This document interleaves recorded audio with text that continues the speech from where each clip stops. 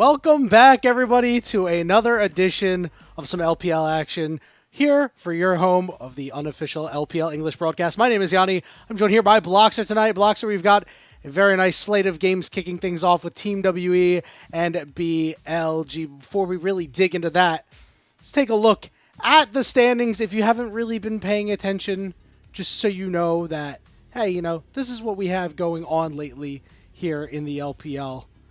And, a bit of a return to form for a team like TES, standing up top at 6-1. Absolutely. TES, they've been looking really good, although the standings are going to be lying to you a little bit. TES were obviously able to get in a couple more games than BLG, so the undefeated BLG right now, who have beaten TES, are at the top of the standings in everyone's mind, if not currently in the actual standings. But it's been a really good look for a lot of our teams up at the top end. Down at the bottom end of Group Ascent, we've got another one of the teams that we're looking at today, WE FPX. They've been bringing up the rear. WE were able to get the win versus FPX, so it looks like they're at least not our 8th place team at the moment. But it's been a really interesting time in Ascent, where between the top and the bottom, that middle of the pack has been really close. There's been a lot of teams taking games off of each other that you wouldn't have necessarily expected, and a lot of what I'd count as upsets happening already. Yeah, and it's so weird seeing AL and JDG down near the bottom. I mean, JDG making their changes, not entirely surprising, when they don't always run that risk. But AL has just been completely, I don't even want to talk about what just transpired last night. And the good news is, Bloxer, we don't have to. We've got Team WE and BLG coming at you. And you know what? Team WE, let's take a look at their roster first. Cube, Monkey, Karis, Taeyoon, and Vampire.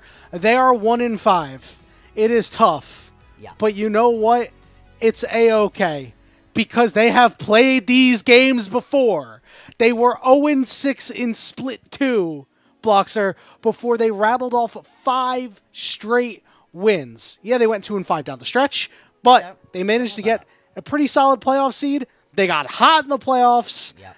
And you know what? I don't know if they can go and do it again because they took a lot of wins off the bottom feeder teams. But, listen, we can dream. Exactly, and it's worth reminding ourselves that they can do it, right? There's no need to just completely take this team, put them into the bin, say, hey, there's no way they can come back. They love streaks, right? They absolutely love going on big, long loss streaks and then big, long win streaks. And last time out, yes, they had that big, long win streak during the regular season, but then they also had a win streak for themselves during the playoffs. It was really fun to see this team, and I don't want to discount them yet. I really don't. I think that there's still a chance that they can get themselves back into this. I think it's going to be very, very hard for them to start this win streak off here with BLG when BLG do look to be in such good form, but it's not completely out of the realms of possibility, right? They can do it. Anything can happen in the LPL, Bloxer. We have seen that. And, the problem with Team WE and the differences between Split 2 and Split 3 so far is that, they just haven't really been as good. They're rock-solid members that were actually performing quite well, have really struggled a lot. Cube is a good example, but Taeyoon as well has been has eroded coming into Split 3 here. Yeah. And you can see in some of these clips, he's got some good plays and he's got some mint plays. Yeah, exactly. It was really interesting watching him last split because it felt like he was able to get a lot of stuff going for himself. And this split so far, it's felt like when his team's been able to put themselves in good spots, when Karis and Cube have put in decent performances mid and top, then he's been able to carry. This game, I think, was a good show where he was actually trying to pull a lot of these wins out for himself, right? You saw in that last play, he went a little bit int, maybe the Kaiser feeling a little bit too hyphy in one of those games, but for the most part, he was actually making a lot of stuff happen for himself. His team were also stepping up, and I think if they are to beat BLG today, Taeyoon being able to step up and make some of his own plays as well and capitalize on those that his team make is going to be incredibly important, because when this dude's on, when he's got some kills in his back pocket, some items to work with, he can make magic happen, and he's a big part of WE finding these wins. He needs to go back to being the Hope Diamond, the Rock of Gibraltar for this team like he was in Split 2, whereas like a guy that you didn't have to, give big focus to. They were able to prop up a guy like Karis. Well, when you have to prop up your AD carry too, it's a bit of an issue. And yeah, and you can see why, and it's a big reason why Team WE hasn't really had the ability to beat teams like a Top Esports, like an Anyone's Legend, like a BLG, an IG, even a JDG, right? They were 0-10 in the regular season in Split 2 against these teams, went 2-2 in the playoffs for a 2-12 overall record. So far in Split 3, they're 0-4 against these teams. BLG's the last of the bunch, and BLG, you take a look for yourself with their roster. Listen, it's a murderer's row with Bin, Shadow, Knight, Elk, and On, and everybody was like, oh, Shadow, weird jungle choice. Well, you know what? It is working, Bloxer. Absolutely it is. This entire roster feels like it's been stepping up that extra level so far. I mean, Knight specifically, in my mind, has been incredibly impressive. He's been crushing kids, pulling out this pocket pick Ziggs that's just been killing people on Azir. Really been an impressive split so far from him, but it's not like anybody else has been slacking either. And Elk and On, they've been looking much better as well. Elk specifically, he had himself a good split last time around, but this time he has been in such a great carry position. He's been able to find himself a lot of great kills. Where we were discussing previously with Taeyoon, where he's been having to do a lot for himself, Elk has very much been the beneficiary of the fact that his teammates are setting him up for success every single time. He doesn't have to do too much. He isn't putting himself into these imp positions because there's no reason to. He's being fed these kills and he's paying it back with massive damage on all of these carries.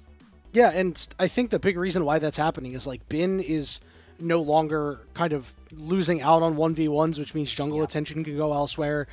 Your jungle position's been massively upgraded, and On specifically, well, he had a really rough MSI. He's kind of like, he'll sometimes still have some of these needless deaths, but I think he's actually kind of cut down on a lot of them. And, you know, of course, they have the BLG honeymoon buff with their jungler, right? We can't really forget about that. Because these guys continue to still win when they swap out junglers, Bloxer, and this is the crossroads, right? We got Team WE who is looking to turn things around, and we have BLG who are still in the honeymoon period, and they haven't made it past that 5th win with the junglers. You know, the 5-0 starts every single time. Team WE 1-5. This is the time they turned it around last time around. One of these things has to give. They're at the crossroads. Yeah, this is the moment, right? If you're looking at this from the top level, not really too worried about this series, it's a BLG 2-0. That's what everybody should be expecting coming into today. But that's boring. Nobody wants to be talking about that. We need to be WE believers right here and believe that this is what has to happen. This is how the LPL must shake out. WE are going to be able to pop themselves off right here. BLG, they've ended their honeymoon. They're back home now, and things, maybe they're not going to be so good. Maybe it's going to be a little bit rocky for them. If this is going to be a win for WE, that's huge. Right, we want them to go on this big win streak. Starting it versus BLG, we're gonna keep saying it, it's hard. BLG look really good, but hey, all of the previous data that we have suggests that this is the moment in which things may go a little bit weird. And you know what? While they've looked very good and they are currently sitting with an overall game score of 10-2, I don't think they look particularly impressive in their last match against JDG. One of their wins was super clean. It was like, wow, like yeah, they are an absolute dominant team. Other games were a little bit ugly, had a couple of overstays in fights. One of their losses, they had this super low damage composition that they put together. But one of the things that really impressed me was Shadow's ability to dive, and you see it right here. Like, this was only one of many dives, and it's just Elk, as you said, getting spoon-fed these kills where he doesn't have to do a whole lot. He's, you know, that's LPL Kaisa for you, too. The guy you knew was going to carry the game from that moment on. Absolutely. I mean, his carries, putting him in a position to be able to carry them through these big team fights is exactly what Elk wants. And you're right, Shadow has been a massive part of that. The way that he's been able to play the map has been really impressive. We've obviously played the clips before on these BLG matchups where Knight's been talking about the fact that, hey, Shadow's talking. He's the main shot caller for our team. And it's exactly what it felt like BLG needed. They needed a guiding presence to get them into the right position for the team fights. But you are right to point out, Yanni, that they've had a couple moments for themselves. I think that Knight and Elk, and honestly for the most part Bin, have been pretty stable, pretty solid. Where there's been a couple issues has been once or twice Shadow and a few more times On, thinking they've found an angle when potentially they haven't, then maybe the rest of the team would prefer to back off a little bit. They were playing it slow, and then one of those two goes flying in, and all of a sudden we're trying to play in a team fight where we've got ourselves a little bit out of position, we've overstretched ourselves, and now we're getting caught out. It's not been a massive problem, and they've been able to come back from that in the majority of these games, and you can see it here, right? The high highs that this team can achieve are absolutely amazing. You are right, they didn't look the most impressive in their most recent series, but I think we are holding them to a very high standard, as we should be. Yeah, because this is a team that has faltered at times. They didn't really look that great at MSI, and obviously you've got the jungle change, and, you know, want to shout out Baishwan and hope that everything's going well with him working through his injury. But, you know, this is a team that in 2024, absolute gangbusters, right? This is a team that you thought was going to win Worlds. You thought was going to win these internationals, coming up short each time, but playing so valiantly. And in 2025, we expected the exact same Bloxer. It's been a huge subversion of expectations, which has made things a lot more interesting in the LPL, because now we had top Esports up at the top in Split 1, then anyone's Legend in Split 2, and now it might be a BLG in Split 3. And, I wonder if all these teams can eventually put it together, but BLG right now, this is a good series to just put their stamp on it and say, hey, whatever you saw against JDG was just because, that team is fighting for everything that they're worth and they have some okay players, and that this series against WE should be absolute button up, done and dusted, in and out in 25 minutes. Exactly, and I think it's also worth mentioning that this is another one of the double headers, right? The way that the double round robins work here in these groups is that you play teams and then you play them again. These middle teams, you're just going to see them again. And this, I think, is one of the shortest turnarounds that we've got, in that this matchup is happening right here on a Saturday, and the next matchup is happening tomorrow. So you get a good feel for your opponents today, and you just have to turn that one straight back around and play them again tomorrow. Not a lot of turnaround time for BLG. If they can come out of this with 4 wins, 0 losses, as they will be expecting, that does great for them in the standings. That does great for them in terms of just keeping that train rolling. They've got a lot of momentum right now, and I think what you're mentioning, right, with some of these other teams that maybe aren't putting it together in quite the same way, the IG, the Weibos, the ALs, who right now are faltering a little bit, they've not got momentum. They're spluttering, so they're starting and they're stopping, whereas BLG, they can just keep it rolling in these 2 matchups they have back-to-back versus WE, versus a team that isn't as strong. Then that's great for them going forwards versus some of their harder opponents in the future. Yeah, and, just taking a look ahead, at Week 5, they play against AL, then they play against Weibo, and then the end of Week 5, that'll be Sunday the 17th, they'll play against top Esports, right? So, unfortunately for AL and Weibo, these aren't going to be get-right games. These are going to be like, we need to fight for everything that they're worth, and these would be wins that it's important for BLG to have to show, okay, if we did it against WE, we can do it against some higher competition, right? I do want to ask you, as we await the walkouts, how do you feel about the back-to-back scheduling? So as somebody in traditional sports, big baseball fan, I don't really mind teams playing each other back-to-back, but I know everybody doesn't have the same opinion. I'm not mad about it in this situation. I think where you've got one of the top teams versus one of the bottom teams, and we're kind of expecting the end standings to not be massively dissimilar, but I think it does do a disservice to some of the teams who end up with their back-to-back matchups being incredibly important, and it would have been fun later on. I really don't mind it, though. I don't think it's a massive issue in this situation. I too am an enjoyer of baseball, and so it happens a lot. It's a bit odd. It feels weird in these situations, especially when these teams are playing day by day. Tomorrow's series could look very similar to today's series, and it is fun giving teams enough time to prepare for their opponents, which you kind of miss in this situation. I don't know. I feel like it's a bit of an odd one. Yeah, it is definitely a bit of an odd one, but again, for League, it's just a little weird, especially because, all of the matches are like best of 3s, right? Compared to baseball's a 3-game series that's day after day after day. So I understand why some people aren't a huge fan of it. So you can see Team WE ready, BLG, in their cotton candy jerseys, as I like to call them. I love that pink to blue. It's super great. Oh, it's nice. It's just a nice, aesthetically pleasing color scheme. All right, so what does Team WE need to do in order to be able to beat BLG in today's series? Okay, well, there's an easy answer here, and there's the much harder answer. Easy answer, win. Second easy answer, give Cube Scion. Cube Scion is undefeated right now. Every single time that he gets given this champion, it goes really well for them. On every other champion, he's at least got a loss, right? He's also won on the Aatrox and the Yorick, so good job to him for having picked up some wins on some other champions here. Everything else he's lost on, right? And he's been trying a lot of different champions. Part of that is just because WE, they have been good at getting us into a third game. They've been sending us to a lot of extra matches. They're not losing 0-2 in a lot of these situations, but he's been trying a lot of different styles, a lot of different champions, and it just has not been working out for them. And this is not just, hey, it's fine in lane, but he's losing later on. He's been having problems in lane, he's been having problems getting himself out of lane, he's been having problems in the team fights, and that does worry me. So getting Cube onto Scion, or onto something he's comfortable with up in the top lane, going to be incredibly important, especially into a player like Bin, who's been having some real pop-off performances, especially in laning phases. Yeah, and just to give a little bit more context for what's going on with Cube, 10 different champions so far in Split 3, only has wins on 3 of them. His Rumble is 0-2. He's averaging 2 kills, 4.5 deaths, and half an assist a game. Yeah. That He's is not not. getting involved. Listen, that ain't going to win anything. That No. ain't going to win you much. Like, I hate to say it.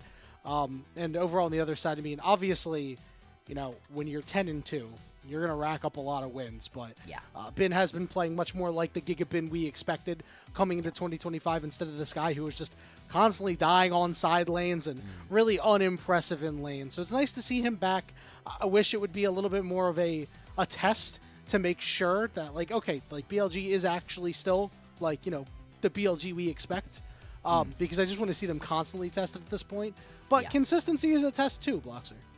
Absolutely it is, and I think that it's been really interesting to see for Bin how he's been having these pop-off performances on some of these aggressive picks, right? He's had wins on the Gwen and the Jace and champions like that, but I think his best looks so far have very much been on his tankier champions, right? The Ornn, the Scion, even the Ambessa as a little bit more of a middle ground. Those have looked really good for him so far, and I think that's a perfect situation here today versus a player like Cube who maybe you outclass in the laning phase to say, hey, I can play these tanky champions, we can go even in lane, and then we'll make it work. But also, I can get aggressive. I think this is one of those situations where you can unlock yourself.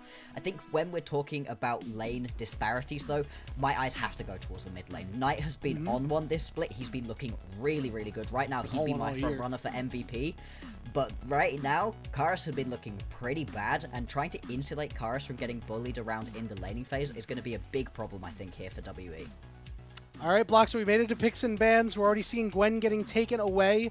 Team WE banning that out. Perhaps a signal that they are ready to just, you know, B1 slam Scion and call it a day.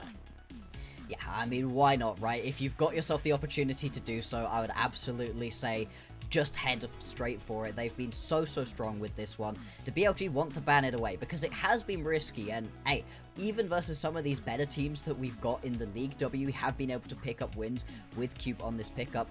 I'm just going to get rid of the Poppy. I would be very surprised if we don't see it slammed by WE. Then again, there are some of these high priority picks still left open. The Rumble, the Varus, those are available. Pantheon 2 is still on the board, and they are just going to take the Varus. Now, this is a great pick for Taeyoon, but BLG now, you've got a pick of quite a lot of these very strong champions. Yeah, I love that you give the shout to Taeyoon. He's been so successful on it. You know, 2 of his team's wins are on this Varus. And over on the other side, going to get global dominance for BLG. Perhaps a mistake by WE to allow that. It's Taliyah Pantheon. Yeah, this is just so much map mobility for these two, and Knight's been looking great with the Taliyah, but I think the Pantheon is the most surprising thing. This has been an incredibly high ban percentage champion. Almost everybody has been taking it off of the board, and for good reason. However, WE, they are going to get themselves that Scion, so this is either going to be the first loss for Cube with the Scion, or this is going to be another one added to the belt for him. It's also going to be paired up alongside the Azir. You can only do this right here as Karis because you've already seen what Knight wants to play. You know he's not going to slam his Zig into you, and you're going to have a miserable time. And it looks like it is just going to be this top side of the map rounded out right here for BLG. The Ambessa is one of the things we talked about, something that's been looking particularly good for Bin. And into the Scion, you can kind of push the Scion around a little bit during the laning phase, but it's not about that. It's about what you can do in these team fights. Yeah, nice to see him pick up that Ambessa because he really struggled on Ambessa earlier in the year. It was a champion that we were kind of surprised that Bin wasn't really able to pick up immediately. So it's nice to see him come around and really come through, and you know, an incredibly strong top side for BLG. And if you're Team WE, are you focusing Elk or are you focusing on here in the second half? I would possibly be looking a little bit more towards on. I think Elk's got a lot of champions that he's looked really good on, but I think it depends, right? If you want to play around this potential early aggression that you've got for yourself with the Pantheon, then you've still got a ton of these very aggressive bot lane options available to you. The Lucian has been something that Elk's been running towards quite a lot. The Kai'Sa also has been looking really good. At the same time, though, these late game hyperscaling carries have been nice, and as much as the Pantheon is an early game focused champion, both the Taliyah and the Ambessa are more than happy to play late, and you can use the Pantheon as that bridge into the later game if that's the style you want to play.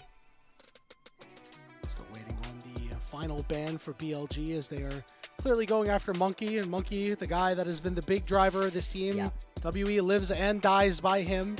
Him and Vampire linking up has been really, really good, and you know, given that Shadow has been really the panacea for BLG so far, again, we're still in paradise mode, we're still in honeymoon mode. being able to kind of shut down Monkey, I think, is really going to lead into BLG's success in this series. Obviously, we think they're advantaged elsewhere, but Monkey will be able to take over a game if you leave him unchecked, and I think that Zinjaban is a good shout. Looks like we could see a Nautilus come in for BLG. I think that would make a lot of sense against the low mobility Varus, and this is here. Yeah, and it's one of the few supports in the engaged category that didn't have a chunk taken out of them, hasn't been hit by that nerf hammer recently, leaves you in a pretty strong spot. But interesting that it is going to be Elk with that last pick. You don't usually see it saved for your ADC, but it is interesting, and I've seen it a little bit more often recently, especially with so many priority picks going towards that top and mid lane. WE are going to pick themselves up the Renata. I do really like the Renata pairing alongside the Varus. It's a strong lane, but beyond that, you stop a lot of that dive potential that BLG want. Any team composition that wants to sprint at you, immediately you could just pop down the ulti, say no for yourself. Ooh, okay. Monkey actually going to go towards the Maokai right here.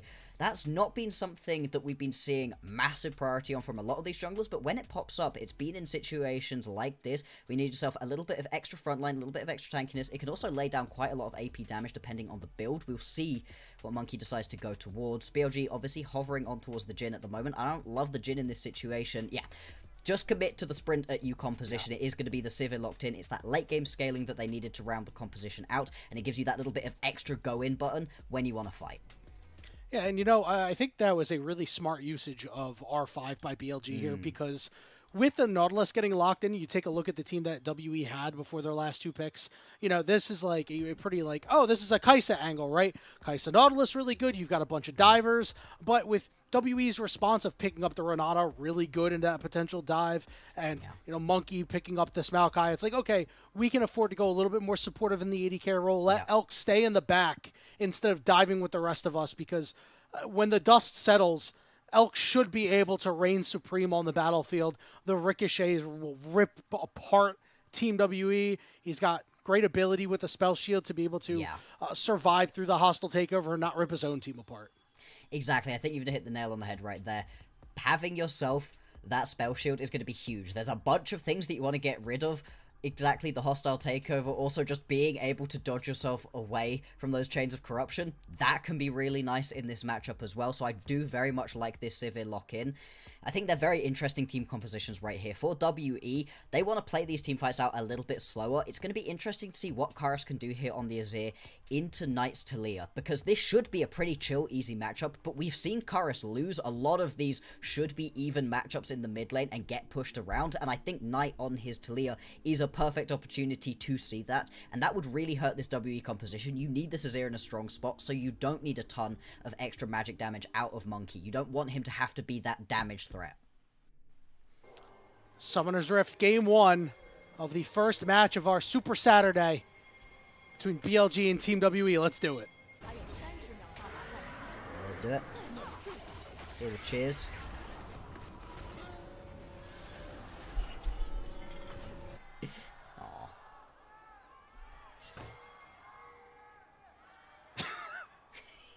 Wow. I feel so bad laughing at that one girl. Nobody's woken up yet. Her mouth is just agape, and then she realizes the camera's on her, and she just closes her mouth.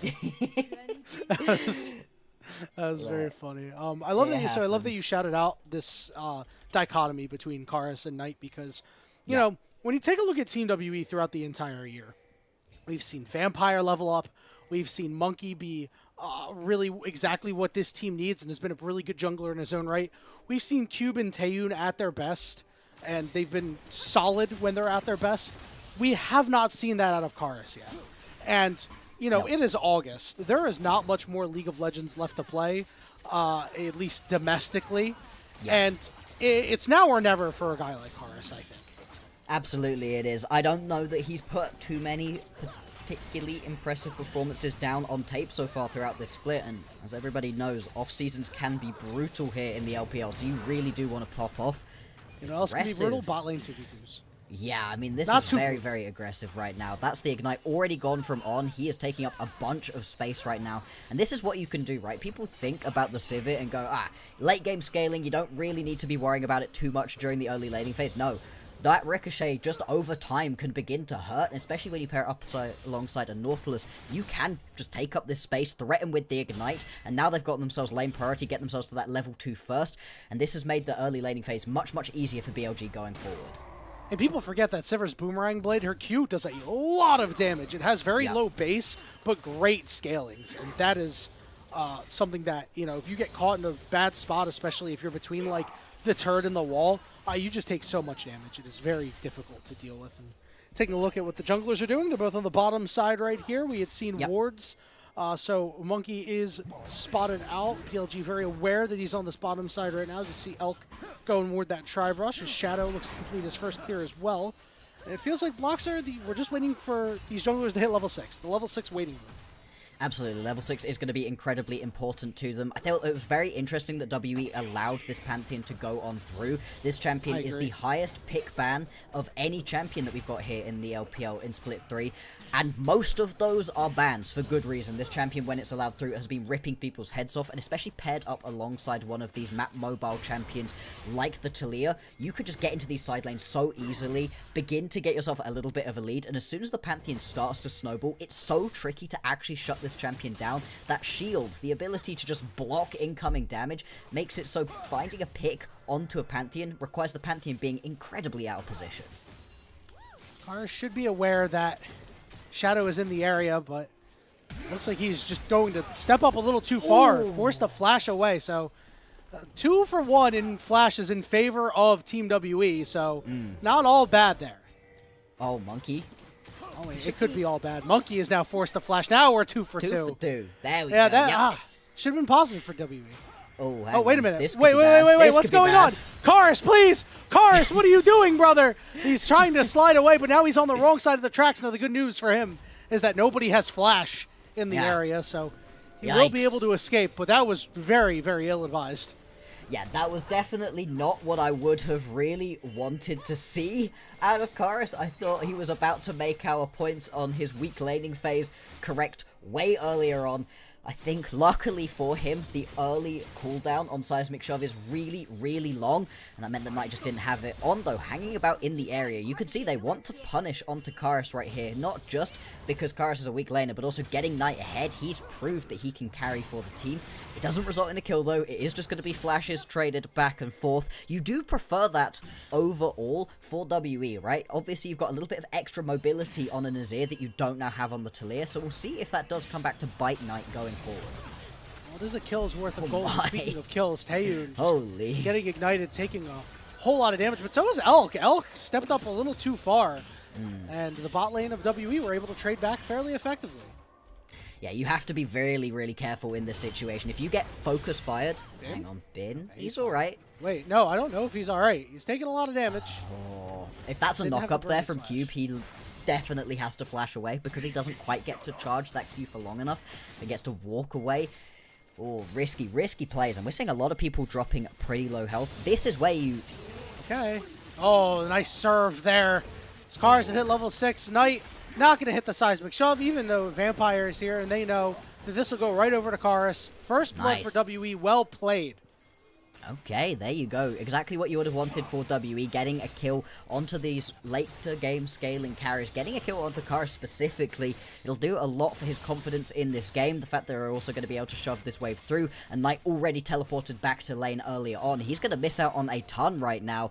You can see On and Shadow moving their way up towards the mid lane so that at least somebody's going to absorb that XP and a little bit of the gold. Not ideal, though, yeah. Even the ulti going to have to come through right there from Knight to get himself back into lane a bit quicker, and he still missed a couple of minions. Not ideal. BLG does have purchase over on this bottom side right now. Monkey did step up to try to shove off Elk. I'm curious to see if BLG want this dragon. Monkey, well spotted here, does have that heal in the back pocket because of the Summoner's Spellbook, which we're seeing a leech seep into the jungle, I should say, on specifically champions like Sejuani, like the Maokai. Looks like no first objective will be taken quite yet. We do have Grubs in about a minute. We have a Pantheon ult coming up top as Bin is looking to link up. And this Shadow cube down to about half HP. He doesn't have an ultimate to get out. There's a flash in the back pocket. We'll land the double knockup, but it looks like he is just going down with the ship. And it's going to be Shadow getting credit for that one. And this is what we want. Anytime you've got one of these junglers with big, impactful ultis, especially the global kind, the Pantheon and the Nocturne, you want to see them find that initial kill on that first ulti, and to see that Grand Starfall immediately land, immediately pick up a kill, is really impressive out of Shadow. Getting this Pantheon rolling, so important as well. Not falling behind, not getting behind the curve with the items is going to be critical for BLG going on forwards. So yes, as much as you do lose out onto that first blood, Shadow making up for it, and once again proving that he's a big part of these early games for BLG. I feel like I'm in paradise, and I just casted Nirvana yesterday because, listen, I saw a lot of Pantheon yesterday, and I did not see a lot of successful ults. So the fact that we're 1-for-1 right now makes me a very happy man, Blockster. We'll see if BLG are able to continue as Team WE. As long as they don't bleed out too badly, you don't want Shadow to make any more plays like that. You should be in good shape. You have, as you said, the scaling is here. Absolutely. WE, they are going to start up these grubs. You do have multiple members for WE in the area as well. And with Shadow up on the top side of the map, it looks like there's not going to be any response from him down onto the Drake. This is just a free take for them right here. This is nice to be able to pick up, right? Neither of these teams are incredibly good at using these grubs. It's not like you've got yourself a Yorick on squad where you'd love to have that in the back pocket, but it is still going to be a nice objective to be able to pick up. Another step towards getting yourself those feats as well. No response on towards the Drake out of BLG at all. It'd be interesting to see if they want to set up a bit more of a skirmish around this, because they do have high skirmishing potential here for BLG. Taeyoon and Vampire up on the top side, but it looks like they're making a quick recall. We can see Elk up there on some wards, so WE very well aware of where the BLG support is. Monkey looking to encroach on Shadow here. Shadow wanted to take that one away, is unable to do so. Zon looks to put some pressure on mid and just keep Karis back. Yeah, we're going to see a little bit of a swap coming on through. Not the full swap between both of the bot lanes, though. BLG, they're going to bring their bot lane up to the top side of the map. A really interesting decision to make right now when you've lost out on the grubs and now you want to potentially go compete for this Drake. The reset going to come through from Elk, though. He should be heading himself back down towards the bottom side of the map. TP into the mid lane as well, coming out from Knight, even though the waves are in a pretty even state at the moment. So it looks like both of these teams are going to be gearing up for a potential skirmish around this objective. Being able to pick yourself up an early Ocean Drake is really important, especially for a team that has a San. You would love to have this one for WE. And anything you can do to extend the game as well, yeah, especially when you have that Azir, is really, really good. And it looks like Team WE will be able to claim the Dragon fairly easily without a contest. Honestly, Blockster, a real pro-level move. And if you want to play like the pros in your own solo queue games, you take the opportunity to learn directly from pros themselves. Whatever your rank, the best way to start climbing now is to schedule a coaching session at prodiff.gg. Work one-on-one with an active recent player, and they will teach you to play like the pros. Use code LPL10 at checkout. Save 10% and support the LPL English broadcast. Oh yeah, make sure that you've got yourself nice plays. What is that? I love that. Try to talk about prodiff. Oh my god, that's adorable. Yeah. Got to lock back in. That one surprised me immensely. Bot lane is skirmishing back and forth just a little bit as we've been seeing previously. Nothing too much happening though without the supports in lane at the moment.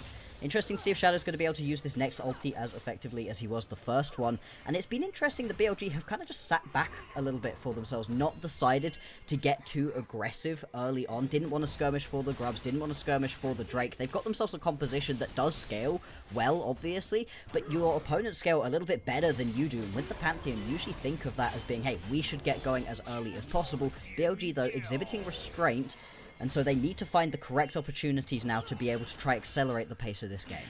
And I like the fact that they're pinging in this bot side jungle. You can see there's not a whole lot of vision down there, and they're trying to get Knight and On in there, steal away a couple of these camps. That's how some of these skirmishes will start. Monkey will throw a sapling and be very sad as he loses out on his chickens. Do you see some more pings going down? Is Monkey a little aggressive, but hook not landed by On, and now we're going to go with the ultimate. On will be able to burn the cleanse. The Twisted advances on him, and he's a little too far ahead, is Monkey. Yeah. Looking for a turnaround here. Big knockups coming through. Vampire got hit. The exhaust is out, but it's on to On. Vampire is dying. Here comes the teleport in as Taeyoon looking to fight safely, looking to take out Shadow, but he can't before Vampire dies. And Big joins the party, and he's eating Taeyoon alive. won't be able to find Karis, but Knight will chase him down, and he's stuck in a corner. He's being rifled by rocks, and he'll be forced to flash away. Oh, not quite hitting that seismic shove is Knight. That allows the escape out of Karis, but still, the quick snap response out of BLG puts them in a spot to be able to pick up a little couple of kills there. Really interesting back and forth where you thought that it was WE looking for the engage, but BLG, they were just biding their time, waiting a couple of seconds to bait the members of WE in. Of course, observers are going to show us the fact that it's not for free. Bin comes down to join the rest of that play, and Cube gets some free time up in the top side of the map, is going to be able to pick himself up a third turret plate up here. So that is going to be nice for the Scion. Still, though, BLG, they come out on top in that skirmish.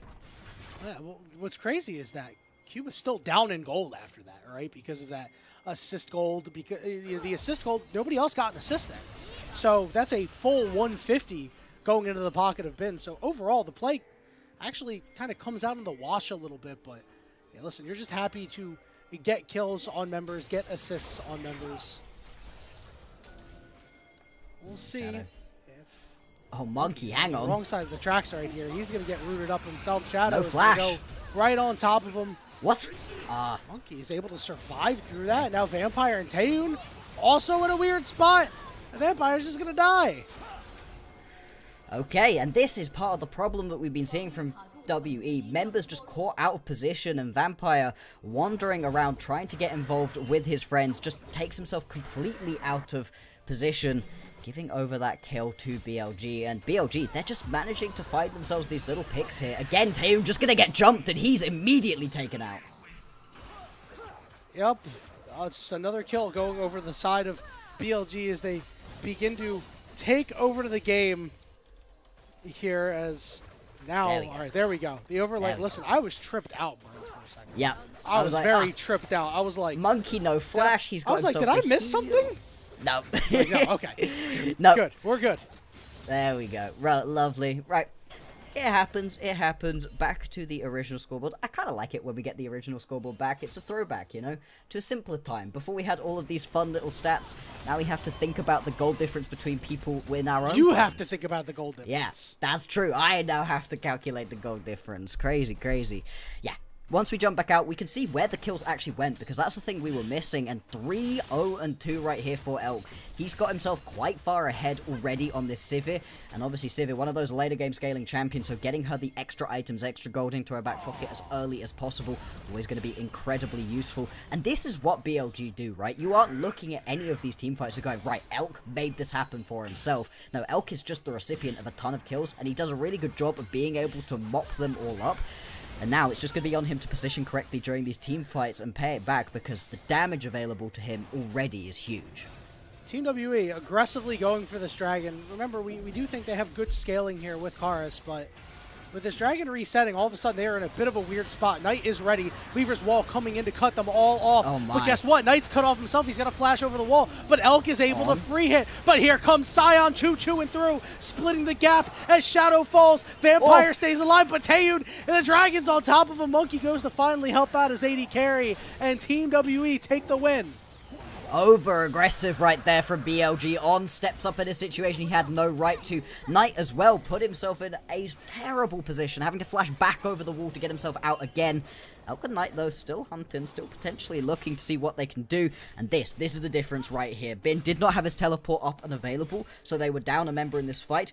The difference, though, is that Bin's going to be able to pick himself up a tower, whereas in the previous fight, where Cube doesn't join, he only grabs a couple of turret plates, not the entire structure. We'll have a look back. This early stage of the fight is fine, but it's a great turn from WE to force Knight's flash over the wall instantaneously, and that means that On's out of position. That means that Shadow's gone way too deep, and these champions at this point in the game are not that tanky, very easily going to be taken down. It's also going to result in the dragon being picked up as well. That's now the second dragon for WE. I don't know if you noticed, but Elk got caught by the hostile takeover. Speaking of being hostile, getting served up is Bin, and his ultimate is not going to land. He's going to flash out, but the rest of BLG are trying to help him out on from behind. We're going to cause some disruption. Cars is going to put the turret down. He's going to get rooted up. Knight with a big seismic shove there as the health bars begin to get low, but so does Ons. He's got to get out. Monkey stunned up. Cube had teleported in. And overall, just a lot of mean mugging and damage back and forth. It looks like the Rift Herald could go the way of BLG. got themselves that early positioning, but they've got a lot of blinking health bars as well. Yeah, On leaves himself in a poor spot in that pit. He's just going to have to Hex Flash back over the wall. Now you can potentially start up this objective right here as WE. Forced to respond through the mid lane right now. Elk going to get himself a little bit of damage down onto this tower. Not going to be able to take the whole thing, but Elk really aggressive in his positioning right now. He is by himself. He's got absolutely nobody in the area whatsoever, but really not minding at the moment. It's good to see that he's able to take up this much space. Still though, WE, they've got themselves the fast track on towards this objective, and BLG, do they want to come and respond? Bin, down in the bottom lane, does have teleport. Alright, Shadow, Knight in the area, down to about 2,000 HP. TP. The question is, can Shadow get close? No, sir. And now we're going to go all the way in. Monkey just trying to create some space. He's going to flash away as On goes down. The hostile takeover was perfect. Knight will fall, but Elk is still getting the opportunity to hit. He's got a good flash as Bin came from behind, and EWE alive. Shadow moving forward. He's on Chorus. Bin trying to survive as Elk is desperately trying to help his top laner, and he does survive. And it's a triple kill for Shadow and a big win, an ace for BLG. The difference for BLG is the Bin teleport into the backline. The early fight goes wrong. On dies almost immediately, but it doesn't matter. It just buys enough time for Bin to complete the teleport, get into the backline, and start ripping people's heads off. This has been the Gigabin that we really wanted to see him return to. As we watch it back, On immediately dies, but just watch Bin. Watch the way that Bin is able to just arrive at the exact right moment that he has to. Instantly takes Taeyoon's head clean off of his shoulders, and he also buys enough time that it doesn't matter that he's got the bailout. That still isn't enough to keep him alive. And here, and Bessa, man, what is this champ is illegal. What is this champion? I don't know, man. I would be rage quitting over that. That's the kind of thing that puts up the FF vote in solo queue. Yep.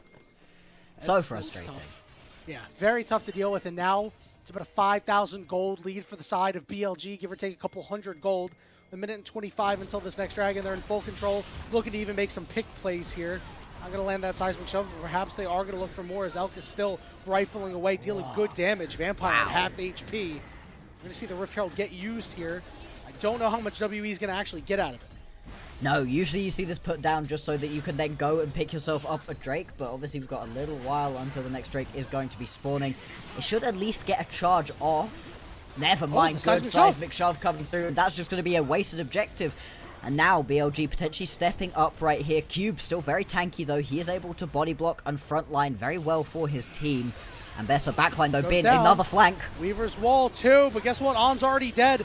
But front to back is what gets the job done. Bin is stuck in the back line, desperately trying to fade back, but will finally fall. Elk is still full HP as Kars tries to get on top of him, but Knight is throwing rocks, and WE are glass houses right now. It's a double kill for Elk. Kars is stuck in the jungle, and he will die tonight. Another ace for BLG. Clinical domination. Yeah, these fights, they're messy, right? They're not easy to execute, but it doesn't matter. Whether or not you lose a couple members, BLG, they keep coming out on top of the fights, and they're going to be able to turn this one around into an Atakan. They can also just instantly turn and grab themselves the Drake as well. A huge swing in terms of effective stats for the squad. And this is what we needed to see from them, right? They've got themselves the slightly earlier game focus composition with the Pantheon.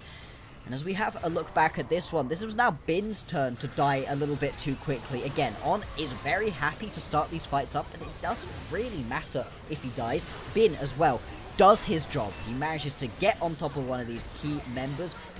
And from there, it's just so hard to play these fights because Shadow, he's able to absorb so much damage. And Knight and Elk, as long as they have a little bit of space to work with, there's almost nothing that WE can do. Not at all. I mean, everybody's just firing on all cylinders, and Shadow, again, continues to be such a boon for BLG, looking to break the honeymoon curse and be a jungler on BLG that gets a 6th victory without taking a loss. And right now, at least in Game 1, Bloxer, they are well on their way. Oh, yeah. I don't know if WE can stop the bleeding in enough time for Kars to really get online. He's still just 1.5 items. He's almost at his 2nd item. Yeah. I mean, this game, has really shown us what Elk can do with a little bit of an advantage. He gets fed an early couple of kills and just has not looked back. Those 2 items completed, well on the way towards a third.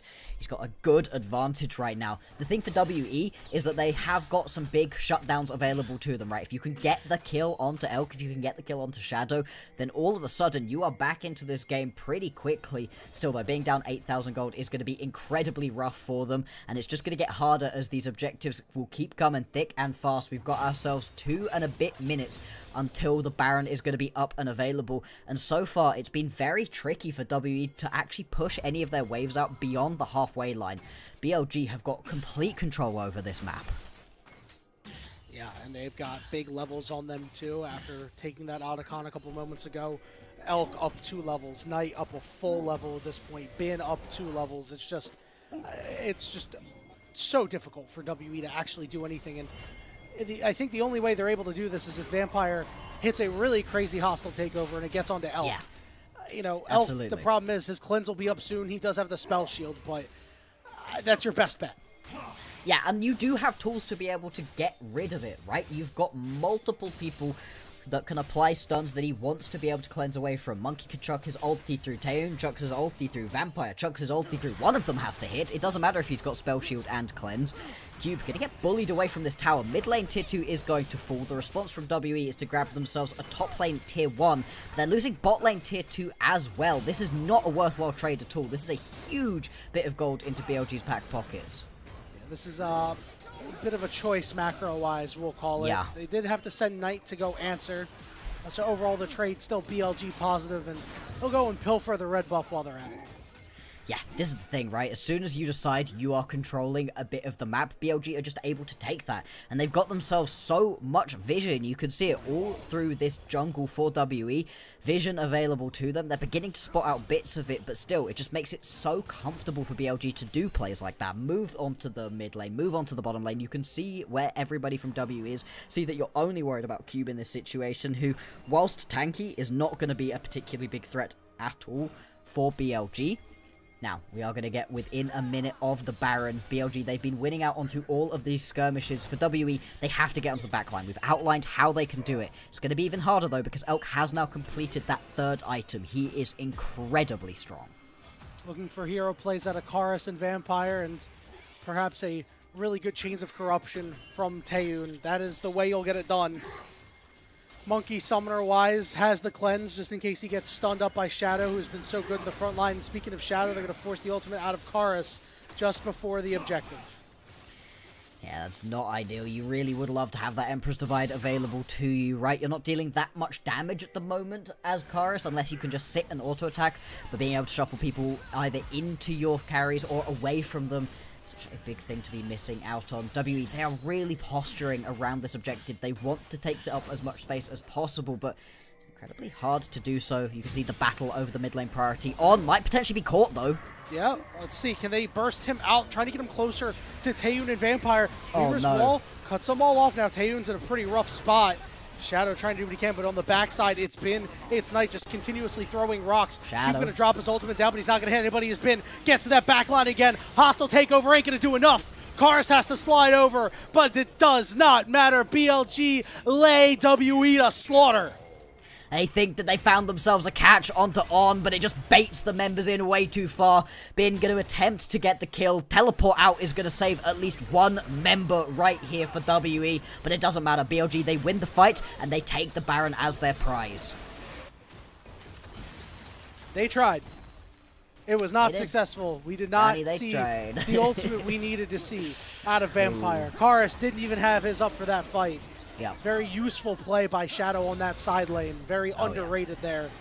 Now we're going to get a full back from BLG. They're going to go and they're going to try to clean up this dragon as we take a look at this replay. Yeah, we're absolutely in the closing stages of this one. The issue is that On has that heal come through, so he's able to get away just enough. And then I was worried about Shadow for a second here, right? He was getting chased down onto multiple members, takes a Chains of Corruption to the face, but he's still got the flash available to him. And at the moment at which you see Cube run over, that has taken the front line away from where it actually needs to be. Cube trying to get that kill onto Shadow, all of a sudden unlocks both Karis and Taeyoon for BLG, and they snap those kills up immediately. The response on the back end, of course, is the Baron. As you said, they're also going to grab themselves this Drake. That's now 2 Infernal Drakes in their back pocket as well. The effective stats are huge. And I think nothing demonstrates the problem that WE are having in this game more than the fact that Elk is currently deathless in this game. Yeah, bro is just putting on a show right now, and you know, at this point in the game, he really shouldn't be under any threat. You know, it's going to take a major miracle for Team WE to actually get to this guy. Yeah, he doesn't have the summoners up right now, but you just get to sit so far in the back that BLG would just have to be unaware of a flank coming through from either Cube or Monkey. Absolutely they would, and I don't think that's going to happen. As we've been talking about, BLG, they've got themselves great vision control. There's no real deep flank wars that you're particularly worried about. You can see there's one, maybe just about, but it's still pretty shallow. So, with the Baron up and available, BLG are going to try to crack open this base. They've decided to play through the mid and the bot lane, have left the top wave well alone, so there's not going to be any 3-wave crashes coming on through. WE, they do have decent wave clear for themselves anytime that you've got yourself an Azir and a Varus. It's not the end of the world. You can sit back and try to take out these minions, but the siege is still going to be very strong right here from BLG, and it's going to be difficult to defend. Weaver's Wall going to get put down just to try to secure this turret. He'll trade it for the Maokai ultimate. They do manage to clear out these minions a little bit, but nobody can really get to this cannon minion. Meanwhile, Knight shoving in waves continuously, just whittling down these turrets. Yeah, it's not fast. This is not the easiest siege that BLG have ever pulled off, but it's not the problem. All they need is to just keep it up at this point. And you can see Knight is able to hold this mid lane by himself. With 4 members strong in the bottom lane, this tower is soon to fall. And as soon as it does, there's a potential for just a snap engage out of BLG. W do good in reacting. All right, we're going to go right on Cube, and they have the damage to be able to take him out. Ultimate landed by Taeyoon, but it only chunks out Shadow. Meanwhile, over the mid lane, Bin looking to take care of Karis. The Emperor's Divide will be able to get him out.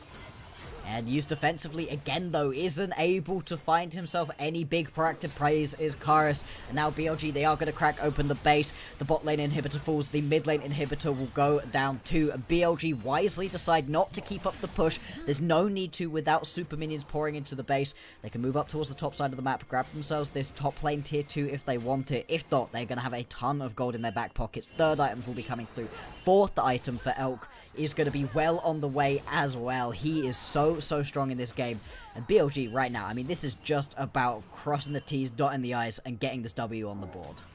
I love that picture-in-picture we saw. It's the great little vision trick. You know, you always think that you have full vision in your base, but there are some areas where you actually just don't. And Karis just was unable to see that Bin was lying in wait like Randy Orton, but at least was able to stay alive. But yes, I don't think it's going to matter all too much. Bloxar, I like that. BLG are being very, very textbook with this siege, with the way they're looking to end the game here. This is a team that we have seen in some of their losses and even some of their wins. They've lost their leads due to being a little too sloppy, a little too lackadaisical and loose with their play. So seeing them tighten it up is very, very nice.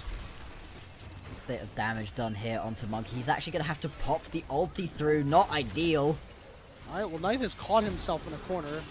Ben does get exhausted, but it doesn't matter, Bloxer. Look at all the damage. As that tree gets chopped down. Nothing you can do right now, BLG. They are just bigger, they are badder in this situation than WE. The siege has stalled out without the Baron buff. It is very tricky for this composition to be able to siege. Taking out Monkey does just buy them that little bit of extra space. You're no longer worried about that ulti as well. The Nature's Grasp being used there to not even save his own life. Oh, good catch though, Knight. Yeah, he's gone golden. Guess who's going to try to help out? It's Shadow. But guess what? Shadow in a 1v3, reminiscent of the Battle of Thermopylae. It's 300 v a lot of guys. Shadow goes down to the GA, but the rest of his team are able to bail him out. Emperor's Divide just to shove him away and keep him alive. And guess what? Odd and Elk finally show up to the party to take out the turrets and end game 1. Apparently, all BLG needed to end this game was to have a pick happen on tonight. He still manages to get away. It's going to be a deathless game right here out of Elk. And a real show out of all of the members of BLG. It felt like WE, they got completely overrun. yeah, it was not a close game. Sure, there were some early skirmishes that were like, oh, okay, but it was really that one of the Dragon where they went and they tried to pull it a little too immediately. Yeah. This is a team that, again, you're relying on Grazir scaling to be really important, and because you're not so far ahead that you know this Varus is like on parity, it's very, very difficult to fight against the team that BLG was presenting, and Yes. they just weren't able to do so, and that's why they lost. It was that moment that they lost complete control. Absolutely. I mean, the scoreboard breaking did WE a favor. It kept them even in the map overall gold state and kills for a lot longer than they would have been otherwise, because it's that exact moment where scoreboard breaks that we end up with BLG pulling themselves ahead, and it's nice to see them play these matchups out in this style, right? I think, as you are highlighting, BLG have shown us a little bit of over-aggression. That's how they've lost a couple of those individual games. But in a couple of these matchups we've seen from BLG, they've shown great restraint. I think specifically back to that matchup they had versus Top, where they were able to play both of their games out very calm, very collected. They weren't over-aggressing. There was one moment where Shadow goes a bit too far forwards. There was one moment where On went a little bit too far forwards, and other than that, it was really smooth sailing for them. Very similar right here against WE. They didn't need to push a little bit too aggressive. As you highlighted, right, they needed to just wait until Shadow had level 6, then use that, and then wait for these skirmishes, and then use that. They weren't trying to get aggressive in situations in which they didn't have that lead available to them. And I will say, if I was to nitpick at all with this BLG team, I don't think Knight had his greatest game. No. And a couple of Weaver's Walls that weren't really fantastic. I would have loved to see more Weaver's Wall plus Pantheon Ultimate action, but some of the Weaver's Wall he had later on were fine. But there was, you know, that one Dragon fight that he kind of like cut himself off and put himself in a weird spot and had to flash over the wall immediately. That's where you see like, yes, BLG's disconnects can be problematic. And a team like WE wasn't really able to take advantage, but some of the better teams in this league will be able to do so. Some of the better teams internationally will be able to do so, and that's why you have to be perfect in every game you play, because you have to know, and at least he has to at least think that that's something to review after this series is over. Absolutely, but I think it still speaks to how good BLG are as a team that this was an off performance from Knight, and it didn't really matter because Shadow was on one, because Elk was on one, Bin was taking up so much space in the backline. Bin's death stats are going to be higher than you probably would overall like, so if you're just stat watching, maybe you're not so impressed with Bin in this game, whereas watching the tape, seeing them play here, I was really impressed with what Bin was able to do. Even in deaths, he was managing to take people's heads off. He took Taeyoon with him, he took Vampire with him, he took Karis with him almost every single time, and even though he was dying, hey, the damage is already done, and you're allowing Shadow and Elk to be able to play out the rest of the fight. Knight having an off game, it happens. We would obviously like to see them play perfect every single time, but the fact his other teammates were able to step up for him, I think was really, really impressive to be able to see. Yeah, I mean, Knight, he really didn't deal the amount of damage you would expect, but it doesn't matter because Elk did all of the damage. Yeah, and this is also really encouraging because I think in prior iterations of BLG this year, if Knight was not playing at his absolute peak, the games would be A, a lot tougher, or B, straight up losses, right? Yeah. So, you know, the fact that you can see like, oh, this wasn't a great game, especially against a weaker opponent, well, the rest of your players are still good enough to go and get the job done themselves. Absolutely. As we look back through all of these highlights, I mean, I will be watching Bin in a lot of these highlights. I thought he was really impressive. It's gonna be a player of the game for Elk. It's deathless. It's a huge amount of damage. Absolutely deserved for him. But I think this is another situation where Elk was fed a lot of these kills on a silver platter. It's very difficult as Sivir to do it yourself, and in this game he never had to do it himself. He was just required to sit and hit, land your abilities, and the team were putting these kills in great spots for him every single time. Really, really impressive game to be able to see from the entire squad of BLG, and they really are such a scary force in this league. Yeah, they are very tough to deal with, and you know, they executed their game plan well. Their game plan was to get Elk very fed by, or Bin, excuse me, by virtue of utilizing your Talia, utilizing your Pantheon. And Shadow, every single Pantheon ult did something. It's nice. Yeah. Every single one was impactful. Some of the other Pantheon players in this league should be taking notes from this game. Yes, they should. I mean, this is the thing with the stats for the pick bans of the Pantheon and its win rate. Its win rate isn't monumentally high because it's often the bad teams that are allowed to draft it because teams against them go, you're not going to be able to use it that effectively anyway, and oftentimes they are correct. But if you give this Pantheon over to some of these stronger teams, it's so oppressive, and it was great to see Shadow just constantly using that R to get aggressive, but even then, he was also just using the fact that he can buy space for his team to great effect every single time as well. That Aegis assault, I mean, what can you do, right? You're trying to get aggressive on him, and he's just sat there saying, I don't care, I can absorb that damage. You can see it in this fight, where he managed to take up a bunch of time from his opponents. In this one, where he comes flying in and is able to just save Knight after Knight probably mispositions, you know? I think Knight is a little bit too far forwards here. It doesn't matter. Shadow to the rescue. Yeah, and they just leave him alone for a little bit, and he's A-okay. Honestly, Knight pulled out the Uno reverse card. He activated the item that says, I get to use this active and my Pantheon shows up.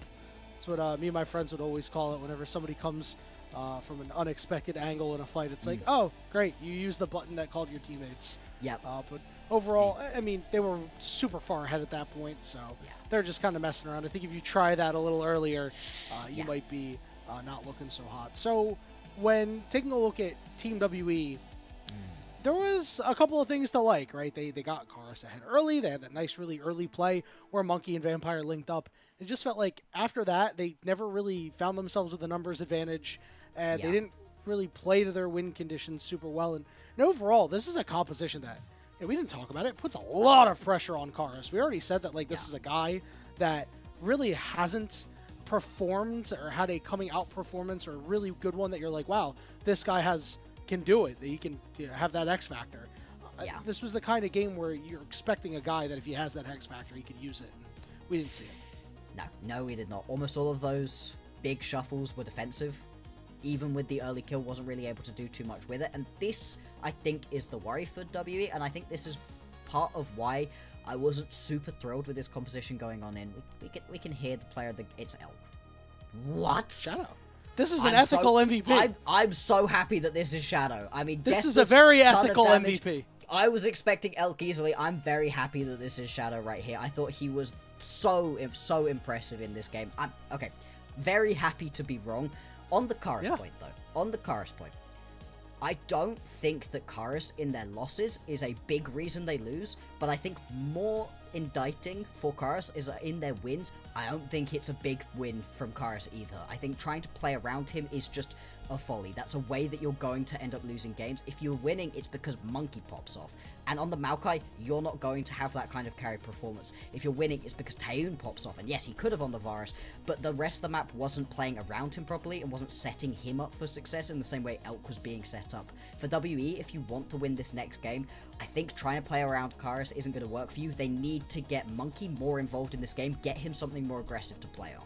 You gotta have impact, and if you want to have impact by supporting LPL English, you should consider becoming a Coffee member. Coffee is the best way to support the LPL English project because a vast majority of your contributions go directly to the show.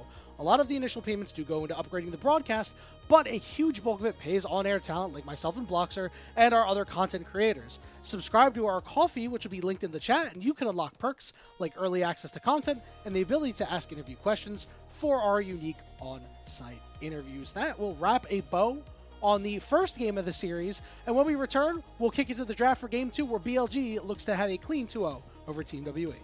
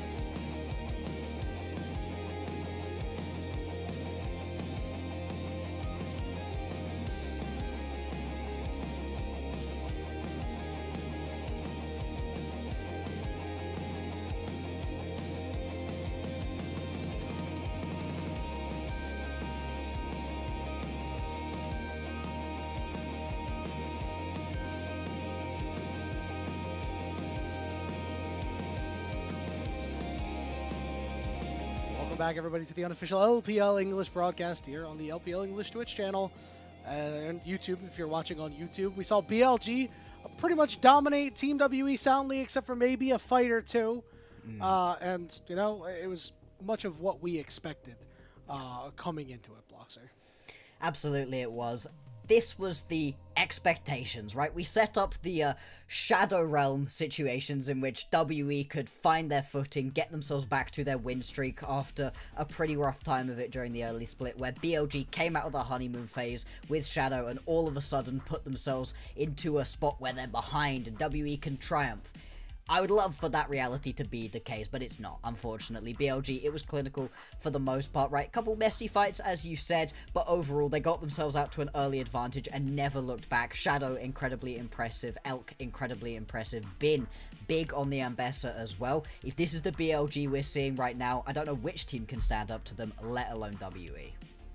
And before we really dig more into the analysis, if you noticed, we do have some different music while things are on the low down while we wait. We want to give a big shout out to Rafa, our very own caster, who is incredibly talented as a musician as well, for helping us out and creating some more downtime music, get some variety in there. As much as I loved some of the other downtime music we had, it's always nice when your friends are creating really, really good musical content and it gets put to good use. So big shout out to our boy there. And new music is courtesy of our very own Rafa and Riot, of course. We have to always shout them out too. You know, I read that as country, and I was like, the new music is not country music, No. A. And B, if it was, I am exiting the broadcast. Yeah. No country allowed. No, I'll be honest, country definitely not my favorite here either. What Rafa's putting together is awesome. The Let's Rock It one, I don't know if that one played during the break, I wasn't listening, but that one, I've had that on repeat. I really like some of these songs he's put together. It's absolute fire. Yeah, it's been pretty great. Now shifting back toward Team WE and BLG.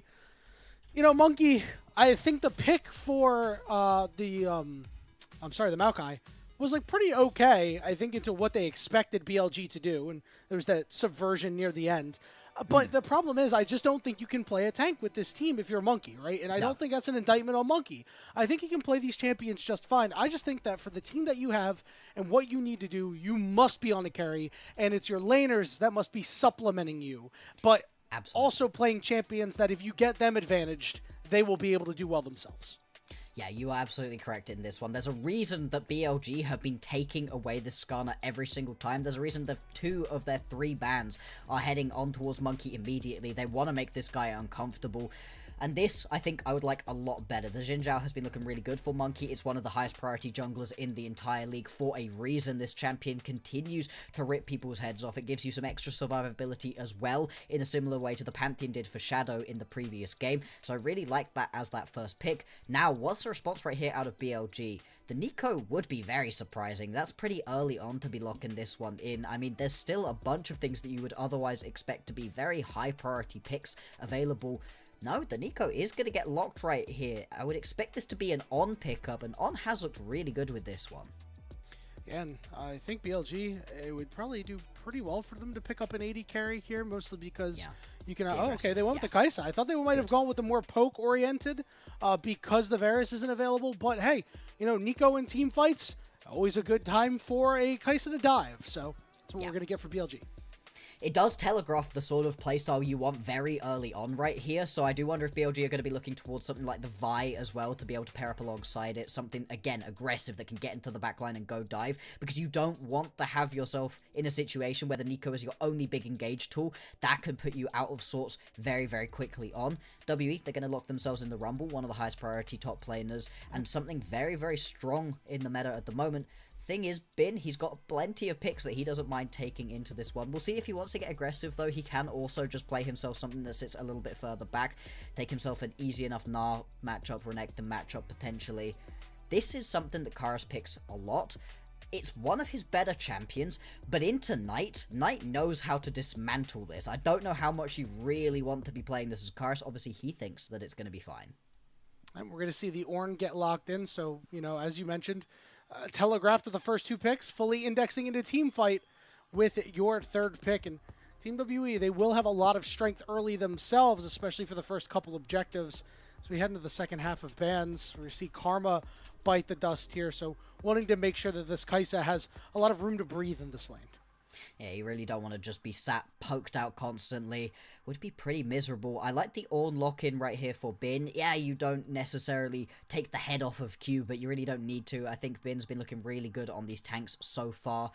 And so Victor also going to come off of the board. Just going to take out a couple of these nice, easy poke matchups that you can potentially go to. I wonder if the Orianna might be something that you want to be looking towards as Knight. That does take you a little bit away from the overall dive, but you do still then have a couple different ball delivery systems, and I am surprised that Shadow's being left so late on into this game. You don't usually see a lot of teams picking up their jungler in the second rotation. Junglers are very much first rotation pickups most of the time. We're going to see this Vi get taken away as well. Rakan is what BLG elected to ban. Looks like we might see a jungler pick up here. I think a Wukong would fit the bill perfectly, and that's what they lock in. Yeah, you've got a lot of wombo combo right here. I think this does increase the priority of the Orianna right here for BLG. It would fit very well into this composition. WE, they are going to go towards the Corki and the Rel, so something that can get very aggressive down in the bottom lane. This bottom lane is going to be incredibly explosive. Don't do that. Yeah, the Orianna was always going to be the pickup right here. I like the idea. Veigar would have been great here. That cage would have gone crazy against this team, which is why I was disappointed. Would have been good. One of my favorite champions. Right. But Ori is fair. So. Hey, I can understand what in the Veigar right here. I do just think the Orianna fits the bill a little bit better. You've got so many ball delivery systems. It's a much safer lane for you as well, you know. Look, I'm sorry to be boring, right? I'm sure there'll be a big shockwave that happens that you can yell about during the game, and you're about as spicy as the food you have over in your country, my friend. Look, you don't have to call us out like that, right? We have salt and pepper. What do you mean? Pepper. I love that one guy on TikTok, but yeah, you know, one thing that I remarked on was this was going to be a fun game to watch because I think WE, they spike a little bit higher on 6 than BLG, but as the game goes on, it starts to tilt more and more in favor of BLG. But these fights are going to be explosive, Bloxer. I am very, very excited because I'm going to get to scream and shout at Little All Out this game, I think. I think so, and there are a ton of just big ultis right here. BLG, you wouldn't necessarily think of this as the overall wombo combo of compositions. You kind of need an MF instead of this Kai'Sa to really be able to complete the wombo combo, but you've still got a ton of tools for it. I personally think that the Pot Blossom is the single most fun ability in the entire game. If Ornn's able to hit a couple of big ones, that's going to be really fun, and it's not all on Ornn to start the fight off. You can bring the Ornn Horn down first, then you can go in with either the Shockwave or that Pot Blossom, layer those up. This should be another game where Elk gets to free roam through these team fights. Summoner's Rift could be the final game of the first series of the day. BLG looking to put this away cleanly.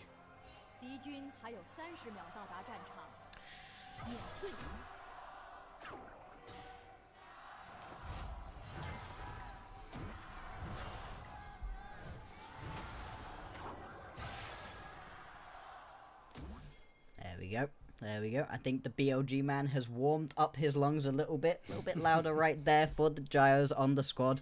Always good to get those coming through.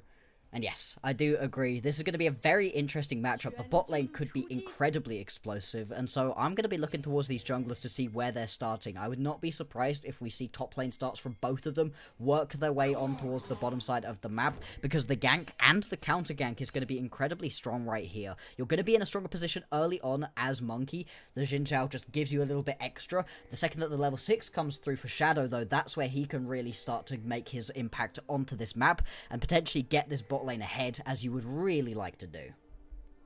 Something worth noting, although less impactful for a player already taking teleport, is that Bin does have Summoner Spellbook, so we'll have access to the large suite, but you know, we always think about teleport being so impactful for the supports that take Spellbook, so it is still worth noting.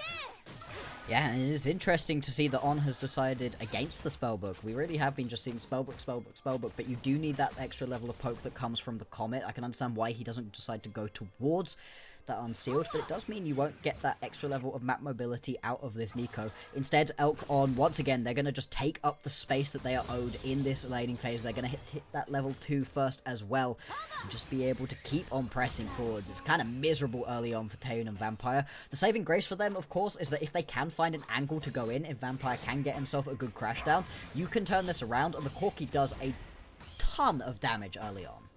Yeah, Corki Gatling gun plus his Valkyrie. Valkyrie, this ability, it does so much damage at level 1 and at its first rank. So if you do happen to catch somebody, if you're Vampire, they will die because they are incredibly squishy. But On seems to be playing well with the range and just needs to, you know, not get caught. Burn that flash if you absolutely have to. Yeah. Taking a look at the junglers now, as they are both on the bottom side, just doing the regular clears, top to bottom here, with a collision course potentially on the horizon.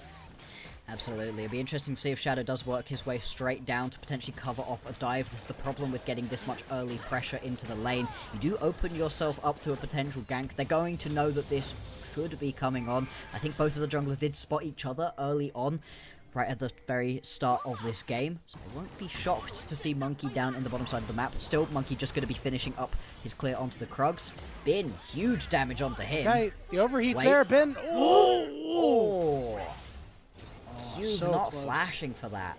That's shrewd. That is hard. Yeah, I can understand why he doesn't, right? You know that Bin has the flash still available to him, and if you just get flash for flash, take a couple too many tower shots, you can turn that one around here as Bin. Still, Cube gonna use the fact that the Rumble has so much early power and just instantly push this one through. Bin gonna take another little chunk of damage, desperately trying to sort up these minions in the lane. Oh, that's a risky situation. He gets away with it, though. Yeah, he built that null magic mantle, so he knew that he would be able to stay in a little bit longer. Let's see if he gets his back canceled. We saw Cube kind of hovering around a little bit. We mentioned it earlier on the broadcast, but Cube so far in Split 3, winless on this Rumble, has a KDA average of 2, kills 4.5 deaths, and half of an assist over 2 games. Not great, as we see an engage on the bot side. Instant flash from Elk because that Valkyrie is so strong. Yeah, this is exactly what we're talking about, right? Elk and On, they can keep the pressure up for as long as they want, but they have to avoid getting caught out. Going in again is Vampire. Oh, he misses. This is the problem.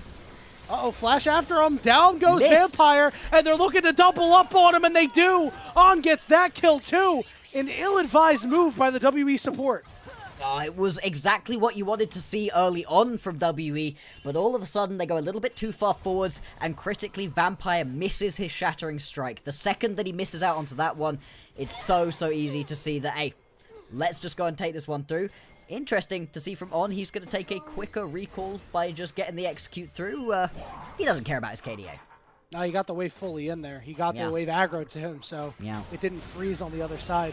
But nice. I'm just so surprised that Taeyoon had no mana, and I don't know why they kept going. We've really sung the praises of Vampire a lot from Split 2 onward. And there's a lot of things that Vampire still doesn't really do the best. His engages are really good, but his over-aggressiveness has gotten him and his lane partner punished many times as well. The initial part of this is good. This is the problem. Jumps forwards, Shattering Strike is going to miss here. As soon as Elk doesn't get tagged by that, he can just start walking at you, and there's nothing that you can do. As you highlighted as well, Taeyoon, without mana, cannot lay down any extra damage too. Even if that Shattering Strike lands, maybe you don't actually win that fight anyway for WE, but without it, it was definitely going to be a loss. I don't even mind On picking up a kill right there. You want your Nico to be in a strong spot. You want your Nico to get a couple of items underneath his belt as well, so that you can get that extra damage through on the Pot Blossom. Bot lane already falling in the favor of BLG. Yeah, it's going to be tough for WE. We need Monkey to start doing things in fast, and, you know, it's unfair because it's 6.5 minutes into the game, right? The Dragon just spawned a little bit ago. We don't even have grubs for 1 minute and 30 seconds. It's unfair to be like, Monkey needs to do something. But that's just the way that this team has been, Bloxer. So we're going to call the Forge God coming through. It's going to knock up Cube. Cube does not have that ultimate. Remember, he used that, and look at the turnaround. Monkey is starting to do something. He's going to flash after Shadow, but he gets knocked up himself, but Bin has no mana. And Monkey wants to continue to fight. He's taking some damage back, but he gets the job done. Meanwhile, in the bot lane, Elk's got to burn the barrier. Taeyoon has plenty of mana this time around. The question is, can he finish him off? If you do, can On get the kill? He does manage to find the one, and he will be able to escape a 1-for-1 when the dust settles, with the supports getting kills apiece. And supports getting kills not going to be ideal. Both of the ADCs would have rather picked those up. More importantly, topside, you highlight immediately Monkey needs kills. Well, Monkey hears that, immediately goes in and manages to pick himself up that kill. Over aggression, I think, out of Bin. I can understand why he was trying to buy a little bit of extra space so that Shadow could turn tail and run, but it was nowhere near quick enough, and without enough mana to be able to play around, he was very quickly out of spells to weave through. BLG, a little bit of over aggression is coming through to bite them in this one. We'll have a look back to see what we missed at the beginning of this bot lane fight. Elk just instantly gets exhausted, and yeah, we keep saying it, and it's going to keep being true. The amount of damage you can lay down early on with this Corki is insane. Good job on and Elk to be able to turn that 1-for-1. Yeah, and that just means that Taeyoon not getting that kill, the gold doesn't really change all too much. And, you know, when you get extra kills on your support, it's pretty good until you get your first item, right? Yeah. Getting that first item faster is usually your most impactful item. But right now, since you're not feeling it, it's kind of useless. Yeah. We do see the Grubs getting started up here by BLG. They've already secured the one. Shadow is going to slide out, potentially want to look for a re-engage, but it looks like that won't be the case, as On is just going to stick around, throw out some Qs. It'll be 2-for-1 for the Grubs for WE. I'm just going to land a little bit of poke, nothing too much that he needs to do. You want to make sure you don't lose out onto this next Drake. The Drake is going to be very important with a composition that just gets... Hang on, okay. Okay, big pop, Blossom lands. Look at the damage coming down. Ultimate as well, Vampire has to flash, and Monkey knocking everybody back, but won't be able to get too much more. It feels a little bit like a waste of the ulti right there from Monkey. The Crescent Guard, one of the strongest abilities that we've got in the game at the moment.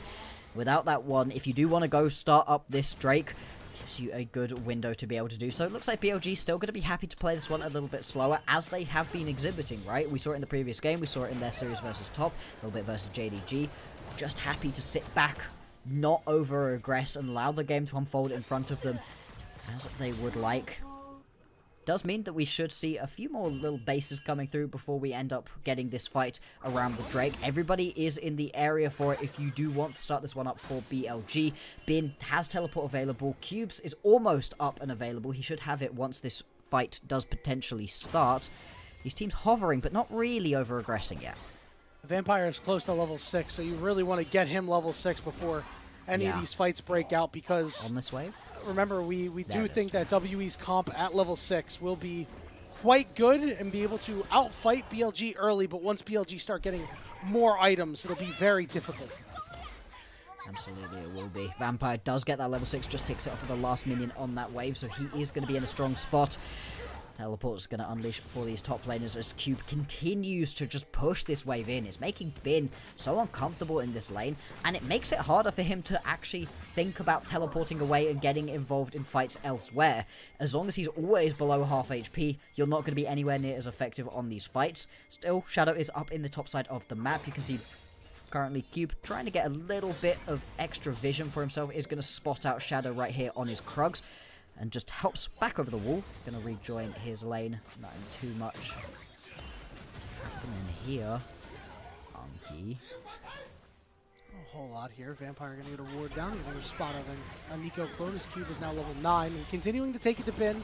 He does have a Spectre's Cowl, so is able to survive through this a little bit more, and later on when put in a side lane against maybe a Chorus, he'll be just fine. Team WE will finally secure the Dragon at 11 minutes without any contest whatsoever, which, while that's good for them, is not really beneficial to them because there was no fight around it.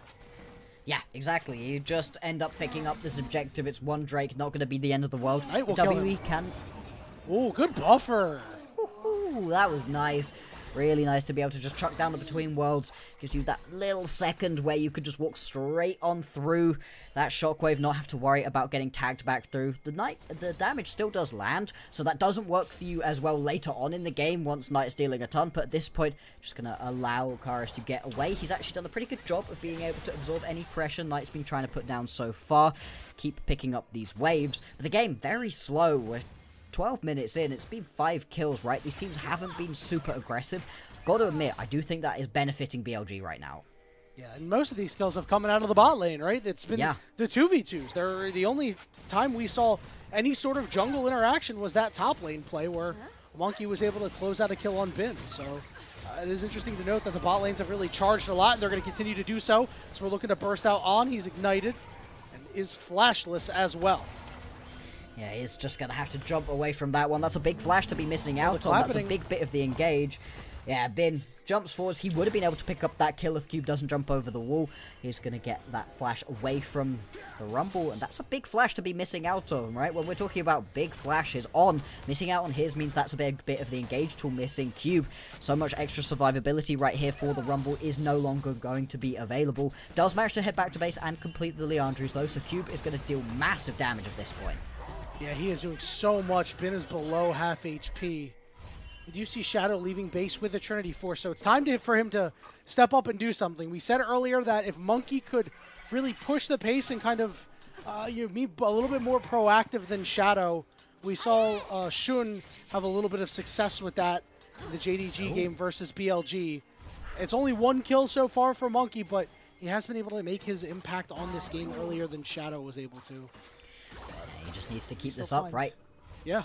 He's got to do something else. It's got to be soon. Yes, exactly, right? We were talking about how he had to do something earlier on, and he was able to find that kill on an over-aggressive Bin. Now they have to find this play once again, and I think it's tricky for them at the moment because there's not really anything to force a fight around. You've got 1 minute 30 seconds until the Herald is going to spawn even. You've got 2.5 minutes until the next Drake is available, and whilst everybody's just sat in their lanes, there's not really gank opportunities available to Monkey, and it's really just slowing the pace of this game down for him in a way he will not be happy about. Trinity Force just picked up for Taeyoon, so he will be fully stocked for that Herald fight if we do have one. It's just a minute away. Now we're just waiting for On to get his first item. I don't know if that'll ever happen. Shadow on the wrong side of the tracks here, and Monkey and Vampire are looking to make plays. Shadow had to flash away. Good route means that it's going to be harder for WE to chase, but the flash down for Shadow is big. Yes, that's another one of these big engage tools now gone away, and a little bit of extra survivability too. At a key moment, right, we do have 40 seconds until that Herald is going to spawn, and that's going to make skirmishing so much harder to do right here for BLG. Of course, we are getting levels coming on through. That's level 11 now for Knight. Level 11 going to be coming through for Bin very soon as well. These carries put themselves into pretty strong spots. And things have just continued chugging along. These are little advantages that W have been able to find for themselves, but you have to pay it off. Right, you've now got a couple minutes until Shadow's going to have that flashback available. Punish him constantly. Shadow even getting pushed away from his blue buff right there. Like Cube this. now, Exhaust because of the spell book. Cube has no flash. Remember, he used it in the last engagement. Big knockup is there too. Big play by Bin and Elk linking up. Yeah, not usually the pairing that we end up looking towards, but Elk has been really effective at finding himself those kills, capitalizing on good plays from his teammates, and this is why I really like him on the Kai'Sa. I think it's one of those champions that he can make plays happen for himself, very aggressive with that killer instinct, and you're under no threat there. Cube does not have the damage to be able to burst you out in one tap, even with the Leandries available, and now you find yourself in a 5v4 situation about this Herald. No teleport for Cube for him to get back to this play. No, not at all. Monkey is going to head over, but it's a 4v3. I don't know if this is the fight that you want to take. On's going to get in there. Pop Blossom lands on the 2. Taeyoon has to flash away, and On is getting taken very low. Will fall to Vampire. See Monkey try to charge 40. Wants to go in on Bin. Remember, Bin is all MR, no armor right now. So he goes down pretty easily. Knight in the area. We're going to maybe take this one away. Shadow wants in, but it's smited away. And now they're going to look for Shadow. Shockwave landed. Ultimate used by Monkeys. He looks for more. He finally finds the Wukong. Here comes the equalizer over the top. And now they're going to look for Knight next as Monkey continues to lead the charge. Just waiting for that Wind Becomes Lightning. Not going to come up. Cube is going to be able to finish off Bin between worlds onto Elk as well. Trying to get away, but he can't do so. A double kill for Karis and Team WE turn it around on BLG. There we go, WE. Just over-aggressive from BLG in a situation where they used all of their key ultis. There's no Killer Instinct. There's no Ornhorn to be able to pull on through. And without flashes on a couple of these key carries as well, they go in and just get caught out on. He thinks he's found the Pop Blossom of Dreams, but it ends up biting back. WE take themselves out to quite the advantage right here. And that's just a nice play to be able to find themselves a lead that they desperately needed in this series. Drake as well into their back pockets. That's now 2 for them. Soul point on the next one. Once you flash away as Taeyoon, we're going to see on this replay, that's the time that On's got to try to get out of there. I mean, Slash wasn't up, but good on Vampire for slowing him up and able to take him out. Exactly. Does really well to find that initial bit of counter engage. And then here just keeps on jumping forwards, finding himself a little bit of extra space. Really well executed. Shadow just gets caught through here. And at this point I thought, there's no way they can keep chasing this one, but was absolutely wrong. And Karis and Cube arriving to this fight as well makes these final couple of kills nice and easy to pick up. A much better look from Karis so far in this one. Yeah, that's both summoners out of Elk as well, so very good stuff by Team WE. Now up almost 1,000 gold. To chop down on this turret, but you know, we said it before, we'll say it again. It was Monkey, the one who really kept that fight going. And we're going to see him try to make another play on the Cube. He does burn his flash, but a great prediction means that he is cooked as well. Yep. It's now going to be the second time that There's play fights works. everywhere. Yeah, it's flashing going away, going to look for a re-engage. The Pop Blossom's there. Elk over the wall. Shockwave lands only onto one. And Team WE will continue to use their push in the mid lane with this Herald. Now, I'm not sure that Elk particularly wanted to land himself exactly where he did. If he did, then a bit of a misplay. Just finds himself out of position, isn't able to land any more of the damage. Now, Bin teleporting in, huge damage onto him. Yeah. He's just dead. Yeah, he just takes so much damage from these physical damage dealers. Yep. Taeyoon and Monkey. He has 25 armor, I think. Yeah, from the Aegis. That's it. Yeah, it's bad. It's real bad. Just the Kanik available to him means that, yeah, you don't currently take a lot of damage from Cube and Karis, but everybody else is going to be able to just wreck straight through you. And this is BLG beginning to fall apart with a composition we overall really liked. The thing is, it's not been any of these later skirmishes that we've been able to see yet from them. Instead, it's been these quick snap engages out of WE, finding the damage nice and fast and stopping the BLG re-engages from really being able to come on through. Knight right now has himself 0 kill participation. He has not been able to get involved in this game at all. Yeah, neither is Shadow. Shadow has 1 KP, which, you know, like, whatever. He has not been able to do anything. That flash being burnt way before that Herald fight ended up having such a big impact. We have not seen a big Cyclone out of him at all in this game. And now it's just a matter of Team WE continuing to take advantage in these skirmishes and not play out of their shoes, right? Because if you can go and you can get a pick or two, you can continue to maintain a lead. Because remember, we did say that BLG later on, this team does get scary. Remember, Elk is on 2 items. Vampire just going to have to crack down over the wall. Going to be able to walk away from this one. 2 minutes now until the next Drake's going to spawn. With it being a Hextech Rift, this is an incredibly impactful Drake to be able to grab for yourself. WE moving in, looking to potentially collapse right here onto the opposition blue buff. Monkey just going to steal that one away. BLG, they're getting squeezed out of this map. They can't step up to these waves anywhere near as effectively as they would otherwise want to. They're losing out on a ton of pressure onto their jungle as well. And it's also resulting in a ton of vision, right? You can see for WE, they know what's happening on the map really well at the moment. Whereas for BLG, it's scarily dark. This collapse is coming in. Shadow at least flying in wait. Teleport going to come in from Cube. Bin doesn't have one. So Sonicon down below 10k HP. Shadow finally spotted. Is on over on the side. He's completely alone. The Equalizer's going to split up Knight and Shadow. Pop Blossom trying to keep himself alive, but he can't. And we're going to see Elk finally join the party. Meanwhile, Shadow's just getting 1v1 by Cube.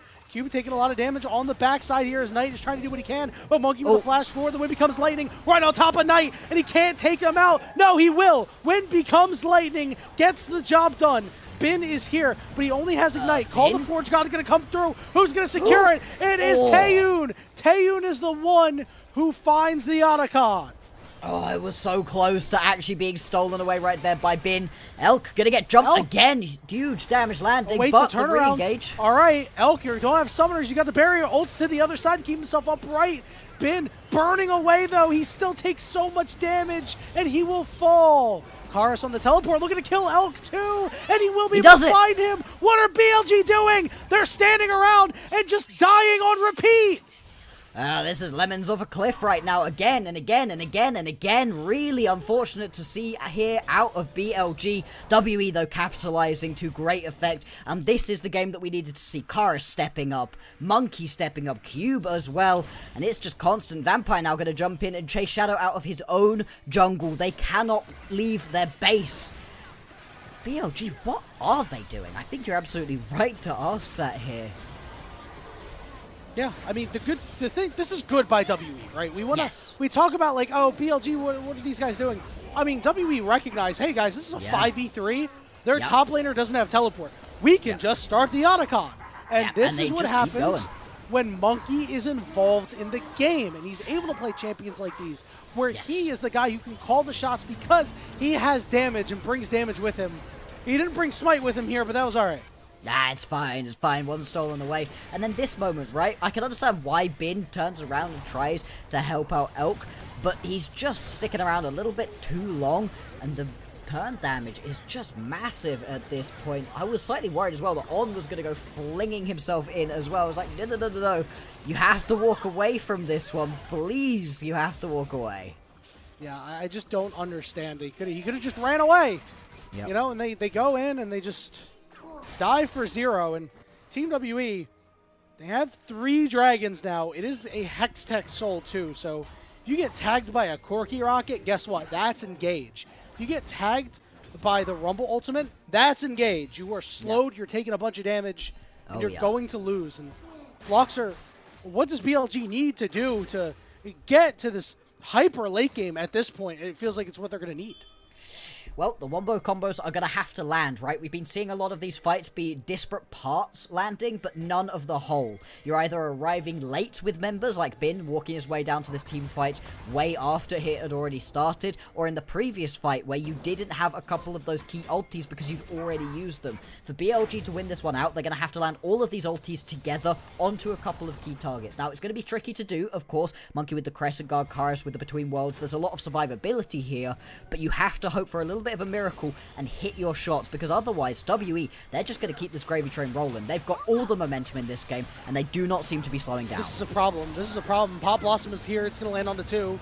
Now he's just hanging around waiting to use the Shockwave at a good opportunity, but this turret is doing a lot of damage. Now Monkey is on top of Night. When Becomes Lightning is going to land. His Bin is just getting whittled down by Taeyoon. He is on an island, and as it's not Love Island, he's got nowhere to go. No love lost for that guy. Yikes. As the top tier 2 will be split among multiple members. Shadow and Elk will get some gold for themselves, but Knight stepping up a little bit too far, has a nice sidestep there, but he's gone from the Knight in Shining Armor to a loser in Aluminum Foil. There we go, and you really need to get those recalls coming through right now, otherwise you will lose this game. Yes, you get a little bit of gold into a couple of key carries here as BLG, but WE, they're able to just keep on walking forwards. They can transition it now. Mid lane, Vampire. Cyclone Elk in the middle of everybody, trying to make the hero play, but the Kaisa gene does not kick in when you're too far behind. Team WE ace BLG, and they will head to the Baron. Yeah, they can turn this one straight back around, go spend a ton of gold, and pick themselves up a Baron as a prize. BLG, they are desperately trying to get themselves back into this game, but it feels like they are over-aggressing. They've got a little bit of the monkey problem where they have to try too hard to get back into this one. Elk gonna die on just an over-aggressive play. And BLG, they are falling apart in this one, but we cannot take credit away from WE. They are playing this one out incredibly well. So good. I mean, Cube, just absolute domination of Bin. Yeah, when you land double tasers on a tank, even if they're building MR, it shreds so much MR, but he was doing that. Even if you land the 1, it shreds a lot of MR. And Cube was constantly taking Bin to school in this game up on the top side. It took a little while, but after that second play that Monkey made, that's when it felt like the Jets got turned on for Team WE. Yep, and they just put their foot down and keep on going, and they have not looked back so far. They find themselves in an 8,000 gold lead, up 3 Drakes. This is going to be Soul if they can pick this next one up. And BLG, they just haven't been hitting any of these big moments, but even then, they don't really have the damage available to them to really capitalize on it. The only member going to be dealing damage at the moment is Elk. On going to be targeted out. He's going to have to flash over the wall. Cube flashing after him. Oh and Knight is getting burnt. Elk is dead. Pop Blossom. It's not going to save you. Shadow finally hits the Cyclone. But the Shadow Clone Jutsu ain't going to save you. Cube rightfully getting a triple kill. Getting his flowers this game. As Bin is the last one standing. This is now going to be 2 people going deathless right here for WE. Bin, he doesn't have any friends for another 20 seconds at least, and with the Baron empowered minions here, this is going to be a WE victory. BLG, they couldn't hang on to this one, and they get overrun by WE. Monkey on tanks, I sleep. Monkey on carries, I wake. As he goes 6-0-9. Coming up huge in this game. Shutting down Shadow. Clamps. Put the seatbelt on this man. Hey, he got straps on that one, and this was really fun to see out of WE. Like, yes, this team, they love to get us into a game 3. WE are the kings of sending us to a game 3. They're not super good at winning game number 3, so we'll have to see going on into the next one, but who cares? Right here, right now, this was WE's moment, and it was so impressive that it happened across the board, right? The only place in which there were a couple of questions was early on, down in the bottom lane. Elk and On were able to pick themselves up a couple of kills, but even then, Taeyoon and Vampire were able to get a couple back for themselves and just keep it on rolling. Every single other lane was able to do really well, and you highlighted it perfectly. Monkey, on a carry, is actually able to step up and just take over this game. It felt like the Xin Zhao was just everywhere. Every single lane, constantly getting aggressive. Deathless right there from Monkey, and that's brilliant to see. Yeah, it was really, really good stuff by Team WE. The bot lane was a little shaky. That's the big worry, because if it had gone much worse, perhaps we're in a scenario where this game you can't really come back from. But luckily, everybody else got the job done. The top side bailed out the mistakes. The mistake of Vampire, really. I mean, I don't think Taeyoon played it particularly well, but he wasn't really put in a good spot. And we talked about how, in order for him to be really successful, you have to, at this point, kind of put him in the best spot that you possibly can. Absolutely you do. And hey, the fact that WE were able to pull through a little bit of bot lane adversity and put themselves into a good spot to be able to win this one out is great to see. And I love the fact that we're now getting another win right here from Cube on a different champion, right? He takes his first loss of the season on the Scion and then bounces back with a really impressive performance on the Rumble. Was just pushing Bin around constantly. Bin was basically never actually able to step up in this situation. Basically from the first time that kill goes over to Monkey in the top side, from that moment on, he can't really play this one out, and it's rough. It's rough to see. For BLG, it's back to the drawing board. I liked the composition that they had for themselves. I wasn't too worried about it. I thought the Wombos could come on through, but unfortunately, they just didn't get themselves any sort of pressure in that game out of Shadow. I thought Shadow was incredibly quiet in this one, and it cost them in the end. He was only a Shadow. He was just not able to do anything. And you would expect a Wukong and an Orianna to, like, fireworks. Like, go in, boom, Cyclone, boom, Shockwave, it's over. We never saw that. We did not see that at all. And BLG's fight setups were just not great, to be honest with you. No, they were constantly finding themselves in fight situations where they just did not have any kind of advantage, where they didn't have themselves either the item break points, or they had a couple of different abilities missing, big ultis missing, or they had members missing. Bin was constantly walking his way from top lane down to these fights and arriving to them 20, 30 seconds late, and that will cost you. And you can see it reflected right here, where I feel like almost nobody here from BLG was actually able to step up in this game. I guess Elk tried, right? Elk was still dealing a decent chunk of damage for his team, but this series so far, and I wonder if you agree, I think it's been kind of rough from Knight. I don't think Knight's been having a particularly good evening for himself. No, not at all. It's weird because he's been so good. Like, even at his worst, which I think was in Split 1, he was still playing fairly solid. He wasn't playing up to his usual standards, but he'd been probably slightly above league average at that point. And in this split, he has just been absolutely dominating, but I guess Karis is his kryptonite. I don't know. Yeah, Apparently so, which is interesting, right? Because as we talked about coming into today, Karis has not had particularly impressive performances. He's been exploitable by a lot of different mid laners that we would think of as worse than Knight in this series. But hey, all of a sudden, Knight kind of being shut down, so it'd be interesting to see if he can bounce himself back in this next game, because for BLG, losing to WE, we talked about it. We said, hey, the prophecy has foretold that BLG are going to lose, but I don't know that we fully believed it. Hey, we're getting to the point where maybe you have to think about it. Yeah, I'm starting to buy it. This honeymoon is where we're having a good time, and then all of a sudden Shadow swipes the card. Card declined. Yeah. What do you mean? What do you mean card declined? Card declined. Oh. Hang on, honey. Give me 1 second. I gotta go check the bank account. Like that's what's happening after this game. They were going for a nice steak dinner, and now in Game 3, you might have to settle for McDonald's or something like that. We'll see what happens. Bloxer, I think it's time to select an MVP. I would love to give it to Monkey, but I think Cube did a lot. Monkey was a big driver in this game, though, so like you could give it to either, and I'm fine with it. Yeah, I agree. I think either one. I would go towards Monkey. I think he was a real driving force in this game. I think that, yes, Cube was able to do pretty well into Bin and was able to capitalize on a lot of these plays, but it was Monkey starting them off, as we always talk about in WE wins. Monkey starting off fights, getting his team into good spots for everybody else to be able to capitalize. But honestly, this was a really impressive performance from a lot of different members. I wouldn't give the MVP over to Karis, but I think he had one of his best performances of the split so far. I wouldn't be super mad if they looked at him, if somebody gave him an MVP vote. I wouldn't be mad about that. If you gave him a vote, go for it. Yeah, overall, Monkey, though, would be my shout for MVP. I think I'm picking Cube above Monkey, but again, I think it's fine if you give him either, because I don't. If you don't have the Rumble in this game, right, or Cube is not as strong as he is, you don't win it. This game is much harder to win. Yes. Absolutely. He was hitting a bunch of really good equalizers. He was actually super accurate with those harpoons as well, constantly landing them onto people. And you just saw it through the early game, right? Bim was never able to put himself in a spot to actually teleport away. And you want to get your Ornn into a spot to teleport out and go get involved across the rest of the map. That's part of the point of the Ornn. It's that initial bit of non-committal engage that you then get to follow up with, where you've now got your Nico to go flashing in, right? You've then got the shockwave to start things off. You don't have to put it all on these guys to start things. You start it with the Ornn Horn, but he's not there. He's out of mana. He's half health at the point at which he's arriving. These are all things that make these team fights harder and harder to execute for BLG, and that is Cube setting them up for success every single time. Yeah, I couldn't agree more. And, you know, come to think of it, you know, we saw a pretty good couple of Call the Forge gods that were in like 2v1s and 1v1s, but we never saw them in team fights. Who's our MVP? It's going to be Monkey. Ethical MVP in my book. This is totally fine. I'm okay with it. It was definitely well-deserved. Absolutely. There's a reason that we constantly talk about this guy as the beating heart of BLG. And you can see MVP count 4.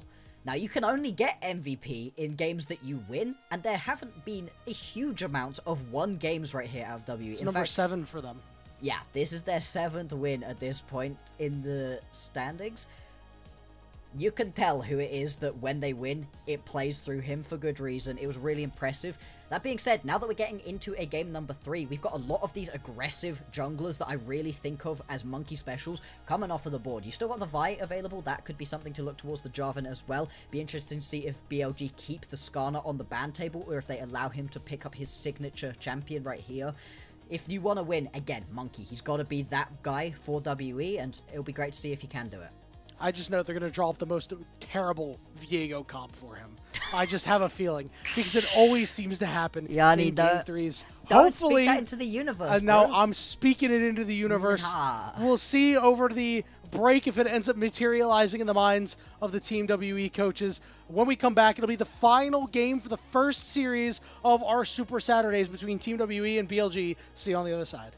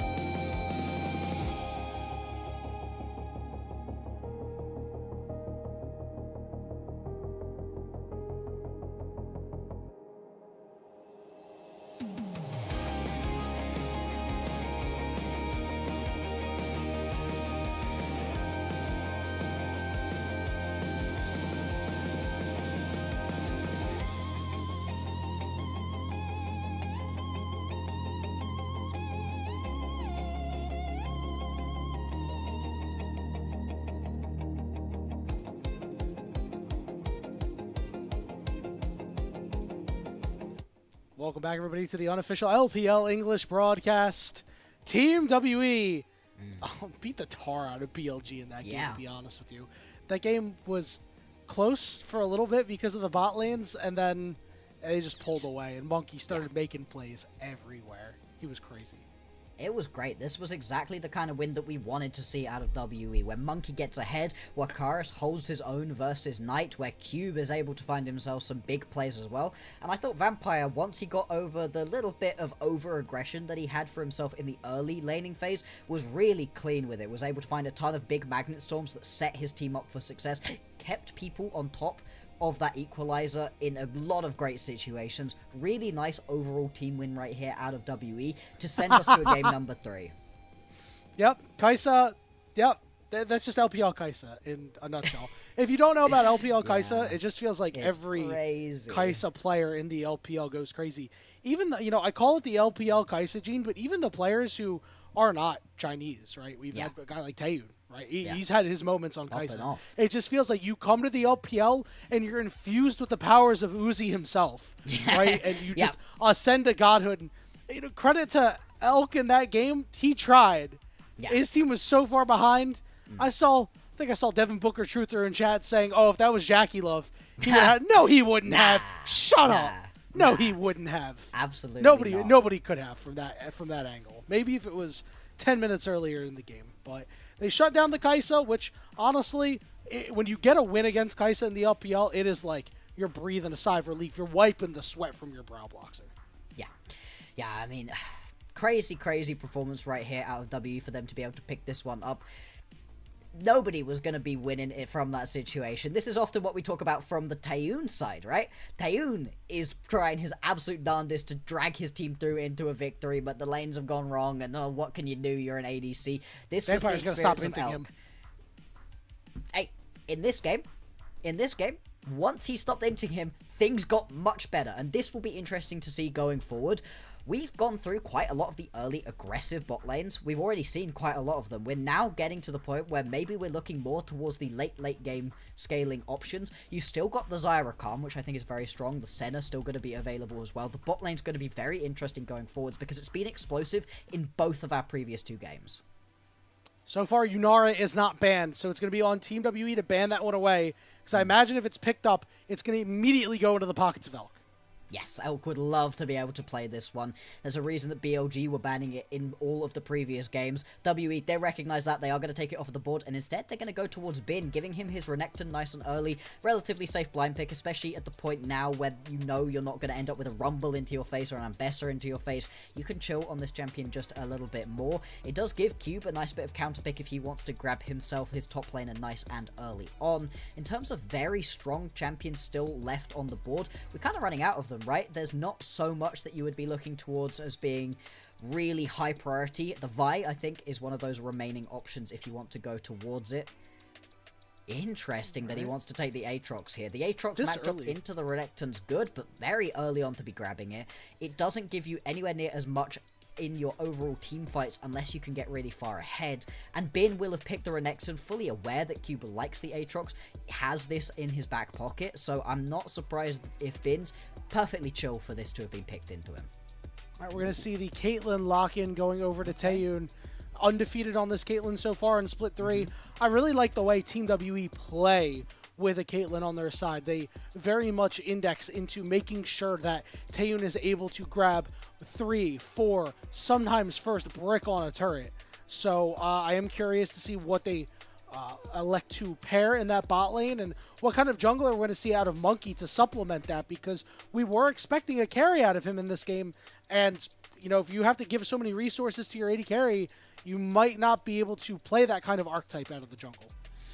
Absolutely. WE, they basically always pair this up alongside the Braum, so I wouldn't be surprised if the Braum is going to be locked in right here for WE. I think if you leave it to the second rotation of bans, that one's going to be taken off of the board.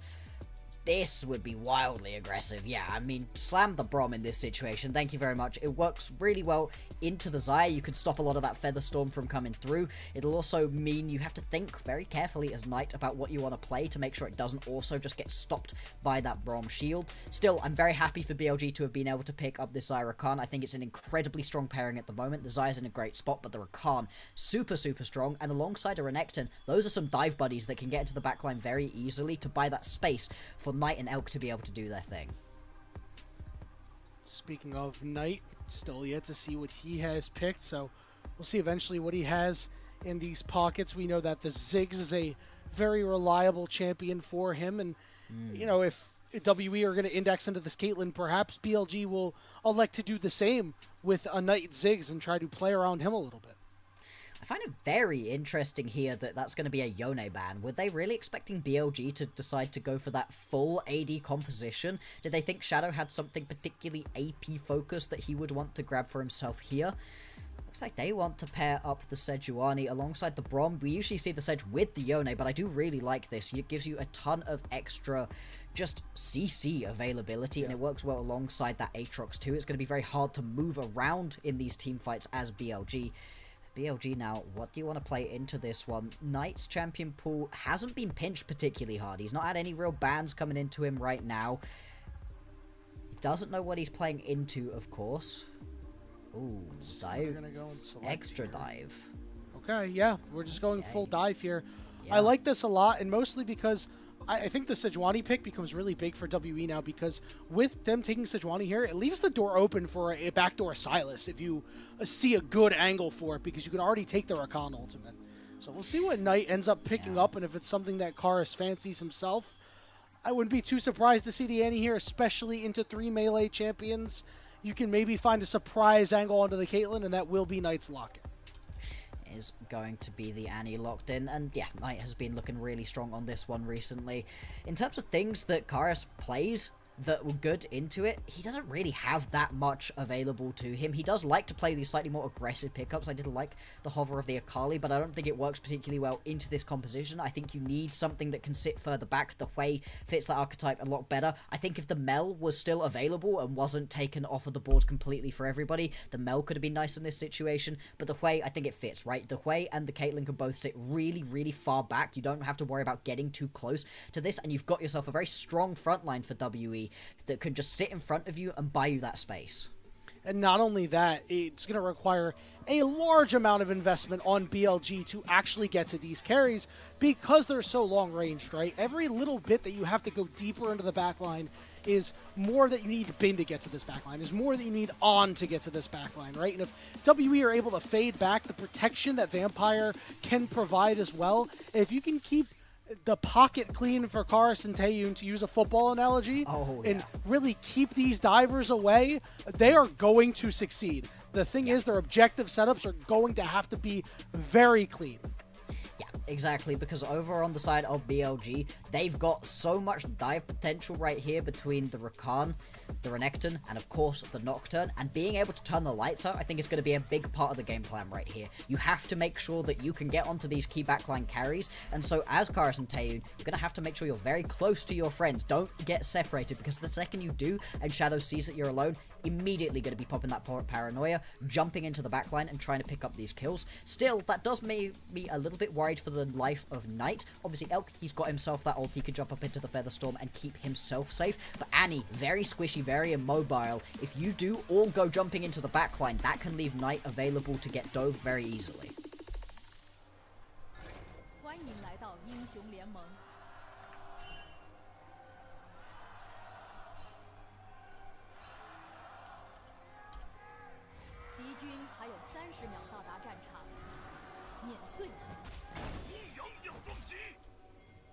Our Super Saturday has kicked off with a bang, Bloxer. Remember, we do have 2 more games today. Weibo Gaming and Top Esports, and JDG and IG. Cube, I've seen this before on another player. We're going to go flash for flash. A Shadow was the first one to burn his. Interesting that they're going to go as aggressive for this play, but I can understand it, right? Going to get a good bit of damage right here onto Cube, and having that flash away from the Aatrox makes this a much scarier lane to play out into the Renekton. All of a sudden, Bin, he can potentially look to get aggressive, to potentially try to find himself a solo kill in this lane, and if you do want to re-engage that gank, go for it again from Shadow. Going to make that a lot easier to do as well. Oh, this is so big. Oh, this is so scary right here. Oh, the sweep. Sweeping late. Oh, is it going to run out? Can you spot him? All right, it doesn't matter. You just take a bunch of damage for 0. This is really, really good for WE. I like the way they're setting up for their bot lane here, trying to get themselves advantaged. Keep in mind, double Spellbook on the side of WE, and both of these Spellbook users can pull TPs out of thin air, so this is something we'll have to watch out for later. Is On and Elk try to aggress, but they just take so much on the way back. Heal getting burnt, On in trouble. Yikes. BLG have to use their heal in the bot lane as well. Yeah, this is the thing. You're perfectly happy to use that heal right here as Vampire. Shadow now going aggressive here onto Monkey. Obviously, Shadow, without the flash, is going to find himself in a slightly harder position to really play this one out. Monkey. Wrap around. All right, Shadow with the spell shield. Monkey is going to be able to hop over the wall and get out. Yep, is just going to be able to survive. But a little bit delayed on being able to pick up a couple more of these camps, but really not going to be the end of the world. Instead, Myers just keep coming down to this bot lane. It's been explosive this entire series so far, Yanni. And this is the thing, right? You get that little bit of extra vision because of the aggression down in the bottom side of the map, and that lends you to be able to push Elk and On out of this lane. Just makes it so rough to try play out right. So they took opposite chickens while we were watching the skirmishing in the bot lane. They did manage to get a ward down in that tri-brush, so they're going to be very aware. Shadow elects to move over, but given the fact that he is a Nocturne, it looks like they will play for an early, or as fast as possible, level 6. This is the way that you have to play right here for the Caitlyn. The Caitlyn needs to just absorb tower plates. Honestly, it feels like it's even more important for a Caitlyn to absorb a bunch of tower plates during the early laning phase than it is for someone like the Ziggs to be able to. And you can see the tag between Vampire and Taeyoon right now. They're just keeping the pressure up. On already had to head back to base. As many tower plates as you can get into this Caitlyn is critical. Still, Shadow right here attempting to steal away this red buff Monkey. More than aware that this is happening, but doesn't really have the backup to be able to play around it, right? Cube without the flash has been pushed underneath his tower. Liani's got push as well. Oh, nice tag onto Elk. Oh my. Force the flash away is Taeyoon and miserable. Vampire. They're playing this lane so well. 24 CS to 9. And you just can't step up. This doesn't get better for you the later into the game you get until you hit level 6, and that feels a very long way away right now for the BLG bot lane. The pressure just continues. That first turret plate gonna go over right here, and this is already Taeyoon rolling. If we wanted to see WE being able to pick themselves up a win, this was some of the lanes that they needed to get moving, and they already have. Monkey misses the Arctic Assault, not going to be ideal in that situation, but I don't think it necessarily matters. His presence here just pushes people away. Alcaraz was up a little bit too far forward. He does have his flash available. Looks like he'll burn it over the wall, but a good gank from Shadow. Teleport coming in right here, and this is going to be the teleport of Bin. BLG just swapping out their bot lane, trying to get them a freer lane here into Cube, but this is going to be miserable for Bin. Bin's not going to have a good time in this situation either, right? And this isn't an Ornn, this isn't a Scion or a Cho'Gath where you don't mind them just getting pushed around. You want your Renekton to be in a strong position, especially into the Aatrox, where he was able to find himself a lot of pressure in this lane, to all of a sudden get kind of thrown to the wolves. Not ideal. Still, reset's going to come through. Interesting to see if Cube's just going to push this wave and then head back to base. Yeah, they're just going to swap this one back out. They want to keep Taeyoon in the lane with Elk. Make sure Elk cannot CS. 15 to 40. Nice job there by On to delay Cube's back here with no teleport either. It means he is going to lose a full wave. This is what happens when you have lazy backing, right? And this is going to allow Bin to really amass a large lead in this straight-up 1v1. So they're just going to be able to keep pushing this one on through. Bin, because of all of this swapping shenanigans, because the delay on Cube is going to be able to pick himself up a tower plate. So Bin still getting away with this one, putting himself into a decent spot. Very critical right here for BLG. They don't want to be falling behind in all of these lanes. We've obviously got that first Drake up and available, going to be an Infernal Drake. Not really expecting either of these junglers to be aggressing onto that one too much at the moment, especially not while their bot lanes are top side of the map. I wonder if Taeyoon can grab himself another turret plate here whilst they're up in the top side. Just doing what he can to get as much damage down as possible. We do have a dragon up on the bottom side. 2 minutes to grubs. And you know that Team WE are going to really want these grubs badly. Take advantage of the long range that Taeyoon has and the siege that they can potentially have later with Chorus out of the mid lane. He is going to show up. We'll burn the exhaust on the Knight, at least try to get some summoner out of him, and they will. Spiraling Despair going to land as well, and do some pretty solid damage. Yeah, it's a huge chunk taken out of Knight right here. If you now do want to go and compete around this Drake, it's going to be a little bit harder with your Annie so chunked out. Still, it doesn't really seem like that's going to be the plan. Monkey instead heads up towards his chickens. And Shadow going to grab himself that Scuttle Crab down in the bottom side. A little bit of extra vision around that Drake going on forward. Shadow, level 5 right now. We'll see when he's going to tick over to that level 6. Critical spell to unlock for him to really get this game rolling for BLG. Yeah, and we saw on the Pantheon that he was really able to get the job done there. Oh, we're going to see a full engage. Taeyoon is low. Taeyoon is going to die. Hold on, he's still alive, but he will finally fall. The question is, will Vampire be able to escape with his life? It looks like he will, but the BLG bot lane stand tall. And this is the thing, right? You win because of the poke, because of landing that Winter's Bite and then being able to jump onto people. You outrange the Xayah massively, but as soon as On's actually able to get involved, as soon as he's able to jump forward, land the flash! himself... Ignite! What? Elk He's is dead! dead! Vampire! What? You beauty! Yikes. Okay.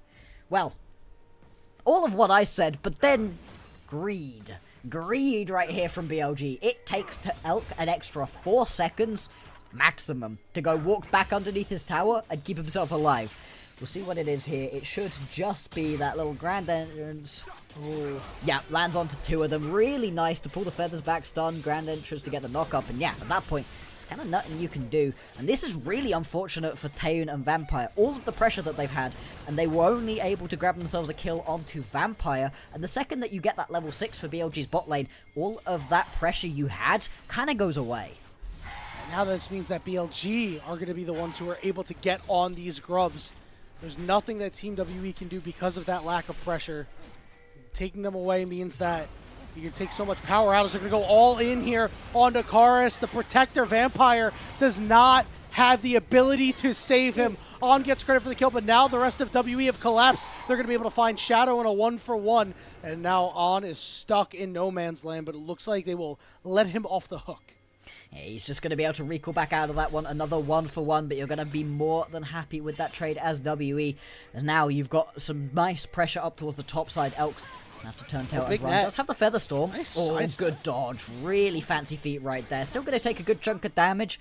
Ace in the hole just going to come through from Taeyoon for a bit more poke. That does establish some control around this set of grubs. If you want to go towards it for WE, looks like they don't want to aggress onto this one too much. Shadow is going to immediately make a beeline back up. On is only level 5 right now. The grubs have been started up. He is going to fade toward mid lane because Knight does have the advantage there.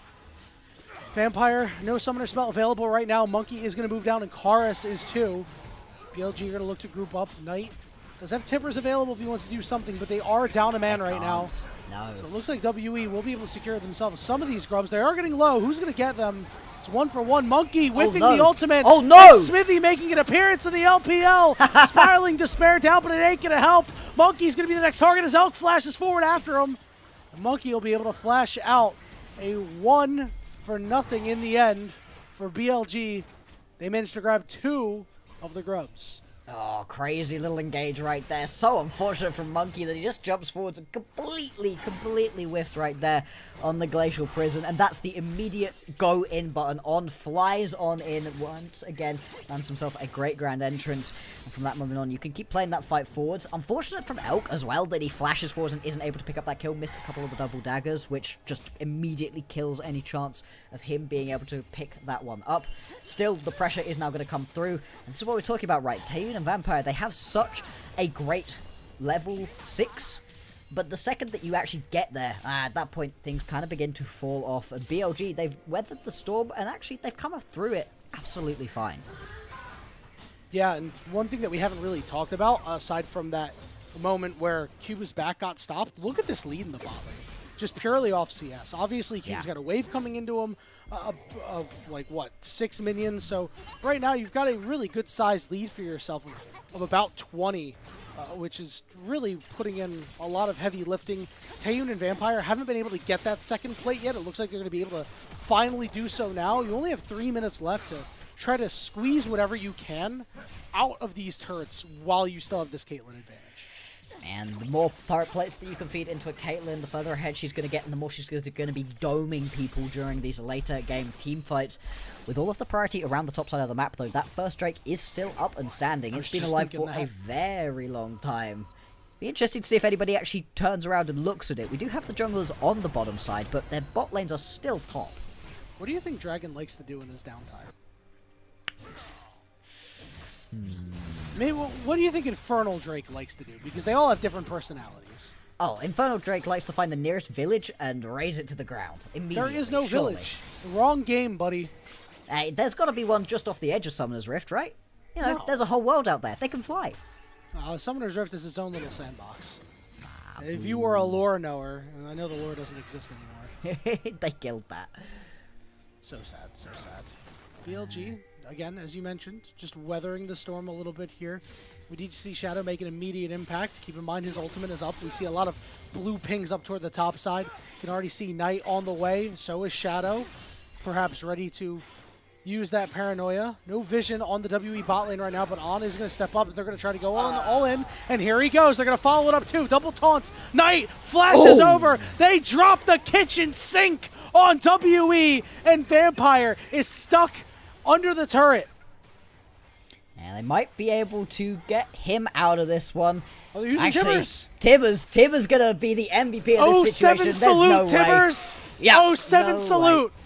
No way to be able to get out of that situation. The second that Vampire missed with that ulti, it was gonna be done. Another brilliant engage right there from On. And this is what we wanted to see. This is why I was so excited when we saw this Xayah Rakan locked in. Elk's great with the Xayah, but On, he's on another level with the Rakan. Just absolutely TP. Beautiful engage. We are going to see a TP on the backside. WE going to look for a revenge play here. They're going to target out Elk, but another teleport coming in. It's the Renekton that's going to be coming through. He's already on the way up. Elk desperately trying to escape, and he will as BLG shut down the play. And the teleport in from Bin isn't even going to be wasted. He wanted to take over this lane in the first place. Going to be a nice little bit of rotation, and the fact that you don't lose out onto any of those kills, despite the fact that WE were flinging themselves forwards for it. Now, what happens here? Winter's Bite misses. Oh, jeez. Yeah, and you got the vision down.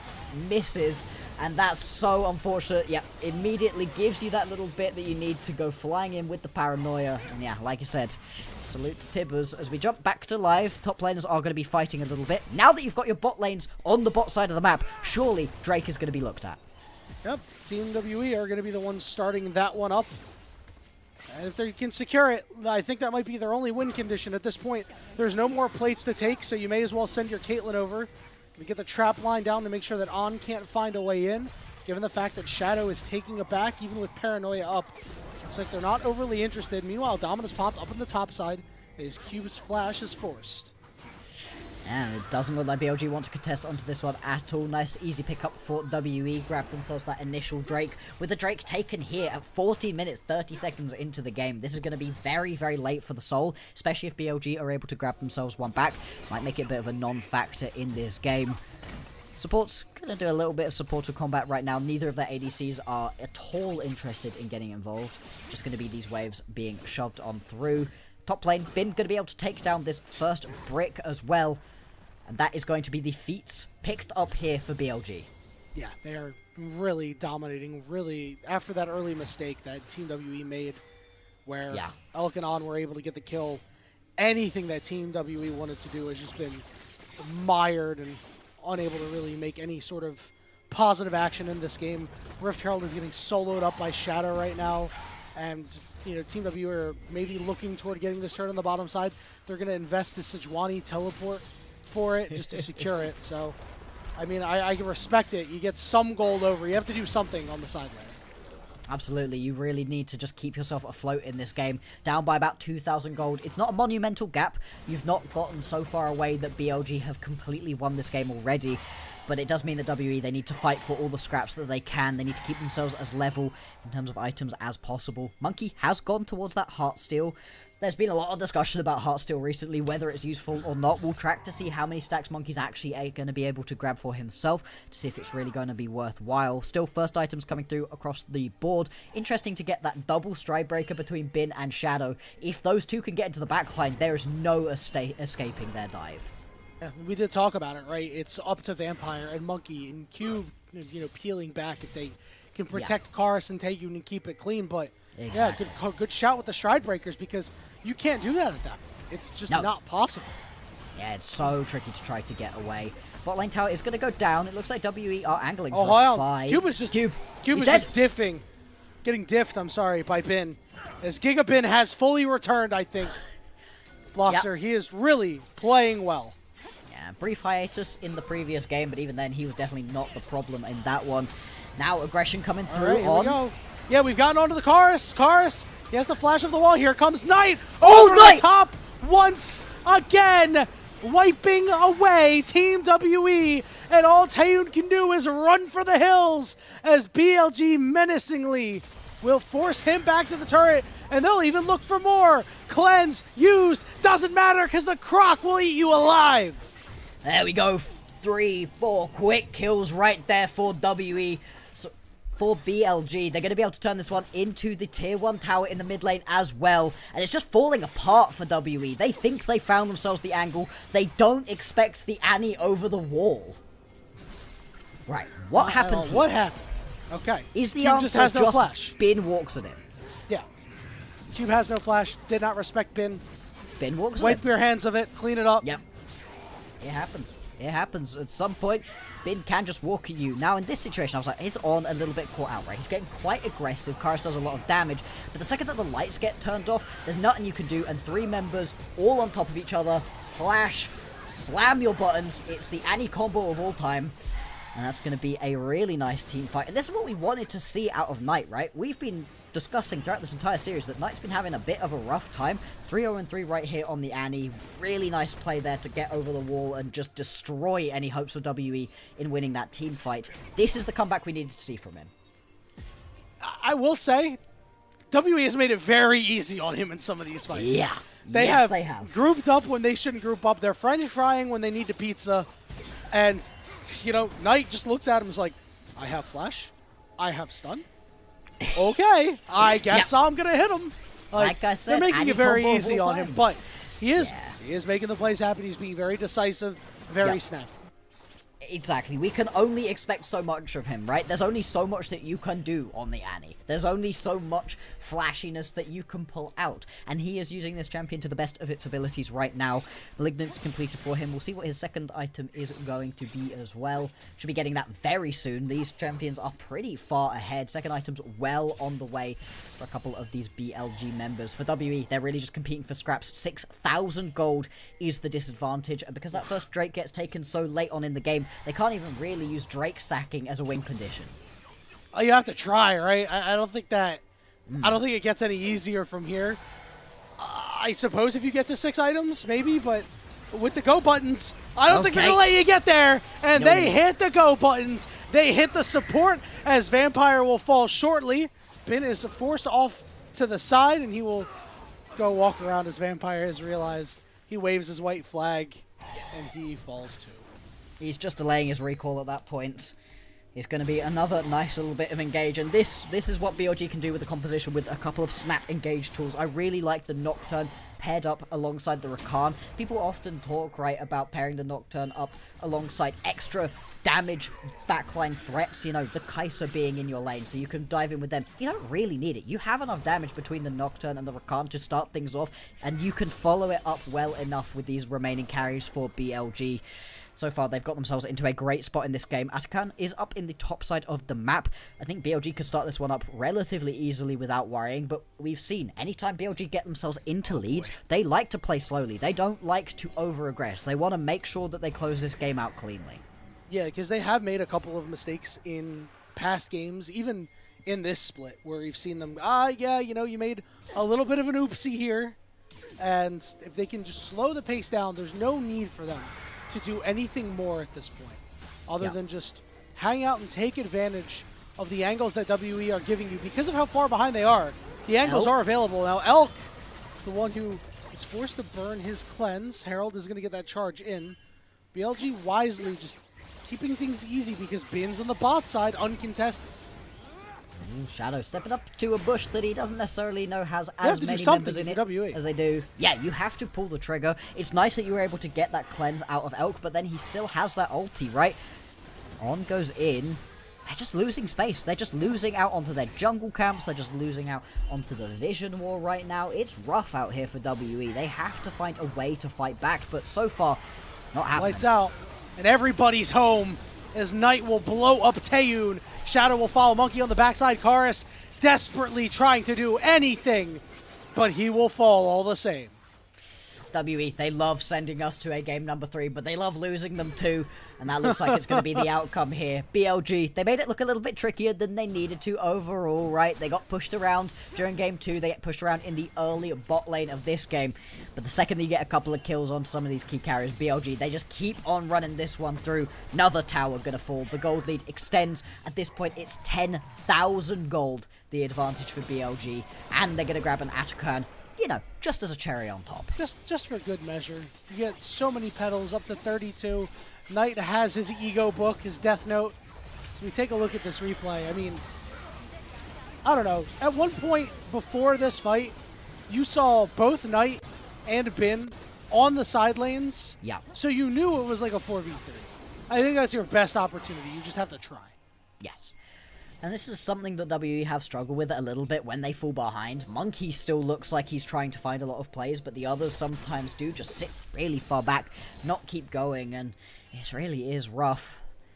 And, Yanni, it feels so bad to have watched Taeyoon pick himself up, so much early pressure in the bottom lane, a couple of plates, bot and top side, and now to be 1-5 in this game. He just hasn't been able to get this cake going at all.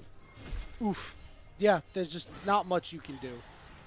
And when you get behind on Caitlyn, remember, everybody talks about, like, oh, Caitlyn has that really early spike. She's got this mid-game power trough. And then when you start hitting 3 to 4 items is when she really starts coming online. And, of course, she's a 6-item monster, as many other AD carries are.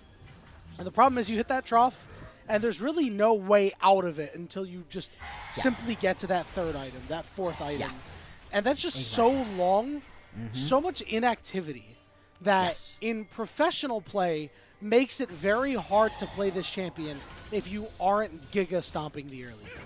And this is the thing, right? This is why getting turret plates into the Caitlyn is so important, because that can help to propel you over that little trough of power. Otherwise, you get stuck in it for so long, and it's also particularly rough because the majority of other ADCs spike really hard at that 2-3 item point. They are coming online at the point at which you are just kind of sat there not really able to do any extra damage, especially something like the Xayah. Yeah, you are down by, what, 40 CS during the early game as Elk, but it doesn't matter. The second that Elk gets 2 items, he's online, and he's able to play the game in a way that Taeyoon simply isn't able to. BLG just looking to dot their I's and cross their T's in this game. We have not even made it to the 25-minute mark. Baron has still not yet made an appearance, and yet it doesn't really feel like he needs to. He can stay home, take a sick day, mental health day, vacation day, doesn't matter what you want to use. You know, if you want to use PTO to make sure you still get paid, go for it. But he doesn't need to show up. This game could have been an email blocker. Yeah, I mean, he's absolutely chilling in this one, and hey, sometimes that's the way that it's gotta be. WE. Look at the darkness right here. I love that the observers are showing us this. There's one ward that's now been taken out, and for WE, it's just straight up darkness that they're walking into on jumping forward. Yeah, why not, man? There's no punishment. There is no punishment. Nope. Monkey doesn't even get that big wolf. They have been completely boxed out of this game. I love this. There's a Drake to go and get if you want, but BLG, they know they could just send Shadow to be able to pick this one up. Baron is going to be the prize they really want, though. That's going to allow BLG to finally be able to crack open the base.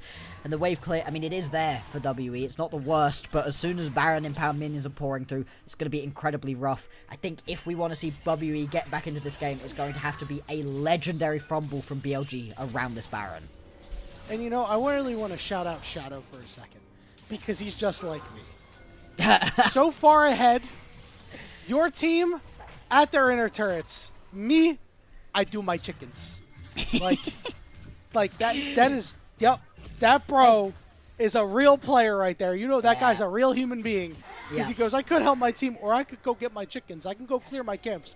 Guys, it's 26 minutes in. We're up 10K. I go clear my camps, okay? Thank you. I respect it. Hey, he doesn't want to get stuck on these 2 items. He wants to be able to do more damage, have more survivability. And how much is he really giving to these pushes either? You don't think WE can jump you right now. And with that paranoia, you can snap engage and get back to your team very quickly. Now he matches up with everybody around this Baron. WE, they are walking into darkness once again, desperately trying to get themselves a little bit of extra vision, know what's going on around this pit. It would be a straight up 4v4. We do see On trying to clear a ward. It looks like WE are going to try to snap onto him. Alone. They managed to do so. They burst him out. Nobody's there to help him. And it's going to be a shutdown going over to Taeyoon. Okay. On wait. WE, hold on. BLG want this fight. Down below half HP, Knight is ready and waiting over the wall. Teleport coming in. His cube is going to get here first, but he takes so much damage from Elk. Okay, but this is your moment. This is your moment. On is going to be dead for another 15 seconds. Shadow now doesn't have the paranoia. This is the moment where if you're going to find a fight, if you're going to find a way back into this game as WE, you have got to go right now. But they just don't feel empowered to do so. They just are sitting back, using this time to get themselves a little bit of extra. Oh, this is so dastardly. Oh, Karis. This is mean. This is cyberbullying. Karis, watch out. Karis, watch out. No! Oh, no. That's so sad. That's one of those moments where the god vision that we get as observers really, really bites you. And yeah, without Karis available, that is going to be any hope of WE capitalizing on the pick onto On, immediately evaporating in front of their eyes. 2-man Baron going to be picked up by BLG. And with the Rakana back on the map, this is just going to be a push in. The base should be cracked open, and this game should be BLG's. You ever watch Breaking Bad? Not. I'm so sorry. Have you ever seen the meme where like Walter White is in the car yelling? Yep. Yelling like no. that was us right there. Karis, no! Karis, no! Don't do it. Not that push. I mean, it was set up so well from Knight. He knew there was no vision available. He knew Karis was going to want to push that wave through. Yeah, really unfortunate to see. All right. Well, Elk is taking at least a bit of damage here, but with that top turret down and Bin doing his thing, he's level 18 right now. It's just a matter of time before these turrets begin to fall. As Taeyoon can't even hit this this cannon minion here. Knight is returned to the party. He still has his flash available, by the way. Didn't have to burn it in that last fight. So the Nocturnal is going to be used just to allow them to take the structure for free. Yep. Nice usage there by Shadow. Absolutely. Shadow being a light switch, exactly what they need. That's going to be the mid lane inhibitor cracked. Top lane wave pouring in. Inhib already down to well below half. And that one's going to be taken off of the board too. Bot lane, the only remaining structures outside of the Nexus towers, and even those are being cracked. The long range wave clear just isn't coming through. WE, they are overpowered at the moment. It's a wallet diff, bro. They went to the bank. They took out took a withdrawal. They put all the money in their wallet, and it's a fat wallet right now. And they started walking around and shellacking WE with it. Yeah, 4K across the board pretty much in terms of the advantage. It's so much. The smallest advantage is the ADCs, and it's still 1,000 gold to BLG.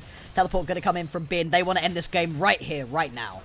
Wow, yeah, I noticed only 1,000 gold, as you said. Report this Elk guy, jeez. he only was down like 30 CS early. I mean, poor guy. Really didn't have a whole lot to do, but it's going to be Elk who gets the last laugh, barring a major miracle. Monkey. Oh, man, I don't even want to talk about it. Cube is going to get fully engaged on. Anna's going to be able to slide out. Not a whole lot of damage happening because of big blocking by Vampire, but Knight finally got in there. Everybody's forced back to the fountain. Taeyoon still alive, but can't say the same for Karis, as Taeyoon will stand in the waters of his fountain and wonder what the heck happened to his game as BLG soundly defeat Team WE 2-1. Yeah. As BLG, you're going to be a little bit disappointed to have lost out onto that second game, but they began falling behind very quickly in that one and unfortunately couldn't pull it back. But in this third game, completely dismantled WE, and this is the BLG that we have come to expect. 7-0 at this point. They have been absolutely rocking their way through.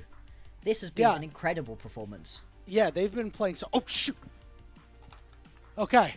Sejuani ult just flew through my window. All right, my bad. All right, we're good. Yes. So anyway, BLG have been performing pretty well. That second game that wasn't it. I wish I could feel really good about BLG after this series.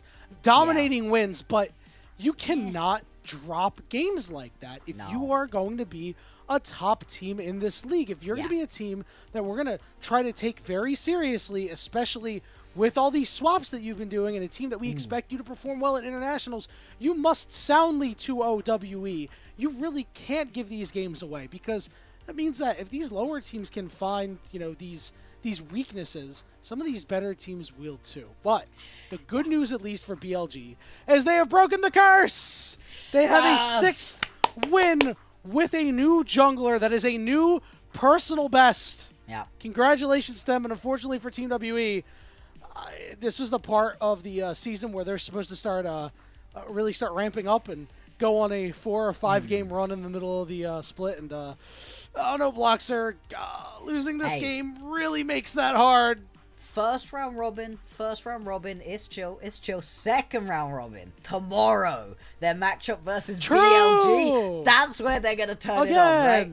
If you are a believer in WE, then you really want them to pick things up right now, because if the split were to end today, then you would be seeing a WE up against Ninjas in Pajamas matchup. Now, I do currently think WE are maybe a little bit better than Ninjas in Pajamas. I personally think that goes to 5 games, and I wouldn't ever put money on the line for which way it goes in that 5th game, right? That feels super close at the moment. If things go a little bit odd, maybe, and you manage to get yourself at the bottom spot as WE, and all of a sudden you're facing EDG, EDG are going to Worlds, baby, right? You are not winning that matchup versus EDG at the moment. So for WE, it really is impactful. These Group Nirvana teams are looking better than we've seen in previous splits, and so you don't want to be right here at the bottom of the standings of Group Ascend. So we talked about in Split 2 that, the bottom teams, which were Thunder Talk and NIP, those were the farm teams, right? The teams that you need to go and definitely get your wins against, right? And Team WE were able to do that, and unfortunately, I don't know if anybody sent them the message, but they're 1-6 now, which means, guys, are we the farm teams? Yeah, bro. I hate to tell you this, but you are indeed the farm teams. I mean, they go and they take this loss to BLG now. Their only win has been against FPX. Yeah. And it's so crazy to say that FPX's only win has been against IG. Yeah. But, if you can't, Team WE, as we talked about, was a team that was unable to beat the teams ahead of them, the big 5 that were ahead of them, which has now become the big 4 in JDG. For obvious reasons. If you haven't been around and paying attention to that, JDG's been pretty awful. Yeah. And, you went 0-10 in Split 2 against them, 2-12 because you had this nice playoff run, but it's right back to your regularly scheduled programming. They are now 2-17 against these guys. Yeah. You really, really need to be finding these extra wins versus some of the top teams. You can't just be farming the teams beneath you. That means you get 2 wins versus FPX in the current standings, right? That's not good enough for WE. Are you sure? They might lose. Who knows? You might only get 1. It's rough. It is rough out here. I could see this WE team being able to pick themselves up a win versus a JDG. Maybe. There's a possibility, right? An AO that's on a particularly bad day, there's a possibility, right? But it just hasn't been working out for them. I think for BLG, it's interesting to talk about this as a matchup that you're kind of disappointed in them for not 2-0ing, because I agree. I very much do agree, but BLG have been the better team when it comes to actually being able to close out clean 2-0 series. Top Esports have been egregious for that in Split 2, and beginning to show that again in this Split number 3. They are taking 3 games to beat a lot of these teams, and I do think that matters. I think it's worth noting how many of these series are clean 2-0s and how many of them are 2-1s, because once we get into best of 5s, right, once you have yourself another 2 potential matches, these 2-1s turn into 2-2s. They turn into situations where you're getting into a game 5, and at that point, with so many champions off of the board, anything can happen. It can really toss things up into the air. I'm thinking of that play that we just saw a couple moments ago on the top side. Are you willing to give Tivers the MVP of this game? I think so, right? That big flash play look at him go. Look at him go. Yeah, Tibbers was all over this game. I mean, Tibbers were dealing the most damage. Schmovin'. I think Tibbers in this game was dealing more damage than like half of the WE members. This more was than crazy. Taeyoon. Yeah, Taeyoon, by far. Taeyoon did some good damage later on against On when he stepped on the trap, so, you know. At That's least he true. did something That's there, true. but- Yeah, he probably doubled his damage total in a couple of moments right towards the end, and not necessarily through Taeyoon's fault. Right at the point at which the rest of the map collapses, there's kind of nothing you can do. There were some weird plays. BLG on getting himself caught in this top side. I was like, you've killed yourself for a ward hit. Wasn't particularly worthwhile, but they were 8,000-9,000 gold ahead at that point in the game. Right, it doesn't particularly matter. These are mistakes that you do worry would maybe cost a BLG going forwards, you know, up against some of these top teams. But actually, they haven't really struggled with top teams. BLG have been pretty weird in that versus the top teams, they've been very clean. 2-0s, taking these nice series, not too worried about what's going on. It's versus the JDGs and the WEs of the world where all of a sudden they're having a couple worries. Yeah, the only team they have yet to play so far in the round robin is now IG. So we'll see when they get their first game against them. They were speculated next BLG jungler. That's the last thing we need. The last thing we need is an Andy with Smite coming out of Fog of War, dropping Tibbers on my head as an AD carry in Emerald. I'm going to absolutely lose my mind. Bloxer, real talk for an MVP here. Who are you thinking? I don't actually know. I'm kind of like torn. I think that Knight had a really good performance this game. I think that Shadow was pretty good. I think that Bin was superb this game. Yeah. But felt like he was just on a side lane too much for me to be like, oh, yes, he's the MVP, but you can be an MVP through side laning. The Shy has shown that. So, you know what? I think I've convinced myself into saying Bin. I don't know about You're going to say the words Bin? I think I'm going to say the word Knight. I think Knight was really impressive in this game, and I think it's especially impressive after he'd been having a pretty rough series. So he had those two good team fights. Yeah, no. That's he had be Knight. a couple really good members. But if On hadn't killed himself for that ward, I would have wanted On. I thought he was really nice with a lot of these engages. Yeah, you know what? I think you're right. I think Knight did end up deserving this in the end. I almost forgot about those super easy fights that were lined up for him. And he's forgettable. It happens. Yeah, you know, this is true. I'm sure Karis won't be forgetting anytime soon. Hey, Karis had a better performance versus Knight than anybody was expecting. Yeah, it was just, you know, I think of that last play. That last play was the thing that... that last play was miserable at that point. Really. Especially because there's nothing you can do. Once you've made the mistake of stepping up to that bush, you're dead. There's nothing you can do to really stop that one from coming through. I did think that Karis had a better overall performance. He looked decent in game 1, really good in game 2. But in the end, it doesn't matter. BLG, they picked themselves up another win, still undefeated here in the LPL Split 3. Yep, they show up, they play one bad game, 2 good ones, and they get out. And much like BLG, it's time for Bloxer and I to get out, as taking you through the rest of the night will be Alk Battery and Rafa for Weibo Gaming and Top Esports, and then our last game, which will be JDG versus IG. So we're going to go ahead and take a short break, get the caster swap going, and when the stream returns, Weibo Gaming and Top Esports will be coming at you. See you soon.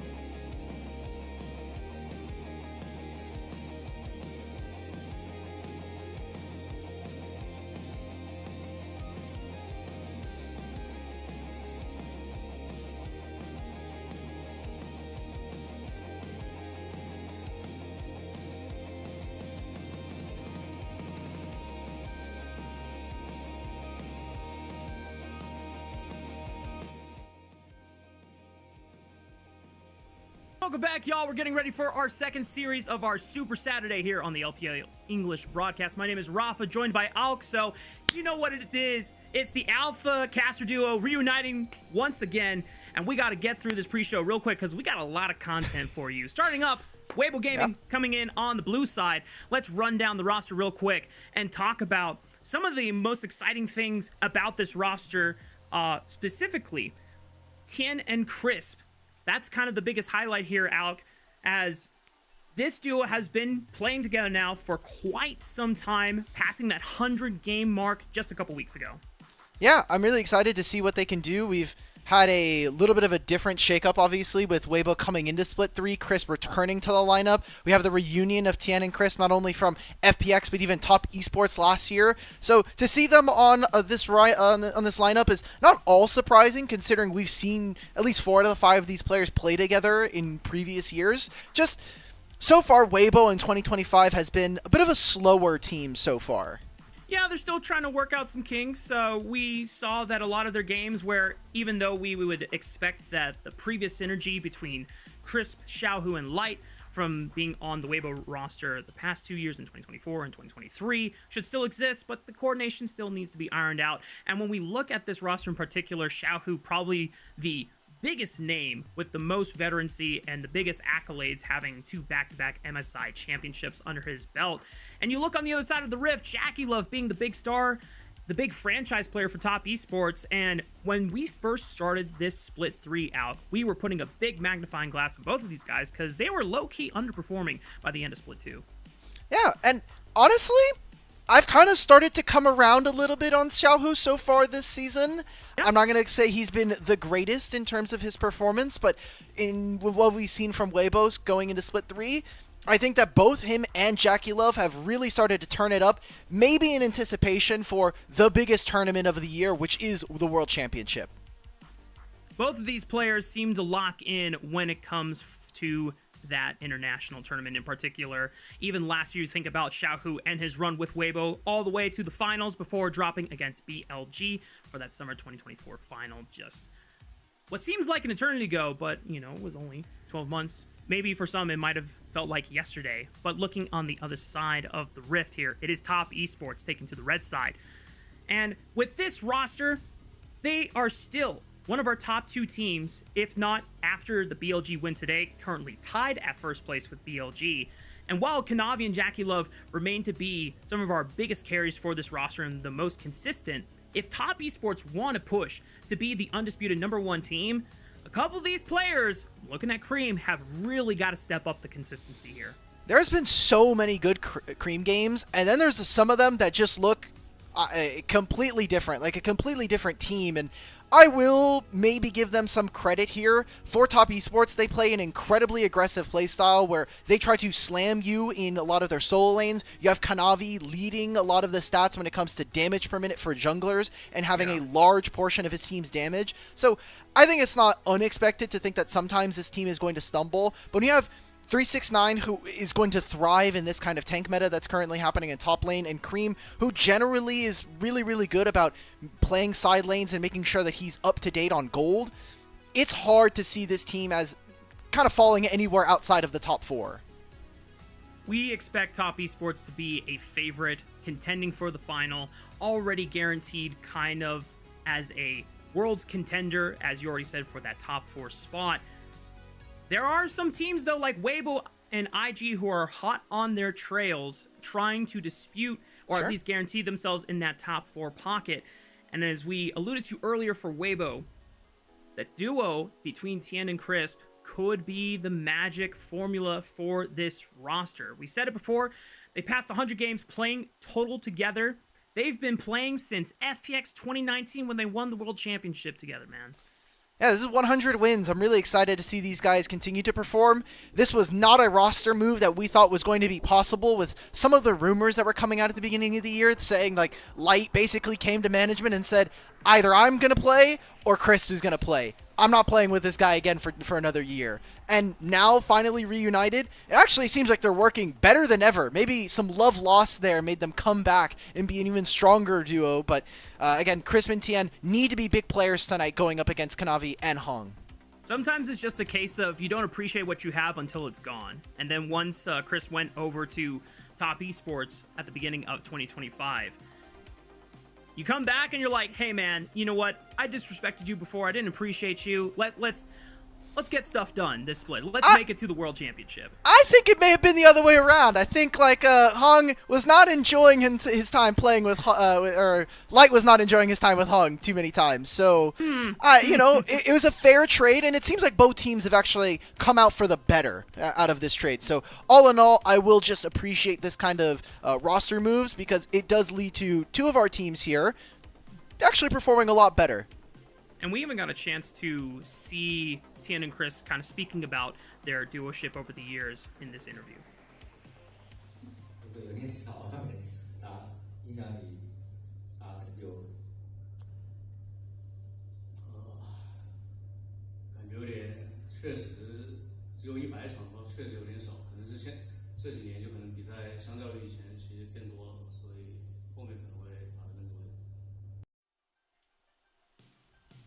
And we're going to take a walk down memory lane here, Alec, all the way back to when they won FPX's first LPL title back in summer 2019 against RNG. I remember going back through the highlights and seeing this crazy... This wasn't even the end of the series. This was game 3 where there was a back and Quinn forth 80 base carry. race. Oh, wow. Oh, my God. I forgot about this.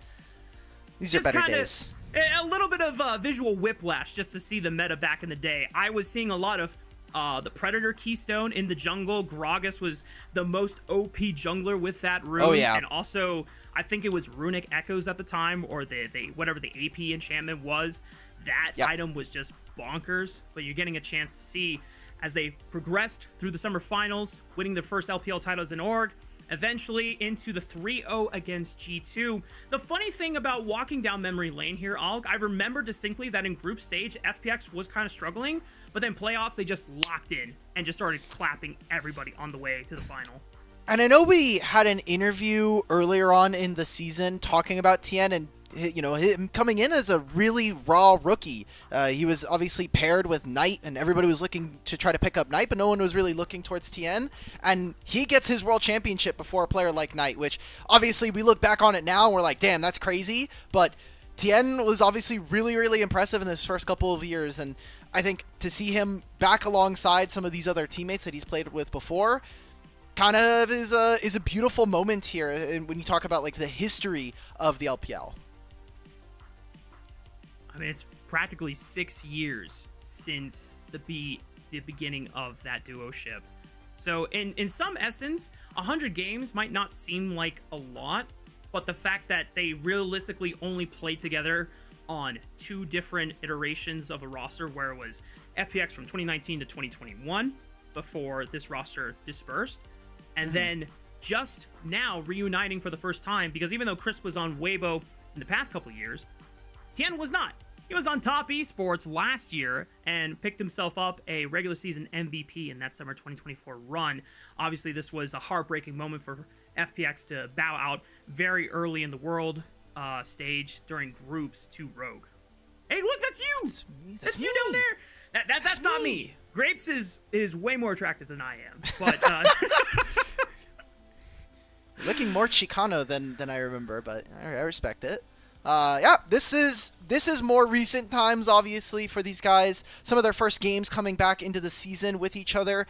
And so far, what we have got from Weibo, I will be honest, I think some of the blame does have to be shifted over to Tien. I have also not been a big fan of some of their drafts recently, but Tien has been in some more compromising positions. I think a big portion of today's series between them and Top Esports is going to come down to positioning. I need to see Weibo putting themselves in good places, putting themselves in, honestly, competitive spots for this series, as I think everybody, including the community, are seeing as Top Esports.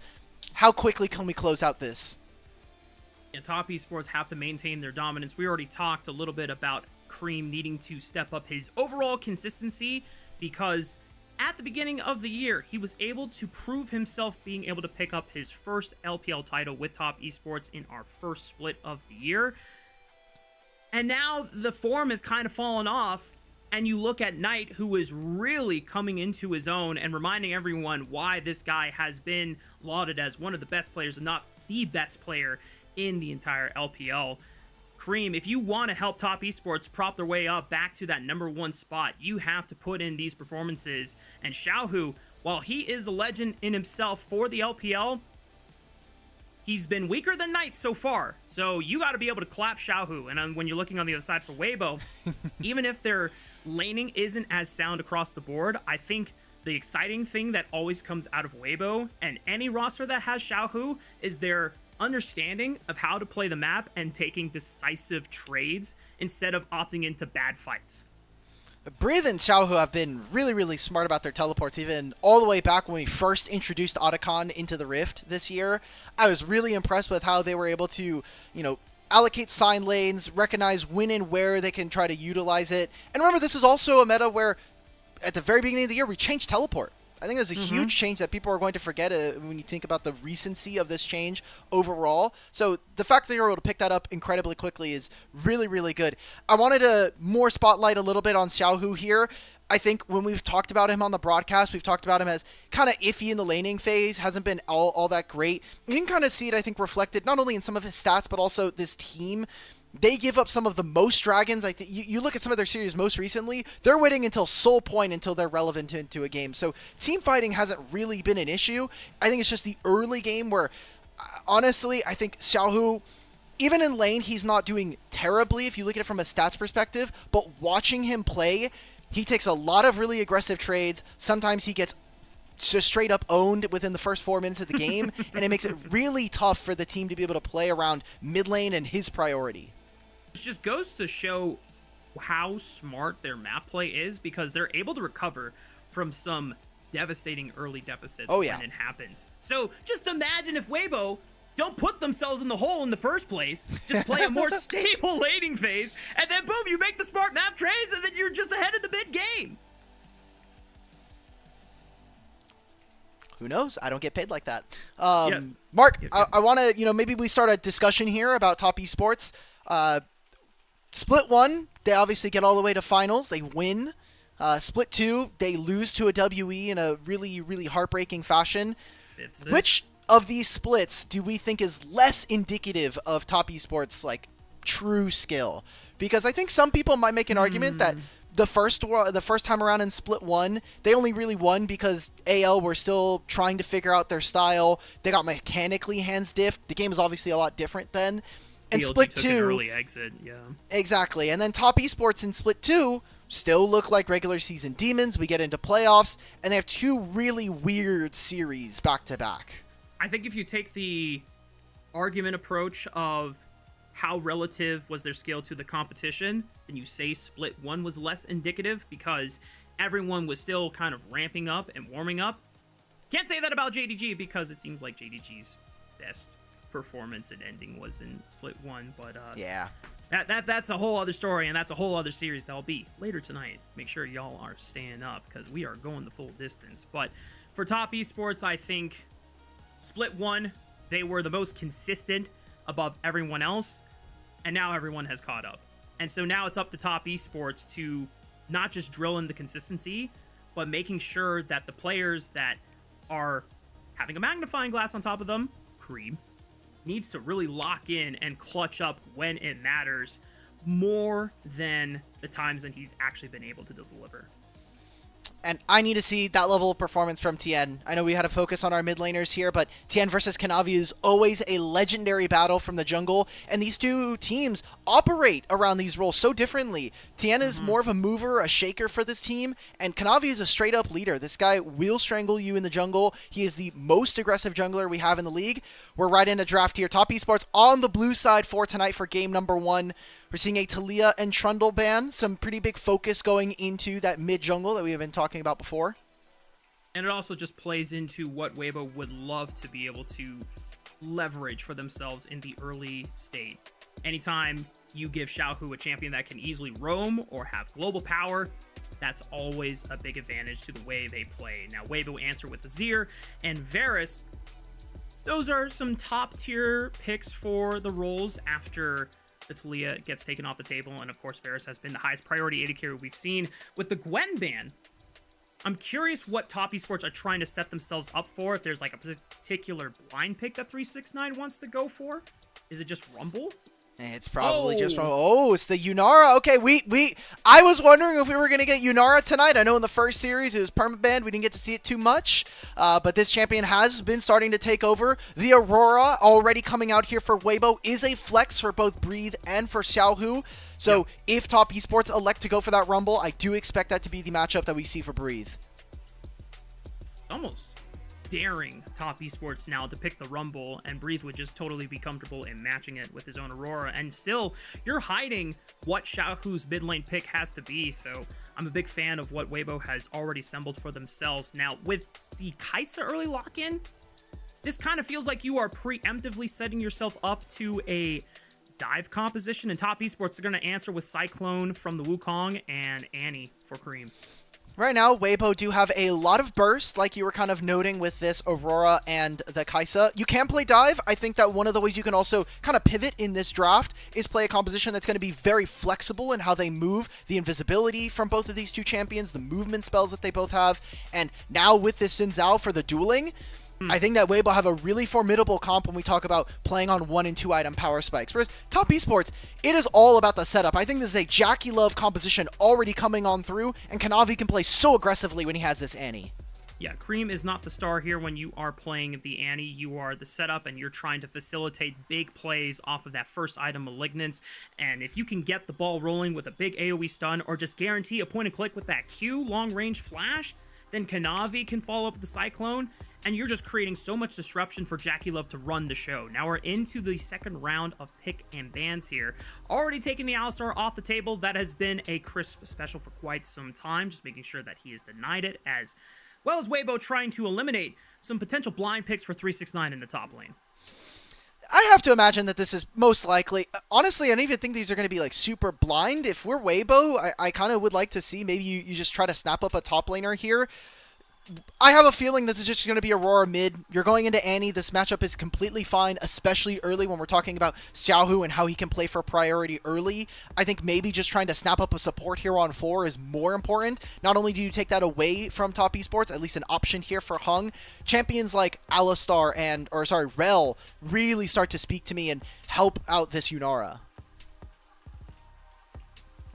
Being able to set up and follow more on the follow-up that Top Esports are already building for themselves here. Poppy has a great denial as well in case Top Esports want to continue with any other champions that can dash forward. The Rakan locked in.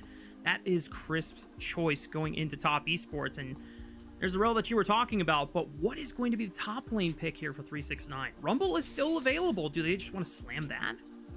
Rumble can be fine here. The issue is you're going to be going into a Xin Zhao and Aurora later on into the game. Could end up being a little bit more problematic. Again, I think that so far what we've seen from 369 is that his tank play is immaculate. I think he has been able to play some of the losing matchups really, really gracefully. And come team fights, he obviously has a huge impact there. So Sion, Ornn, these champions not too unsurprising. Now for Breathe, I think with the fact that Mbessa and Renekton are already gone, you do have a couple of options. Aatrox is the most popular one. He has also been willing to play Cassante in a lot of these, and that could definitely be really good when we're talking about how short range Top Esports composition ends up being. Yeah, because this Yunara 575 range, not that much room to really operate if you are trying to dip, dodge, and weave away from a World Ender empowered Aatrox. But Weibo also recognizing that, hey, if we do not run over this composition early, there's a chance that Sion does become very hard to deal with later on. So Breathe's choice is just matching frontline for frontline, and this gives a little bit more stability for Weibo's 5-on-5. Thankfully, Mark, if you're worried about your frontline dying as Top Esports, I think it's fine from a Weibo perspective. Kai'Sa's on this team. The Aurora passive is also really obnoxious. If Aurora does get nerfed, I really do hope they look at her passive. Getting 2 applications of this is just ridiculous if you go ahead and look at those numbers. So when we look at this from Weibo, not much has changed from what we saw at the very beginning. We got the Xiaohu, or we got the Xin Zhao, the Aurora, and the Kaisa here. Still feels like it can be a dive composition. However, again, I think the flexibility that they're allowed for themselves gives them ways out of this game that I don't think is necessarily the same case that we could make for Top Esports.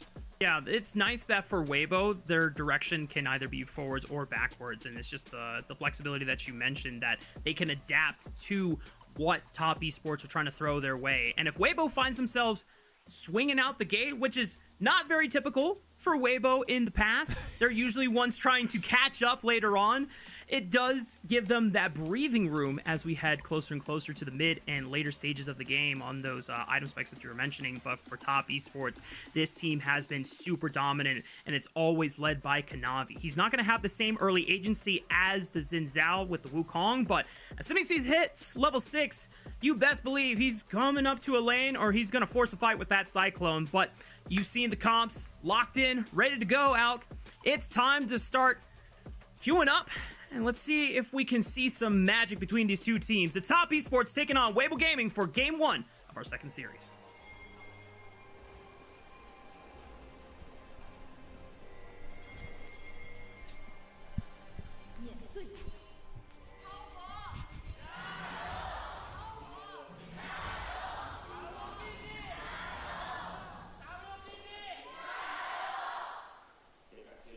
Okay, let's go. So the Weibo guy kind of jumped the gun there. He yeah, I saw that. We all heard that. So we were doing good there. But already we're seeing some early sparring here. Top Esports trying to get early vision onto Taeyoon. Something that we actually saw in the Weibo versus IG series was an immense focus onto Taeyoon and his jungle pathing, finding him 3 times before 9 minutes, getting 3 deaths onto him, let IG snowball that early game in game number 1. They were able to get that early ward there, but they know that Taeyoon's going to be on the top side here. I wonder where Kanavi is going to be looking. Is he going to try to immediately jump over this Dragon Pit wall and steal a camp away from this Xin Zhao? It would be quite bold. Remember, Wukong can scrap early, but he lacks CC, whereas Xin Zhao, he can scrap and he has his own CC. So depending on where the lanes are pushed up in either favor for Top Esports or Weibo's mid and bot lanes respectively, that can influence what Kanavi ends up doing here. As we don't really see that much creative action from either side of the map here. Hong was trying to get a little frisky with that dredge line, but does not find a good trade. Yeah, the biggest amount of damage we're probably going to see is from mid lane to electrocute users, and this matchup can be very, very volatile, especially, again, the passive from this Aurora. But point and click from Cream makes it a little difficult to dodge in some of these instances. Top Esports get priority from bottom lane first. And where is Kanavi going? Because I don't imagine that the Wukong really wants to try to go into the Cassante versus Sion matchup. I feel like you want to try to use some of your bot lane priority here. We're starting to see pings come on out. We might get some early scrapping in the jungle. It is very easy for the Nautilus to set up the Wukong for success if he can get first roam, and with this massive shove that they are getting onto Light and Crisp. Decent chunk. You called it. Kanavi now getting aggressive into the blue quadrant here, but there's a ward from Tien, so he knows that this invade is happening. The question is, will he try and walk on over with a cheeky smite steal, but it's already close to 600, and Kanavi has successfully taken away the blue buff, and I think Tien is just going to try to run over to the other side of the map. Does he move over, or does he help his bottom lane here? Because this wave is going to push away. Fast one on Cream. Look, he's pushed up to way too far. He can at least burn his flash. He is compromised. Xiaohu's going to step up. Look for the slow. The stun comes out from Cream, but now Cream is just going to go down, and that's first blood for Weibo. All right, Kanavi's going to reset. Cream will be able to teleport, and Sion's not going to be able to move here. So what does Tien end up opting for? Instead, he's going to go down camps, probably pick himself up one of these 2 scuttles. And while it might be a slight advantage in terms of experience here for Kanavi, Tien has now set himself up and his mid laner for success early on. Cream, recognizing that he was dead to rights, does not bother burning the flash at all there. Because Tien invests his time into the kill, he does not get a chance to steal camps away from Kanavi. So Kanavi is still going to be overall up on camp pace, but Tien is just going to get aggressive in every lane that he can find. I don't know if he's going to kill 369 here, but maybe a flash. The Q3 lands from Breathe. That's the flash out of 369. Back onto the bot side of the map. Hong is getting aggressive onto Light. The slow from the W is not enough to find a kill, and now Kanavi is shut up to the top side. Tien still has a flash. He should be fine, but Breathe might be losing a lot of HP here. The knock up of 3 Talon Strike. 369 gets baited by Kanavi, and he does not have enough damage in the tank to get one back. And now Tien gets access to respawned camps. He gets his Raptors as well. a little bit of early action here, and TN loses the jungle war, but is winning his lanes the game right now. It's only a single kill in his mid and top lane, but these are really good conditions right now that TN is setting up for his team, and what we needed to see from them, despite some of their early game woes in previous seasons. For fans of Taeyoon who remember his run with Top Esports last summer, he earned the Summer 2024 MVP. This is the form that we need to see Taeyoon in now on this Weibo roster if they're going to be competitive with that 4th or 3rd spot going into Worlds. All right, we have a little bit more time here. We come out of the early game in 5 minutes, and it's 2 kills and 700 gold here for Weibo. And Kanavi is only up 2 camps right now. He will go through and cycle most of his camps on the bottom side of the map. Already we kind of see that Hung opens up into mid, and maybe there's an early play onto Dragon. Top Esports have been really, really diligent about making sure they can stay aggressive and on these timers for these objectives. Light is on the top side, so they're swapping away from this. As soon as you see the Kaisa, this is Top Esports running towards this objective. We're going to try to do their best to see if they can get any information set up for the Grubs after the Dragon is secured. But for the time being, Weibo will guarantee that they get all their resources before Kanavi can try and yoink away any after the Dragon take. Chris will at least get information. Oh my gosh, it's enough to stop the Dragon. That's big for Weibo. I think the big part here is that Aurora is going to get pushed into mid first because Cream used his ultimate and then backed away. So, yeah, that's huge. Not only do Top Esports not get the Dragon, now they've executed this lane swap. I'll be honest here, though, Rafa. I think I would have preferred somehow being able to try to keep pace with this Yunara, giving the Scion the ability to scale. If they can catch 369, it's great, but he still has ultimate. I don't think it's meaningful. You're just going to now give this Yunara free time to hit onto Breathe and maybe get some more damage onto these structures. Well, 369 does not have flash, and they're trying to step in front of him so that he cannot escape with the unstoppable onslaught. Cream is there. Maybe he wants to drop a stun with the Q. Not the Tibbers, though, because it's not available. And 369 throws out the ultimate, gets the knockup, but TN will commit with the flash, picking up the feat of warfare for Weibo. Too late there from 369 using the ultimate at the very end. Kaisa is still picking up all of these waves. And Breathe is going to do it well on the bottom side. This is the Weibo that we needed to have to be competitive against Top Esports. With a season that has been so up and down for Weibo, finally, maybe here in Split 3, they're kind of getting it happening. It's a good look so far for the Weibo boys. Now, Kanavi has hit level 6. This is where he's going to be extremely strong. A teleport is coming in. I think that's from Hong here, thanks to the unsealed spellbook. Just trying to get some early priority and vision set up so that they can guarantee that they'll have advantage when it's setting up these grubs in the next 20 seconds. It must be great to be Top Esports and a jungler, because all you're doing is running around, taking camps. Your support and your mid laner are moving off of their waves to help you here. It's got to feel good if you're Kanavi. He's now gotten 3 or 4 camps away from Tien, but none of those major objectives falling. Tien's going to start this up right now, and Kanavi is in the area, but you know that Top Esports will not have their bottom lane here in time. And look at this, Tien is already pinging the missing on Grubs, because they have it warded. They were expecting that Top Esports were going to immediately blitz for that objective. So Tien is now calling caution to the rest of his laners. Hey, Kanavi could be in the area. I'm working on this dragon. I did not get contested at all.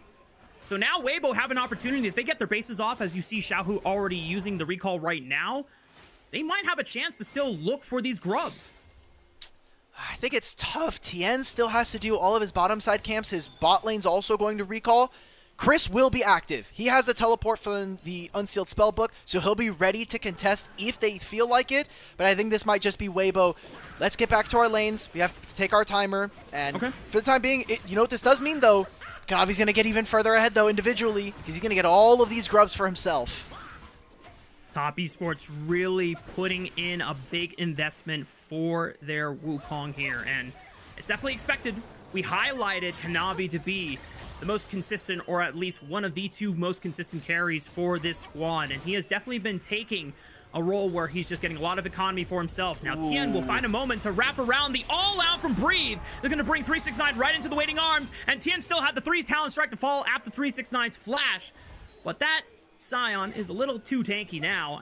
And Chris and Light might be in danger. Hong has the death charge, leads it on to Light. Immediate flash to guarantee another knock up there. Cyclone on to 2. And Kanavi will strike big with a double kill. There's more. There's more. Xiaohu's here. Between worlds. He's going to look for Jackie Love. He dodges and weaves, but he doesn't have enough damage there. Cream is now following up with a flash. Xiaohu has got to be careful now. He still has a flash, but is it worth it? He's on the wrong side of the map, so he might just die here unless he can get to this blast cone. Wukong's here.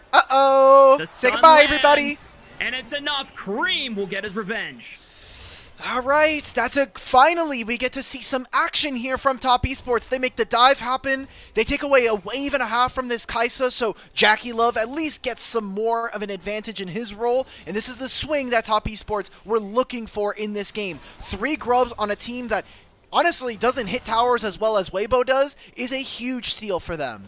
They were definitely quiet in the early game, but like you said in the draft, this Wukong spikes hard at the level 6 mark, and he does not waste that opportunity as soon as it is available to him. Picking up a double kill, that should accelerate his gold, I think, to the point where he'll be able to get his Trinity Force off the next base here, taking probably 1 or 2 more cams. Cream has picked up his Malignant, so now these 1-item spikes are coming online for Top Esports. In this mid-game, even though Weibo started off strong, it's still going to be scary for these guys. Trinity Force at 11 minutes. Already the Kraken Slayer done. You have the Malignants like you were just noting. If I'm Weibo, I'm trying to avoid everybody on this enemy team. I do not want to get into a fight with this this kind of composition. And even Hong, I'll be honest, you have this Nautilus with plated steel caps versus a Weibo that has a Xin Zhao, this Kaisa early.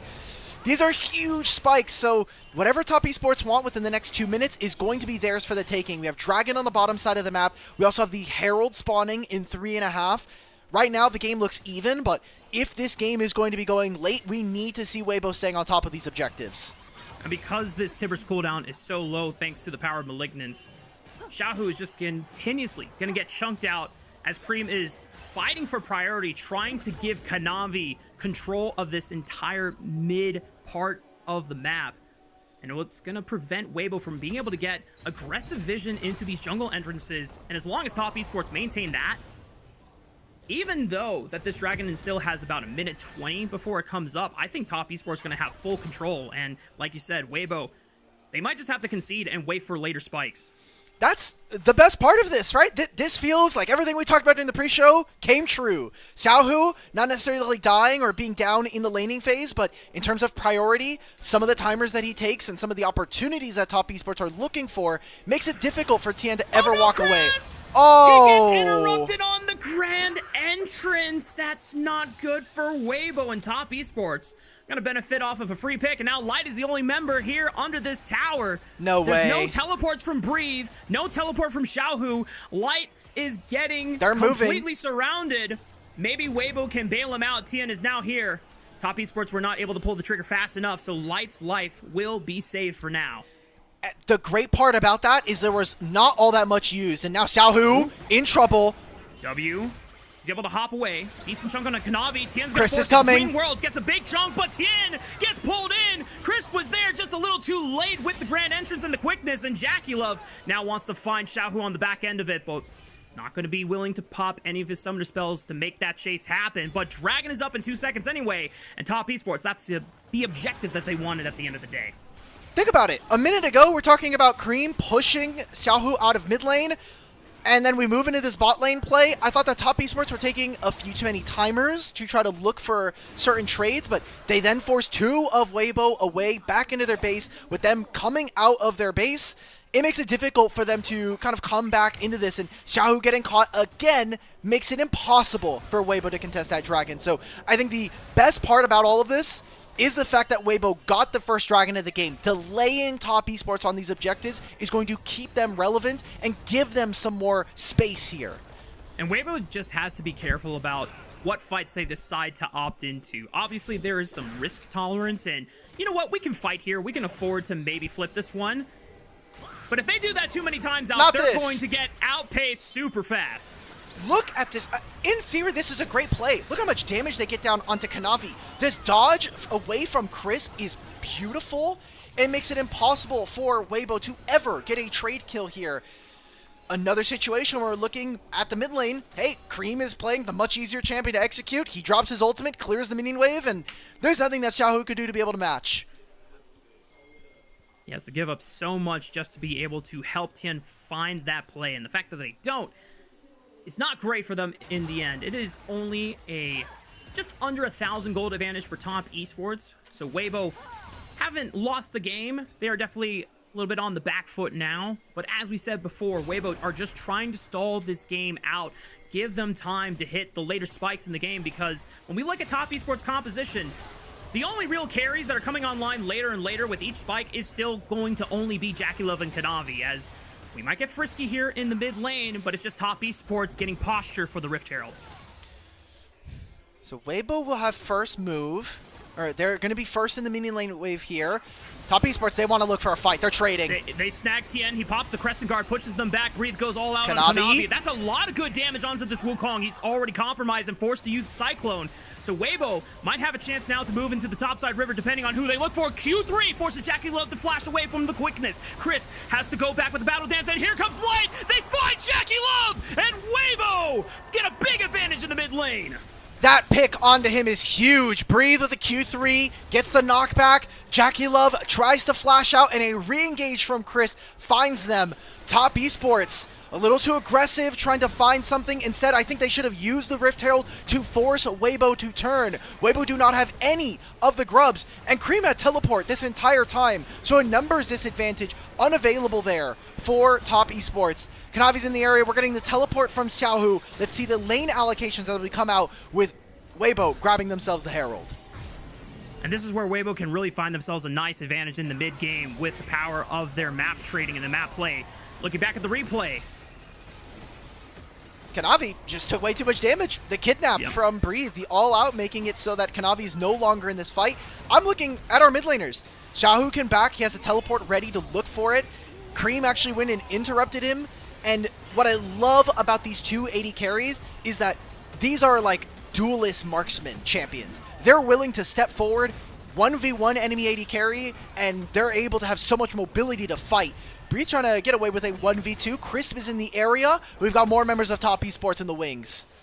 Just looking back at that replay, made me appreciate Breeze Cassante play even more, just finding two crucial Q3s. First getting the flash, and then just still picking off JackeyLove when he had no means to disrespect the positioning of Cassante like that. Now, Breathe was getting pressure on the top side, but as you called it, because Crisp and now Taeyoon are in the area, this Cassante is going to be safe for now. What exactly are we doing? Like, Cassante's going to be fine, has all out, has flash. Let's just do our camps, Taeyoon. Yeah, we could take a little bit of a breather. We don't have to keep fighting. We also have Herald that we can play for a minute before this next dragon. Fighting's I know. Fun. 11 kills in 17 and a half minutes. It's not a record, obviously, but these two teams have been going at it very early on. So Kai'Sa and this Rakan moving into the bottom side of the map. It's going to be them placing vision first, but I imagine a recall is going to have to come out before we get any kind of other movement from Weibo. 35 seconds on the third dragon. This is a Mountain Soul game, so either team would benefit greatly off of improved resistances and a Mountain Soul shield, especially Weibo when you consider how much burst reliant top esports truly is. Sustained damage really is only coming out of JackeyLove and Kanavi after the initial trades of ultimates in the Crossfire. And right now, Weibo are doing their due diligence and trying to set up priorities in both mid wave as well as the bot wave.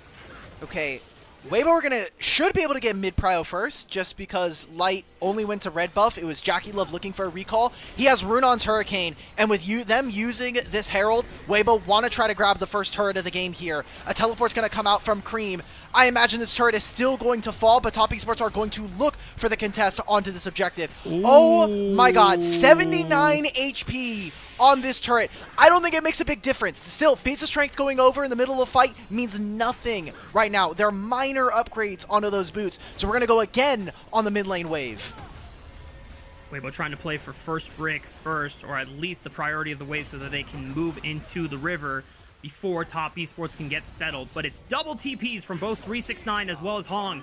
Now they take control of the river entrance here. Taeyoon's got to be careful. He has flash, dodges the dredge line. Xiaohu is pushing in the wave on the bottom side of the map, so he could set himself up for a flank, which is now why 369 has to answer. Look at how they're playing and pulling them apart right now, but this is good for Weibo. They do not want to fight Jackie Love on 2 items. Yunara's interaction with the Kraken Slayer buffs and this Runon's Hurricane makes it a very deadly fight, and he's going to have flash up in a few seconds here. 369 as well. He's going to push his last bottom lane wave, and he can connect with the rest of his team. Right now, this is so dangerous. They're going to look for potentially even getting a red buff on Kanavi and Jackie Love. That could increase the damage potential for this team. There is a ward from top esports, so they have full vision of the dragon now at 9,000 HP. I think Weibo are trying to think about pulling away from it. Oh, Breeze getting a lot of damage. Cyclone already into the backline. Light is looking for the assassination of Jacula, but there's too many shields, and now Light is in a 1v3. He just gets deleted, and now Weibo are in trouble. All out from Breathe is able to find Kanavi in the back end, but now he's got to deal with Cream on his escape route. Meanwhile, Weibo are dealing with the power of Jackie Love, who is pursuing them to all hell, as Weibo are still on the run, but 369 is pretty much unkillable. He is still so damn tanky on this Scion. Weibo overplaying their hand in the river, and top esports punish.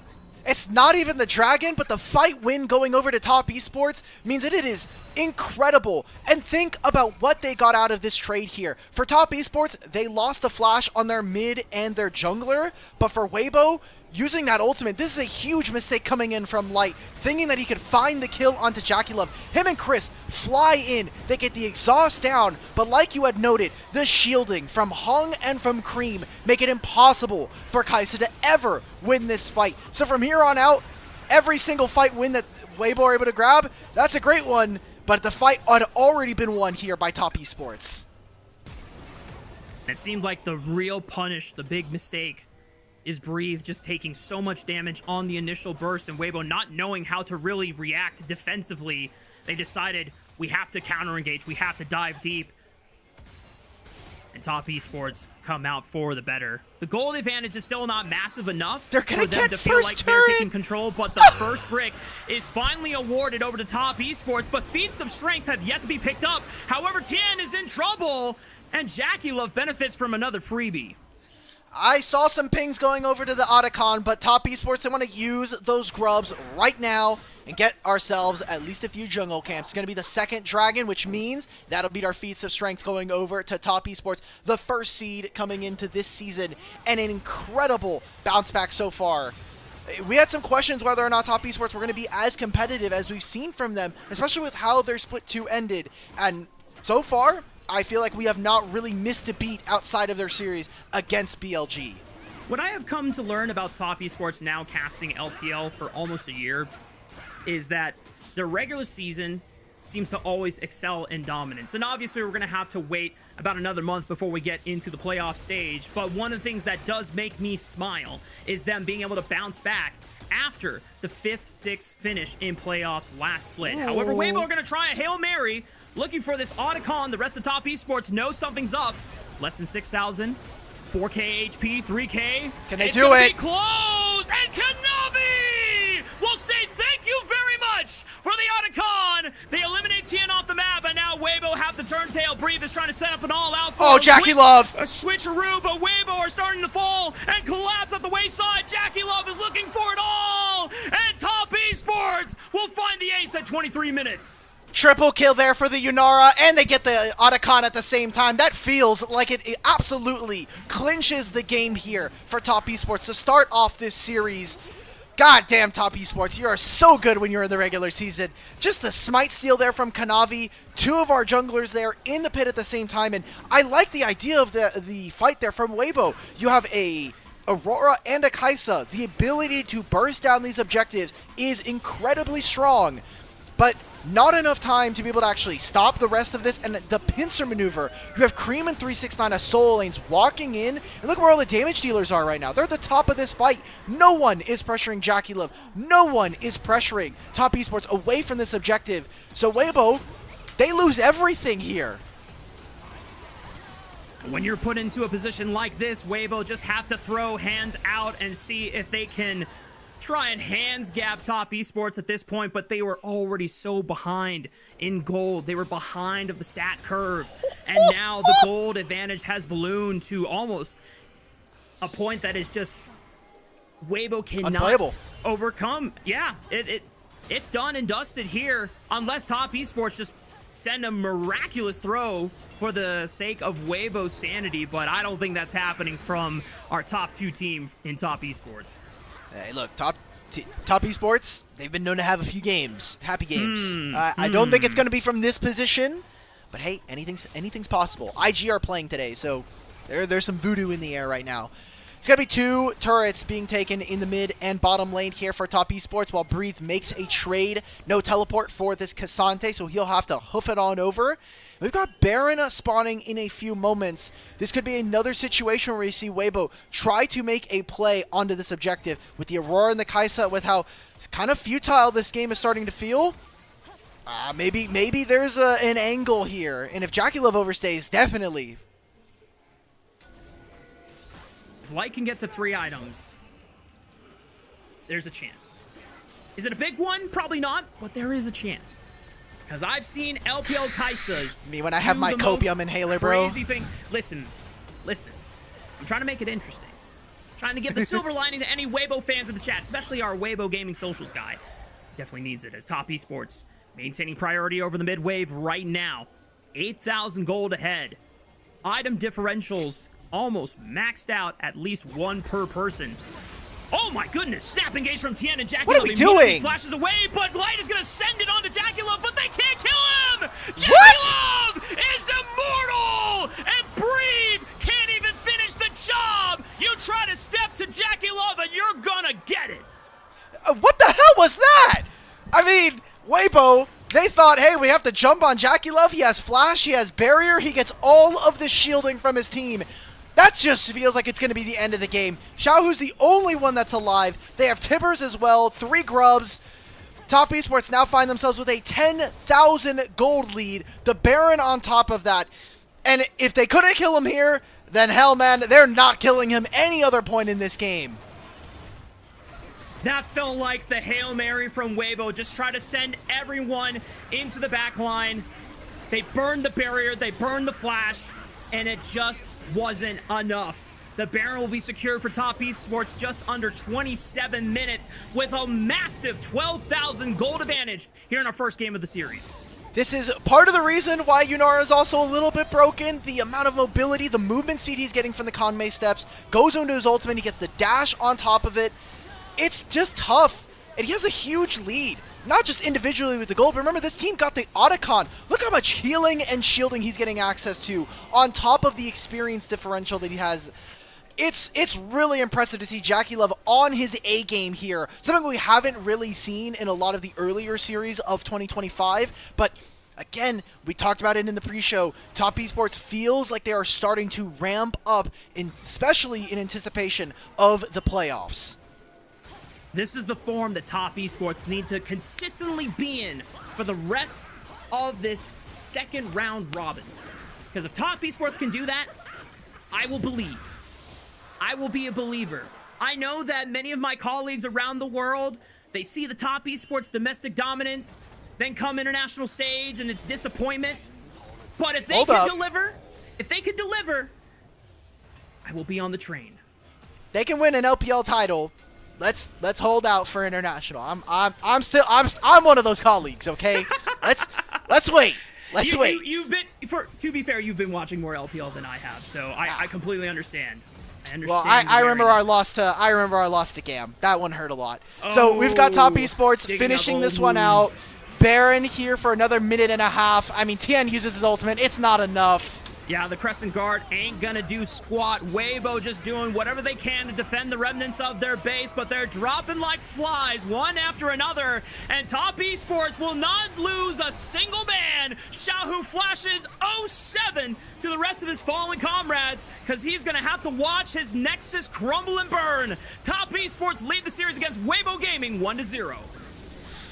I think Top Esports are feeling really good about that trade. Again, second round robin, second time we've seen these teams be able to play, and for Top Esports, it's still looking more of the same from what we get from them. Incredibly aggressive League of Legends, playing around Kanavi's advantage, and even with some early kills going Tien's way, you just got to see all that gold go right into Jackie Love's pocket, and they just played the game so cleanly from that point on.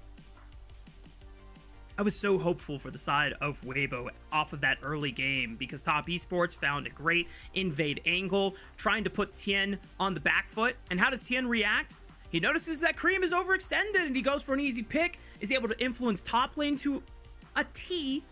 But unfortunately, as we have come to learn, early game advantages can only get you so far if you're not able to continuously leverage them successfully after every single sequence. And then as soon as we see the mishap at the Dragon River fight, the advantage is gone. The Dragon River fight, and I know we were talking about Cream going into this series, but Xiaohu, I think part of it is the matchup, right? Just being able to play Annie, all you have to do is press R on the minion wave right next to the Aurora, and then it's really tough for her to be able to match, at least as easily. But Jesus Christ, man, every single objective in the first 15 minutes, it just felt like Cream always had first move, or if Xiaohu was there first, it was because he was dropping a wave in anticipation. That's the power of Annie priority right there.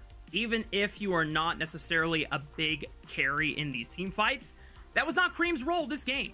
And I think that is just relatively smart drafting from Top Esports, understanding what the current form of the roster is performing like, and just saying, you know what? We're not going to put the huge burden of responsibility to be a mega teamfight carry just yet for you, Cream. Let's give Jackie Love the Yunara. Let's give Kanavi the Wukong. All you got to do is facilitate and set up alongside Hong and 369. And it was simple, but it was effective. Yeah. Things to kind of think about there for Weibo. We didn't really get to see them play the map all that well, I think, with how muted a lot of this game felt. I definitely could have seen this game going a little bit longer in terms of game duration, but not only did Xiaohu have a really weird performance, I think we're going to have to really take a deeper look at Light's Kaisa, because that ultimate where he flies right into the backline versus Jackie Love, I know that's pretty vague in terms of the description, but the first one we saw around bottom lane, 3 people immediately collapse on him and he dies. That is your only backline consistent carry there at that point. So Light needs to kind of chill a little bit. He won't have the same tools thanks to Fearless and the champion being banned, but it certainly doesn't help when your AD carry is also flying in and dying instantaneously. I would almost vouch for Light if he had made the play where both Tien and Crisp burned the summoner spells off of Jackie Love in the initial burst. Had that happen at the point where they weren't that far down in gold. But by the time they make the Hail Mary, I mean, Jackie Love is at 3.5 items. Light is just barely finishing his second. So you are just not a match in terms of stats, and Jackie Love is going to be able to have the whole world at his feet in that play. So I imagine that Weibo going into these next games, they have to remind themselves, hey, if we're going to be flipping these big fights, we have to all commit at the same time, or we don't at all.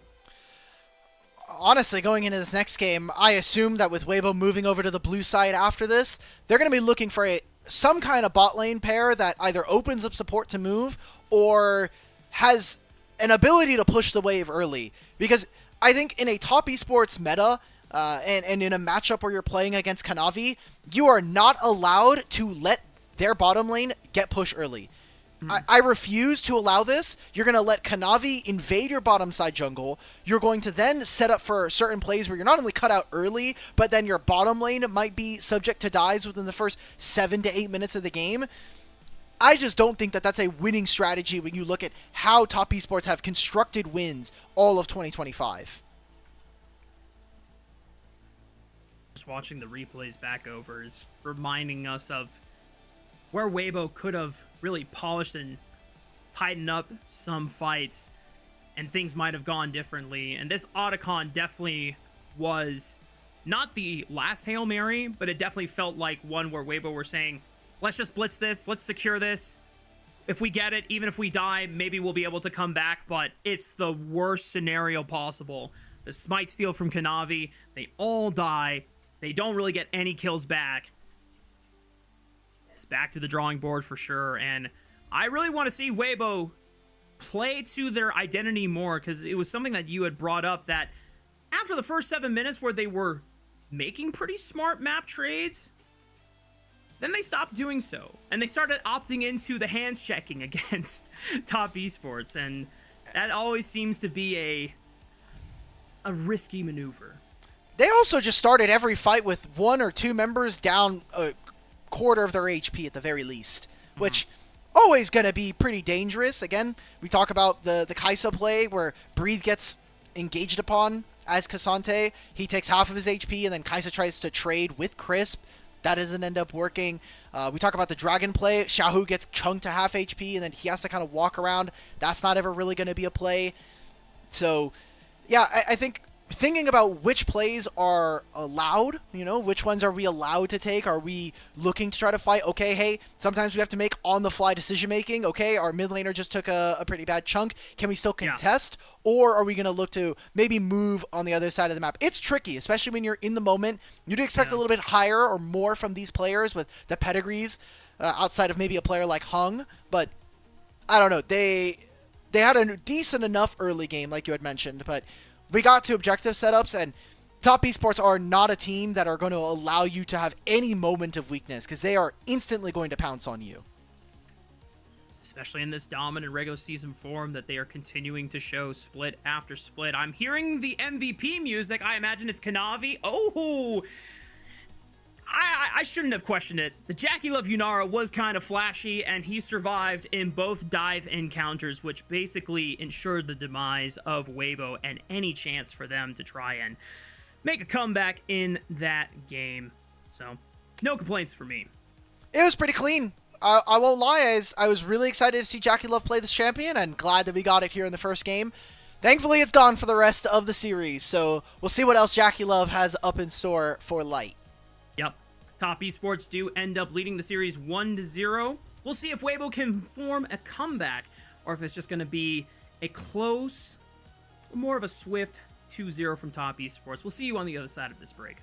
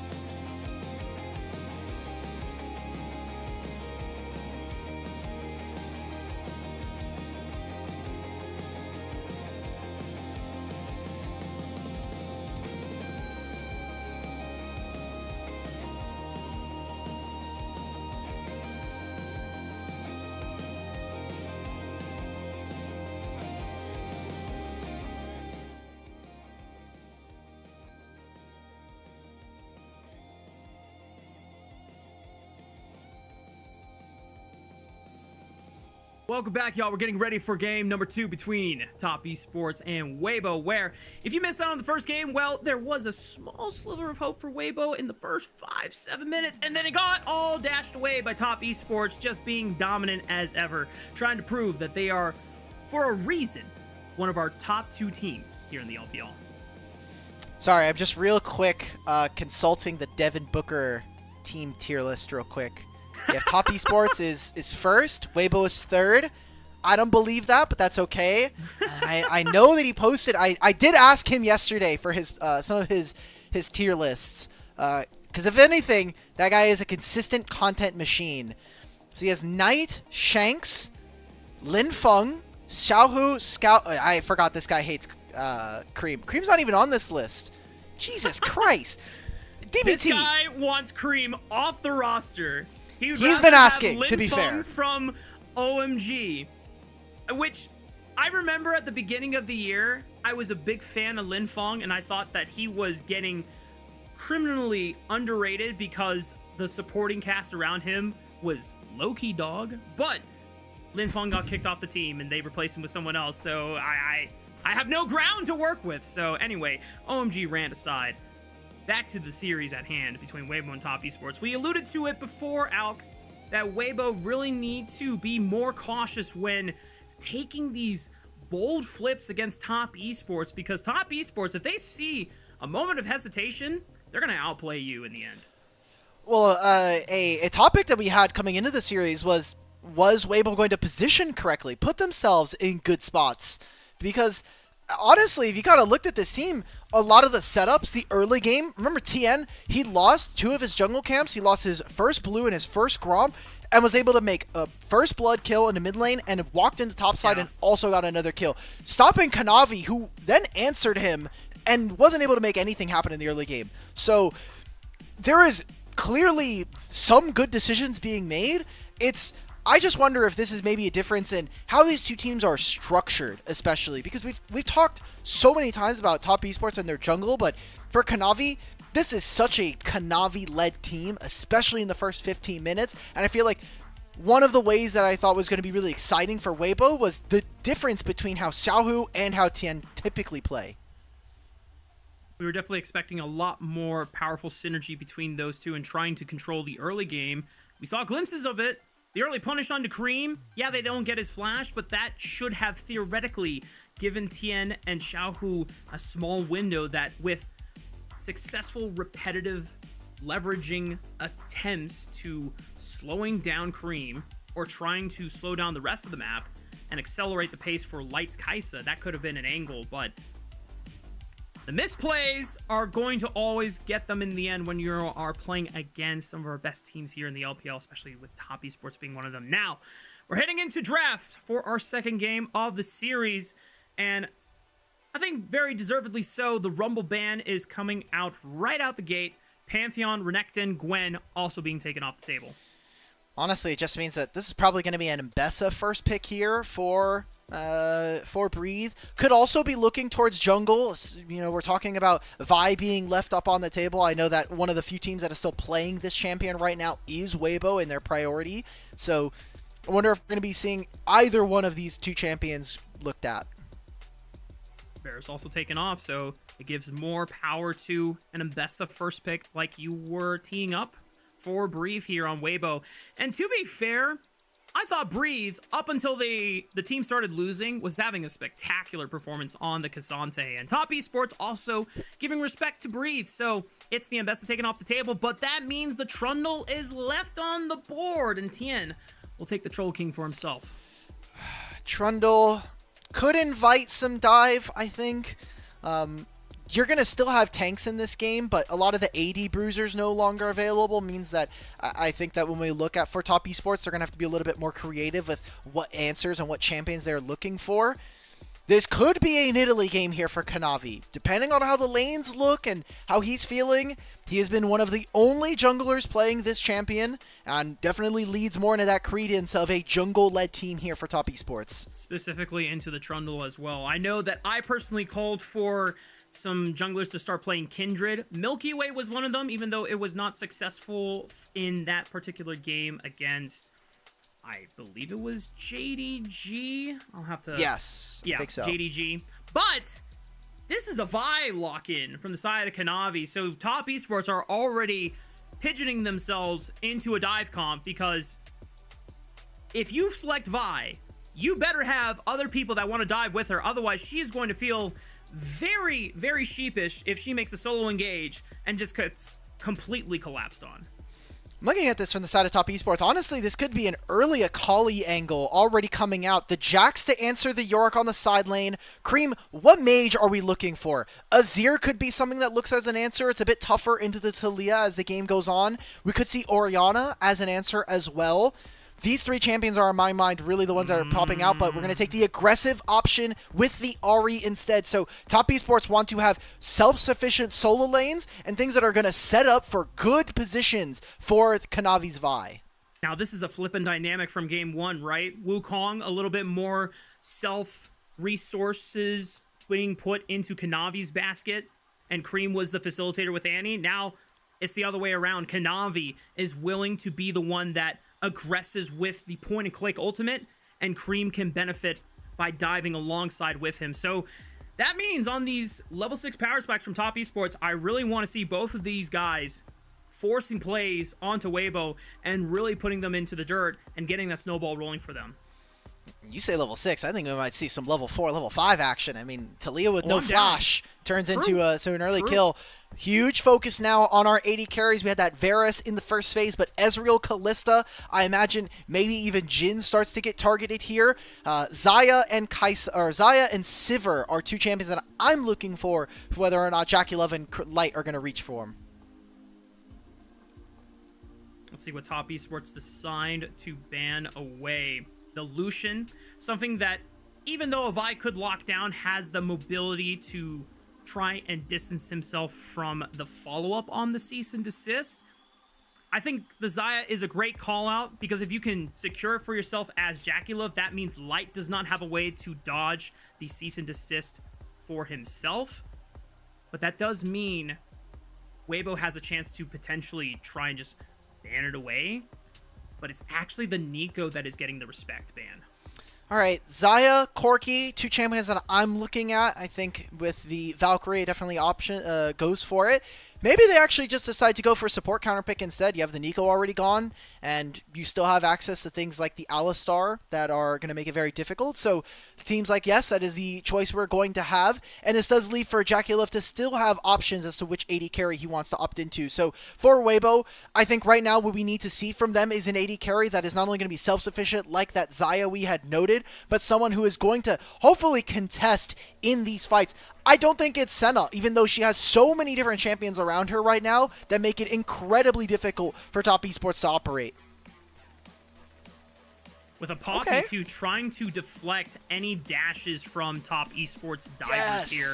It's a nice way to at least block it and try and Do stall it and slow right down now, the fight. please. Jackie Just Love. just slam this. It This is was literally definitely not the perfect smolder angle. You don't have to deal with how low range. The only problem is maybe a pillar, but you have flap. Like, I think you're fine. I don't know if Sivir really gets to hit in this game, so we'll see what ends up happening here for Jackie Love.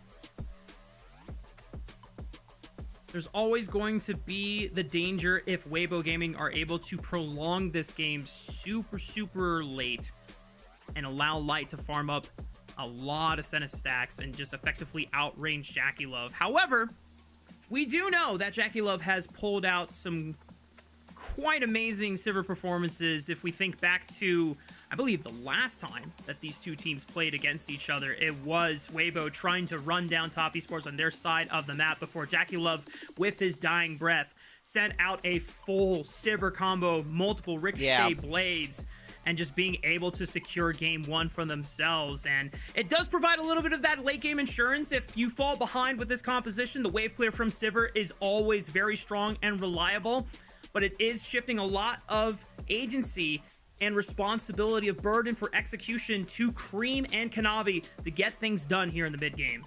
Side lanes are going to be so impactful in this game. I want to see if the solo lanes can get things done here for Weibo. You have Talia who can answer, help out Breathe on a side, or maybe we get Light and Crisp involved. I think with a Senna, this is a backseat here for Light and something that we're going to have to be watching for as he has a Trundle in front of him to really kind of run through this front line of Top Esports. Let's see how the story unfolds here. Both of the drafts are locked in. The players are ready to go. It's time to hit the rift for Top Esports and Weibo Gaming. Game 2.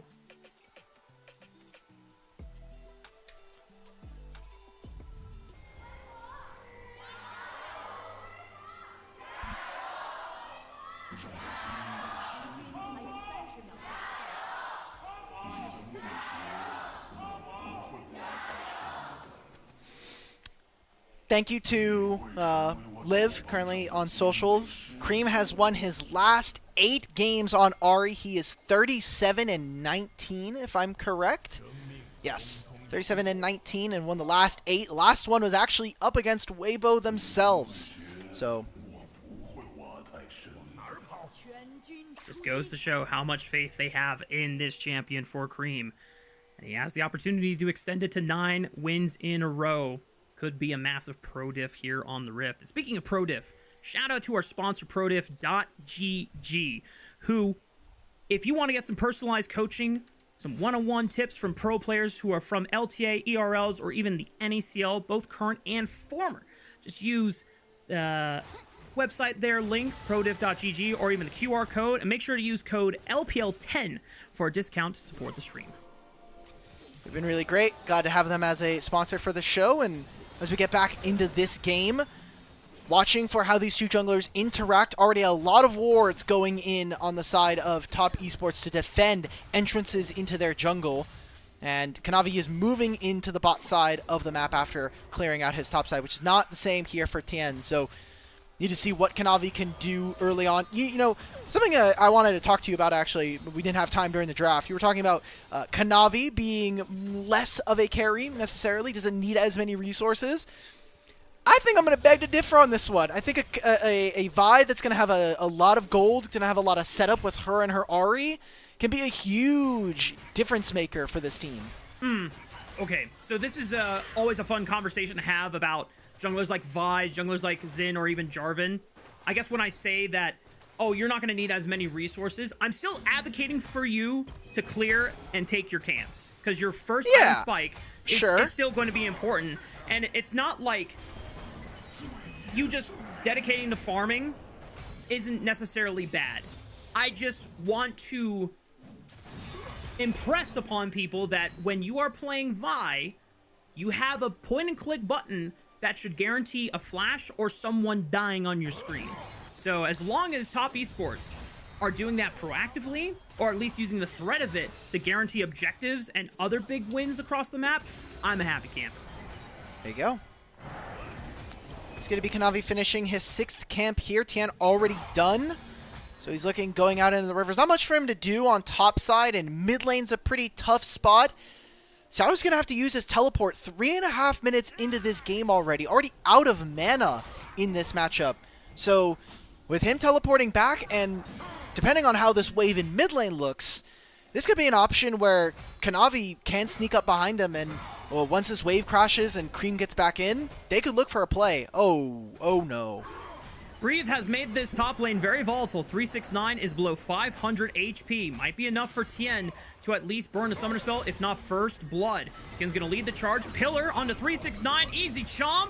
And the flash guarantees that no one goes down. It's first blood for Weibo.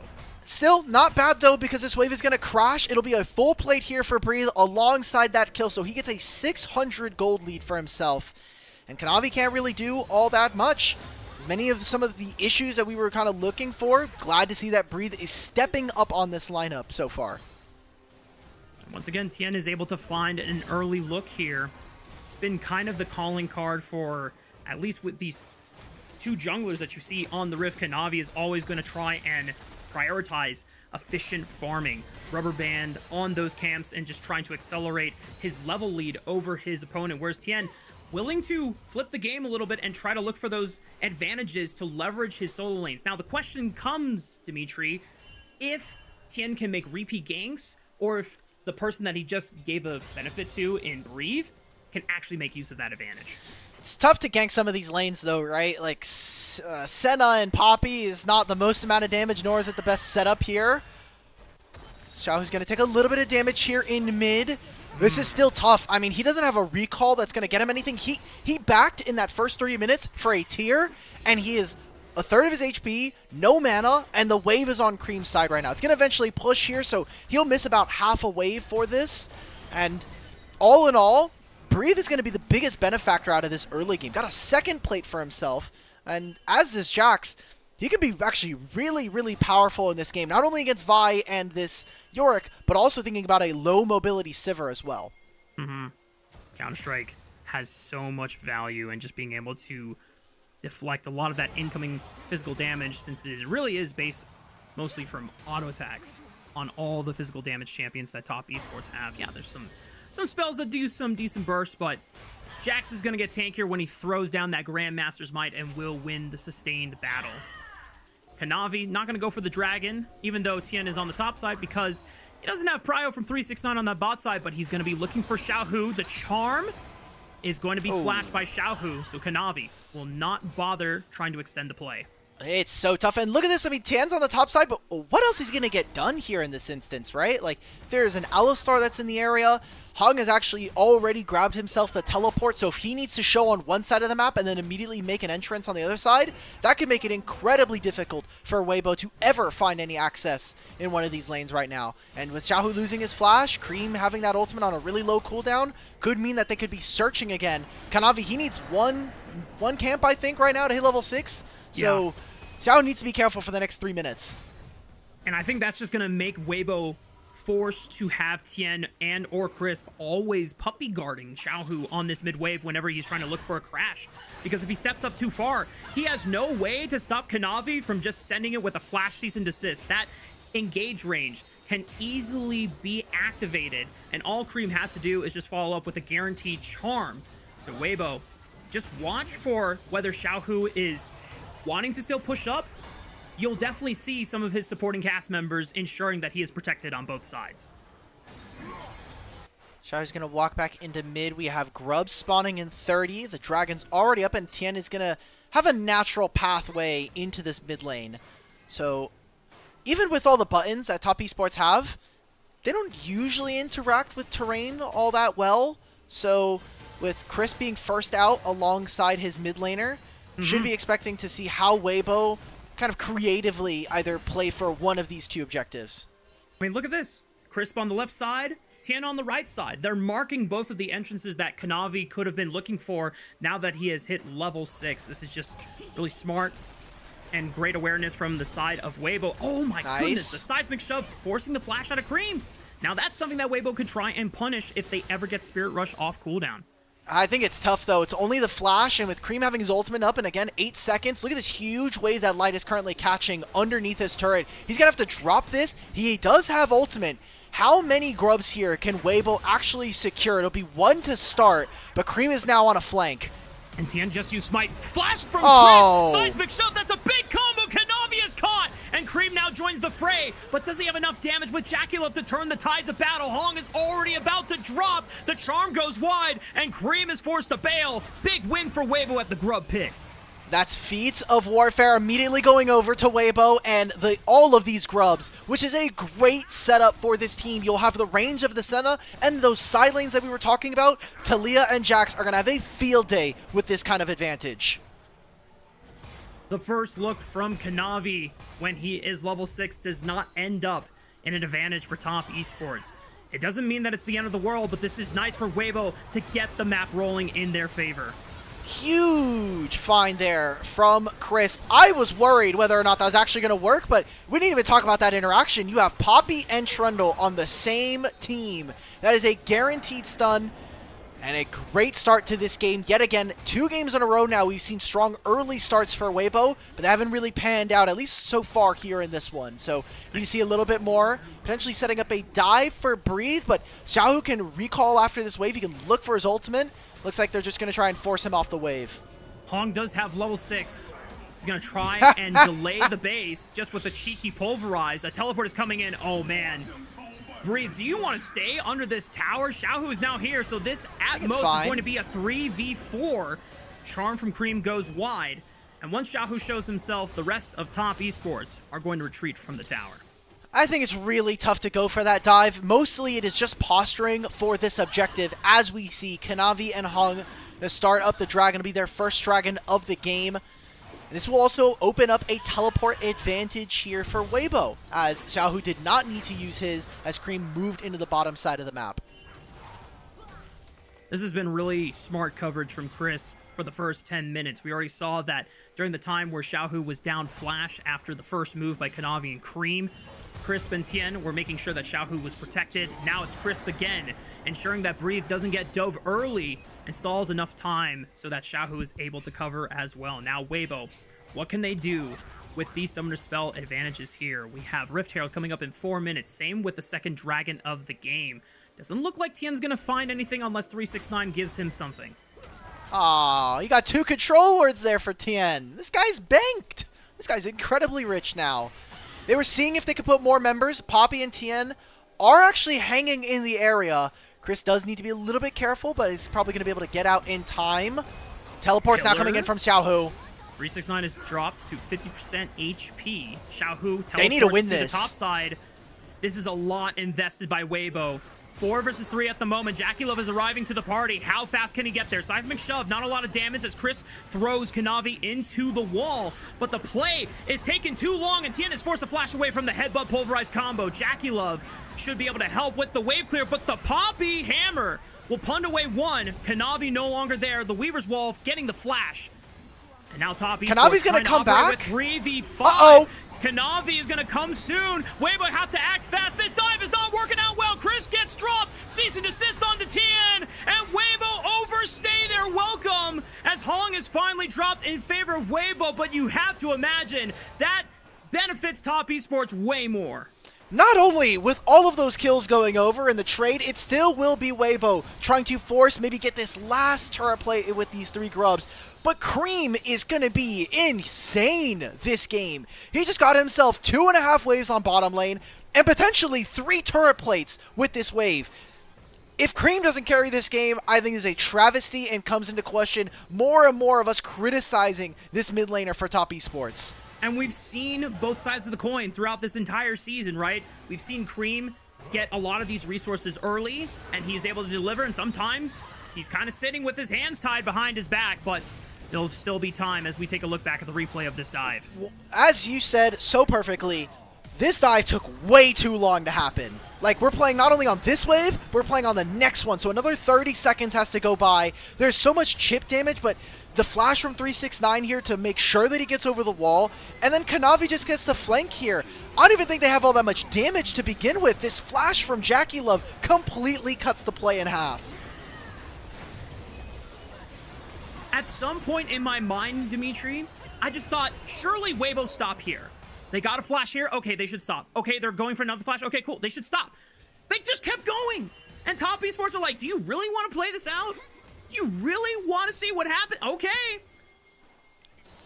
Stupid games, stupid prizes. That's how it goes. That's how the matchup goes. And look at Cream now. 1,000 gold up with a 20 CS advantage. And the gold, as we see immediately coming on through. Jackie Love and Cream, the most fed in the game. That's exactly where you want that gold to be if you're a top esports fan here. And it completely equalizes the gold right now because Breathe and Tien have their individual matchups. Headbutt from Hong will punt Tien away, and that means Breathe just might get soloed out by all 4 members. The quick flash and the leap strike to a control ward is what saves him in the end. He's getting a little dicey here on the bottom side of the map. We're making a lot of plays, but now guess what? Top esports, they get access to the midway first. And they still have the ability to make a play on the top side of the map. They're rotating themselves. Kanavi, after doing a couple jungle camps, will be back in shape with all of his HP back.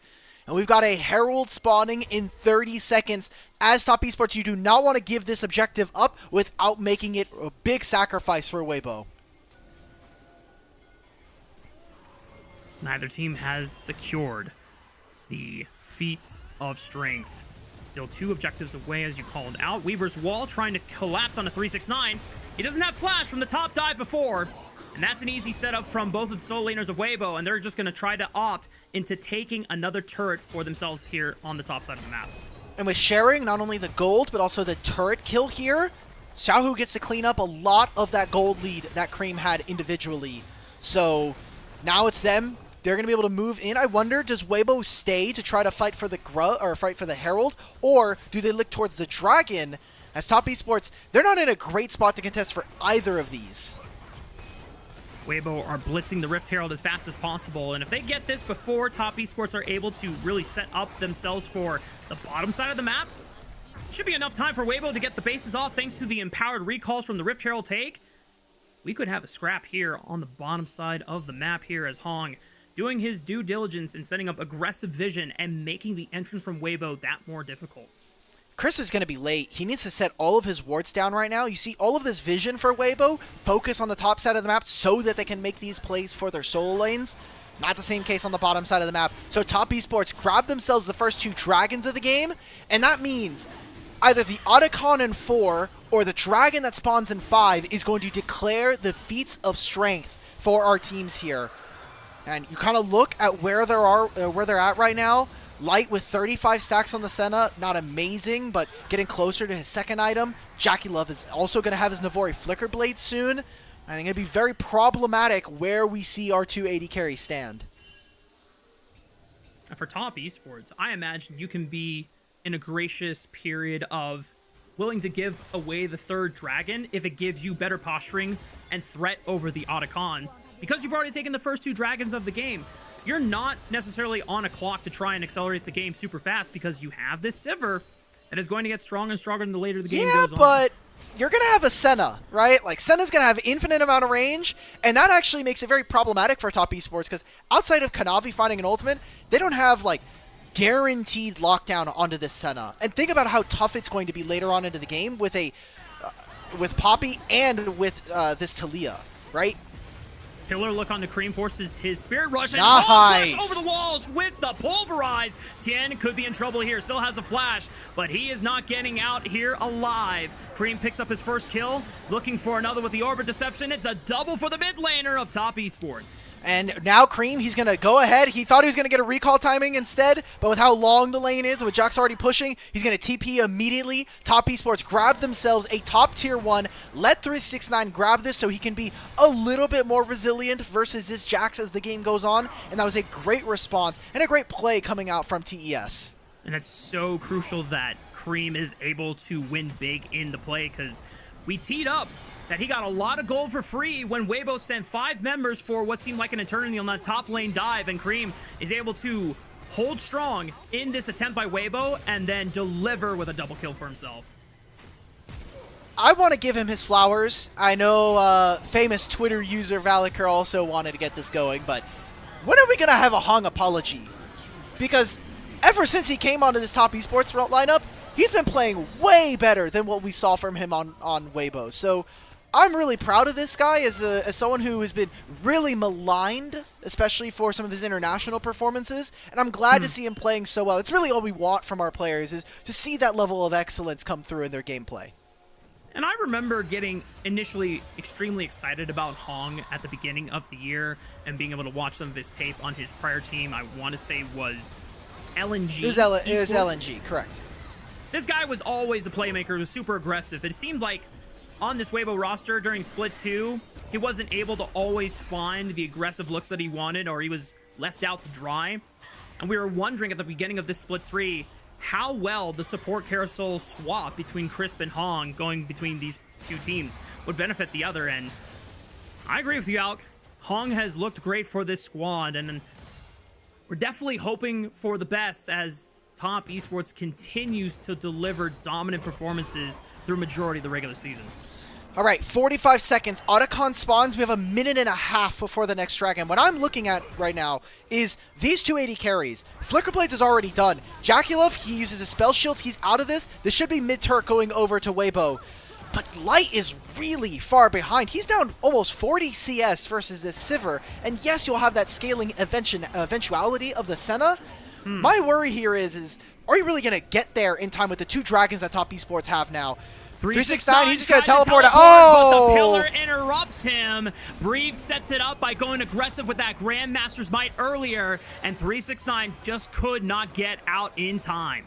They need to keep their resets, though, because if they overstay for a wave, they lose more off the map here. Cream gets another wave in top lane. Now they're trying to see if they can find anything onto Light. He saw his flash, so he should be fine. Teleport comes out. There's two different teleports. Breathe a massive flank. Holy moly, JackeyLove popping the thrill of the Hunter on the hunt for the movement speed, but Kanavi sends it into the backline, but Cream, I don't think he really wants to go that deep, and Kanavi's forced to flash and reposition. Now Breathe threatening and finds himself some ground beef to chow down on. Top Esports now still in full retreat mode. Xiaohu looking for Kanavi, knowing that he's got no way out, throws another big rock to the back of his head, and Top Esports drop 2. That could be Otacon here. Weibo, what are they deciding to go for? They have been making plays around the map that are trying to centralize around getting themselves gold, dropping the objectives. They've gotten mid-tier 1, bottom lane tier 1. They've made all of these plays in quick succession and are going for a third turret in this entire play, but are going to back off. They have Hextech gates. We can get right back into this dragon fight. Resets now coming in for Top Esports. Weibo decide to secure the third dragon for themselves, stop the dragon stacking from Top Esports, and at least guarantee another 5 minutes before the soul is at play. Otacon still yet to be really postured for. We have 369 and Hong, first one on the top side of the map for Top Esports. Crisp and Breathe matching in tow. Sivir's always going to have lane priority versus Light. We go right back into this replay, and look at how far out this play extends. We're in the middle of Tier 1 and Tier 2 in mid for blue side, and this play ends in the bottom side jungle of Top Esports here. Light with an immaculate flash to avoid Kanavi, and from here it just feels like it is too desperate. None of the damage dealers are there, and again, we noticed at the beginning, where was Breathe teleporting? It was for this exact play. So a great job here from Weibo to honestly posture them back into this game where it was looking like Top Esports were going to run over them again. We look back at our pre-show and the discussions about some of the strengths that Weibo have uniquely over some of the other teams. It's that teleport usage. The veterancy of these players know how to find very creative angles to look for quick collapses on the map. That was a prime display of that in Fold, but Weibo are not able to necessarily get a massive gold advantage for themselves. Is he just soloing this? Wait, observers, go top. Is 369 just yeah, he is. He's got he had the pink and ward? the control ward. Hell so yeah. No idea. Oh my god. This is incredibly smart. And look at where Xiaohu is. No flash, no teleport, and he has ultimate, but only now are Weibo going to know. Spotted it. They put down the blue ward. It's less than 3,000 HP, but Taeyoon cannot get into the pit. Top Esports pull a heist off the Otacon, and now Breathe is in trouble. He doesn't have flashes. He already used it. The cease and desist will lock him down. Dawning Shadow. Oh! First verdict from Crisp will grant his top lane safe passage. Well, look. At the very least, Top Esports, you got yourself the Otacon. That's going to accentuate the gold and the experience leads that we see across the lanes.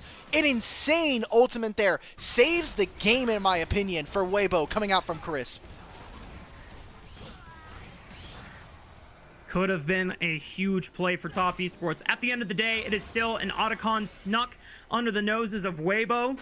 But that shutdown onto Breathe could have been even more disastrous. Weibo will still be gracious that they are still even in this game relative to the item and power curve.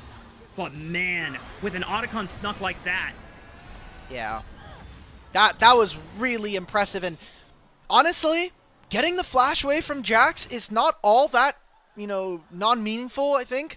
When we are talking about whether or not Jax will have access to this backline, Flash Counter-Strike is really tough to outplay in a lot of instances, especially during a team fight. So this limits Weibo's reach into the backline like we've been seeing in some of the fights before. Meanwhile, JackeyLove has both Flash and Ghost, and will have his ultimate for practically a pseudo-Ghost on top of it. So Top Esports' star 80 carry should be, in theory, safe enough against Breathe's Jax now that he is on 2 items. The next objective coming up is actually Baron in 30 seconds time, because the 4th dragon of the game still has about 1 minute and 40 before it is back on the map. 20 seconds. I'm kind of looking at some of these objectives right now. You have a Sivir with Navori Flicker Blades, so I think a Baron's actually not too off the cards there. You already have 2 items on Kanavi with this Vi. You have to be very afraid if you are Weibo. They already stuck 1 big monster objective versus you. Why not a second one? As right now it is Cream on a side lane. I love the respect that he had, because he could have honestly just walked back into this lane and felt very free to continue to trade versus Breathe, maybe contest a little bit further up, but he doesn't have very much vision. You look at where the rest of his team is, they're on the bottom side of the map, so very respectful from Cream, and he knows what he has to do right now in this game. Yeah, it's a good show of development over the course of this split and overall season, because we've definitely seen in prior games that Cream has sometimes overextended his welcome on a side lane. Sometimes I affectionately refer to it as a Jojo Pyun moment. It's Top Esports making sure that their mid laner, 2.5 items working towards that death cap, should be stalling for enough time, because once he hits that 3rd item spike, this Ahri, if he finds light by himself and there is no way to bail out the Senna, that could be 100-0 really quick. How are Weibo going to answer this dragon in 15 seconds? That is what's on my mind right now. You have no ability to push on mid. Breathe is going to have to teleport into this, and you're getting all of your vision cleared at this point. I think it's very worrisome here, and even with the evolved Scuttler, now they get complete control of this. Do Weibo just decide to go rip for the Baron? I don't think they have enough damage, especially with Senna's build right now. So yeah. TES, they get themselves to Soul Point. Can Weibo push anymore? They're not going to hit mid. They're going to look for top, but a teleport coming out from 369. He has to not only survive, but he needs to break Weibo's ability to hit this turret. Hong is trying to take a safe way through the jungle on the outskirts of it, as Tien and Chris were marking some of those entrances, but Breathe is just taking a huge chunk. Big seismic shove onto 369. He could just get bursted out before the rest of Top Esports collapse. Dawning Shadow finally helps finish him off with the power of that Subjugate, but Jackie Love is firing these ricochet blades, and no one can reach Jackie Love. Breathe falls, and now Top Esports are ready to turn the fight! Jackie Love is untouched once again, and this Sivir is online! That's another triple kill, and that's a full-on ace. Only 369 falls. I love to watch how Hung played that entire fight, stopping Breathe from hitting onto his AD carry, and then the knockups there. Just sublime coming in for Top Esports. It'll be a Baron afterwards, and that could be the point of the game that we look back and we say, damn, Top Esports really started to crush from then on. While the gold may look even right now, it's going to be ballooning very fast once we get back on the map after this replay. I just want to watch Hong, man. The entire time. Walks in, gets a knock up on the 2. He takes all of this damage. Nobody is dealing with him.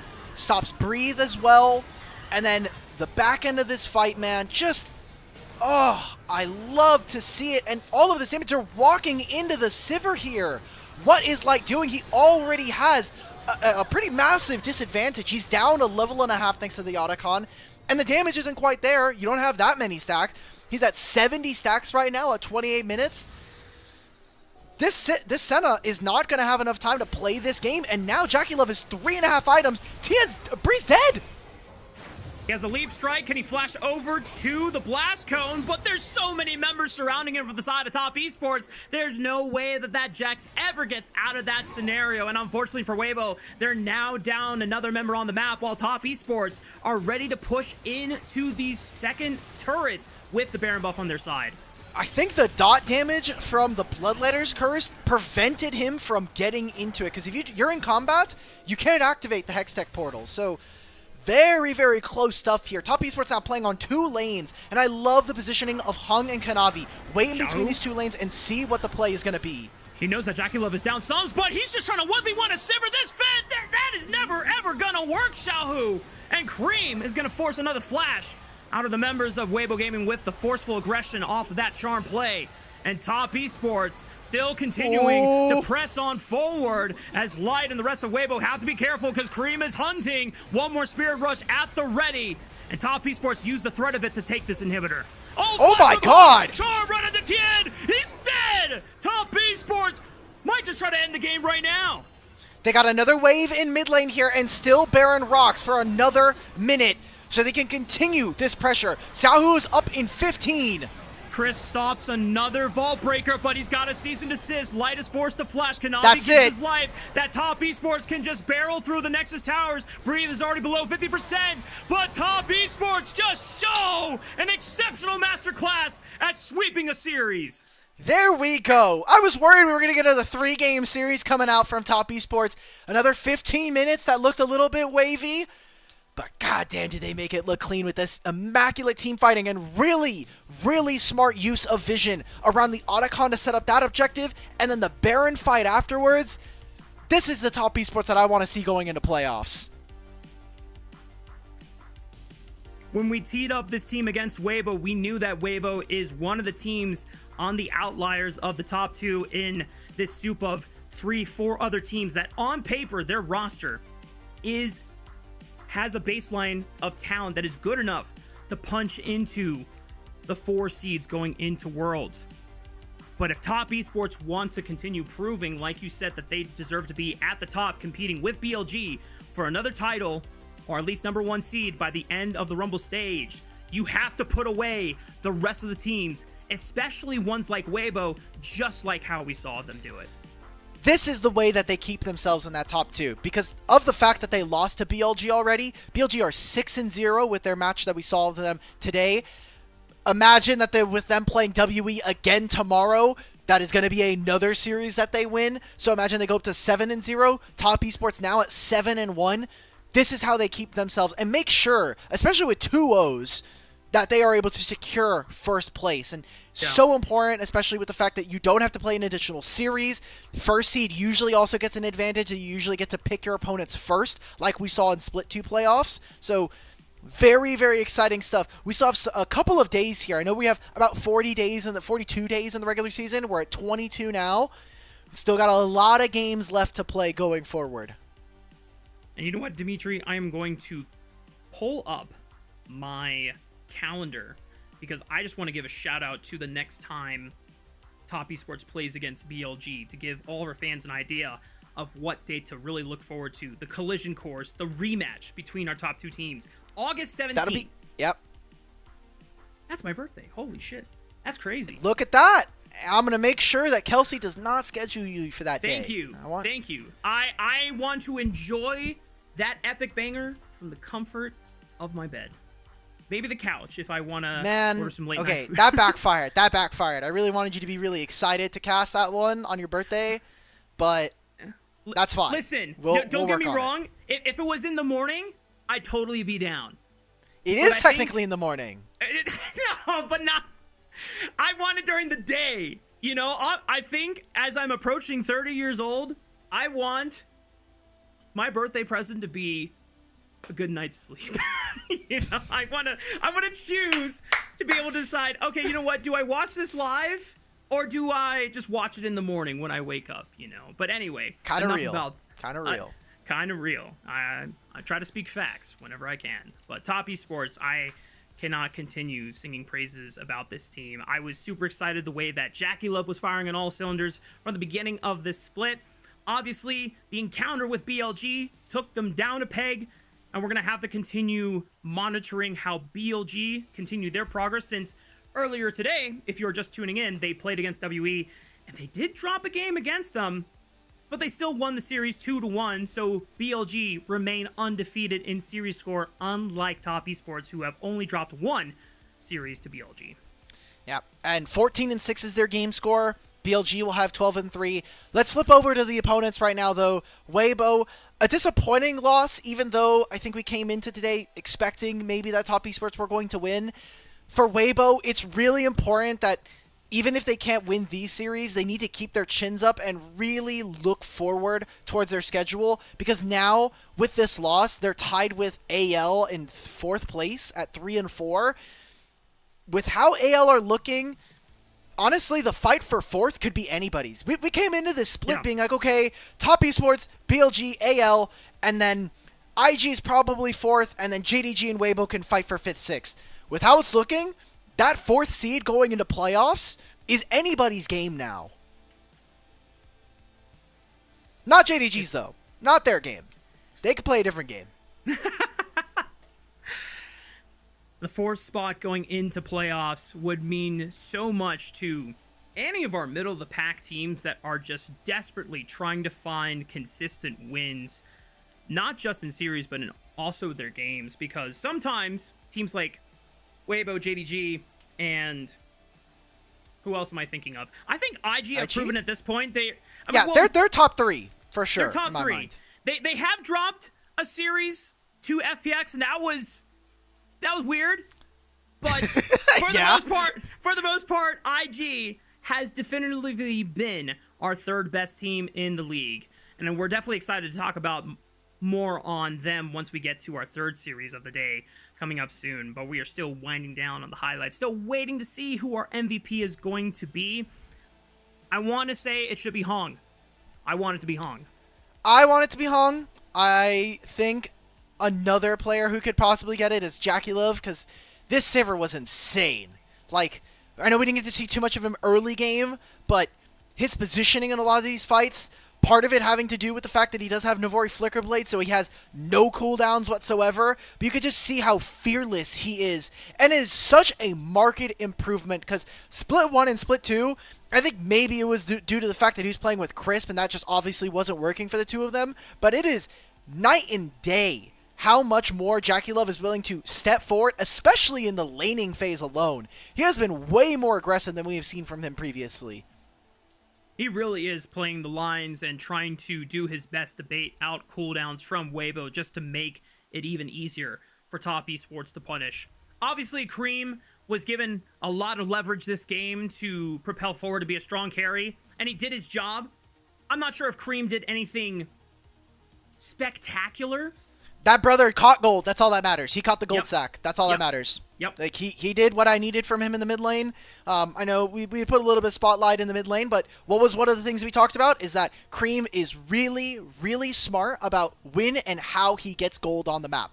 So, glad to see that it was more of the same. I don't think there was too much in terms of personal improvement, but that's all you need. Honestly, it's a regular season. You have a bunch of best of series you're going to play anyway.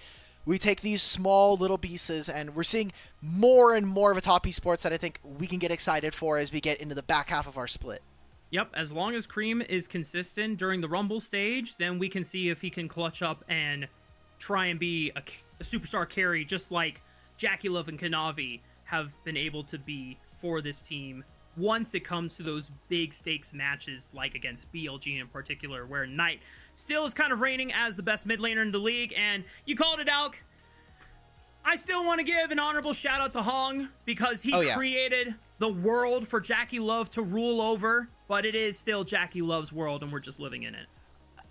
This guy is currently leading the league in MVPs. Your boy Xiaohao on EDG, he has 5. Jackie Love has 7 now with this one. Just impressive stuff. He already gained 80 carry of the week in week 1 and week 2. He was the best player of those 2 weeks according to the official LPL broadcast. So wouldn't be surprised with his performance so far if maybe he earns another spot going into week 4. Yep. Well, that's a wrap on our series for Top Esports and Weibo. We've got one more series coming your way. It is JDG taking on IG. Stay tuned.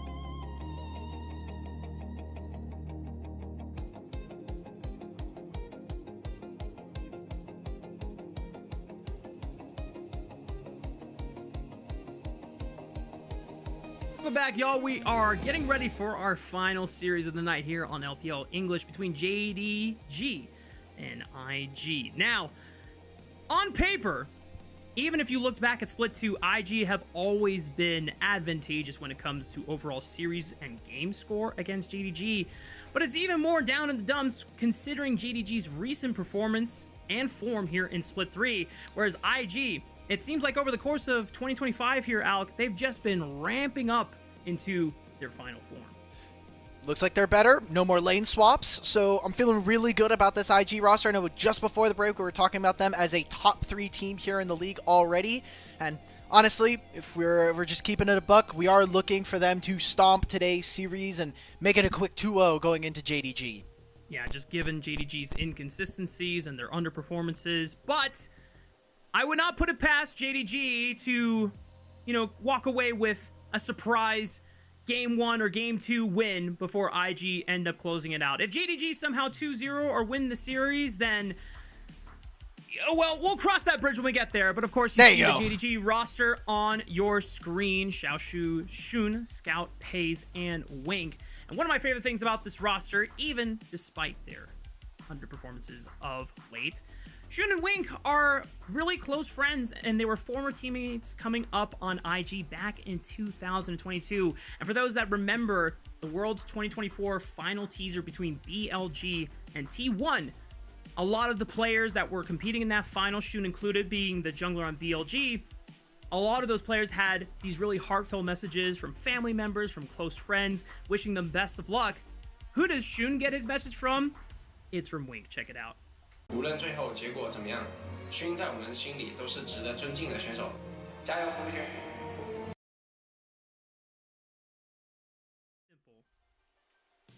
There you Short go. and simple, very sweet. That was a real tearjerker of an entire video, and then it's just like I get to see Knight and his family. I get to see like Elk and On, and then Shun is just like my favorite support.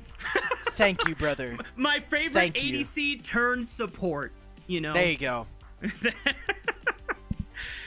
Listen. Sometimes you develop the deepest of bonds in the trenches when you're coming up in your pro career. As that 2022 IG roster was definitely a tough one during those days. But of course, Shun was able to find massive success with BLG and make it all the way to a world final with T1. But now we're in a different period of Shun's career where he is trying to do his best to keep JDG afloat against IG, who is now in their best form yet we have seen all season long. And even though Wei has not always been consistent in a lot of these early game direction plays that he's going for the most part, the structure is sound and it's giving IG the tools necessary to actually thrive. I don't even care about Wei playing questionable League of Legends. The fact of the matter is this team is actually just working. I don't know what's going on. There's been so many pundits across the space that have watched LPL, and they're like, we need to replace Wei, we need JJ back, but we saw what this roster looked like with JJ. They made top 3 in Split 2. Right now, they're looking like they could potentially push for top 2 if they can take a series over BLG or top Esports, which we have seen this year. So what I need to get from Invictus going forward is I need to see mid lane playing a little bit better in the laning phase. Rookie has not been as solid, and better coordination with whatever jungler they're choosing to go forward with.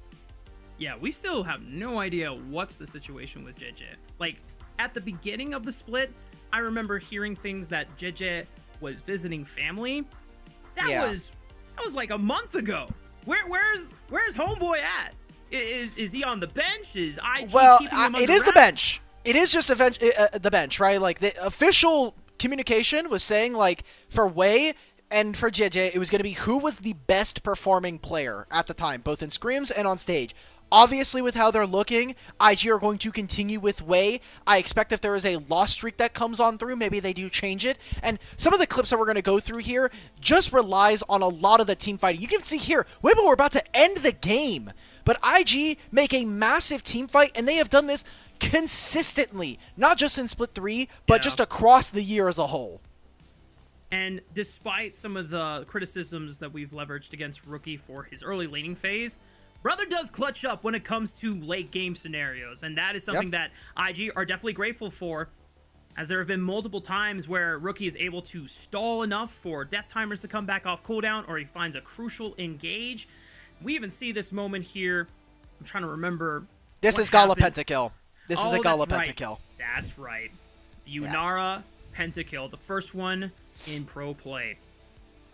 This was a fever dream. I just could not believe that anyone's legend was getting dropped by IG, but that's a completely different story.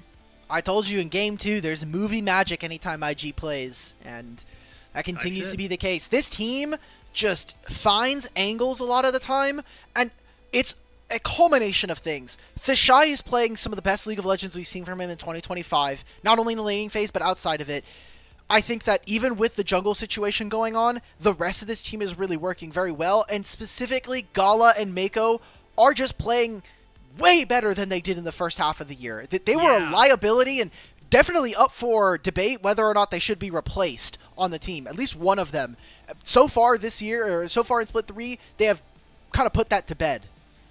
I'm very excited about Mako as an individual. If I were to choose anyone, it's definitely him. This recent series against anyone's legend, I'm getting flashes of why this guy was a world champion back in 2021 with EDG, why this guy was an all-pro in support for last summer with Top Esports, and still continuing to show that he is one of the best supports that LPL has ever produced.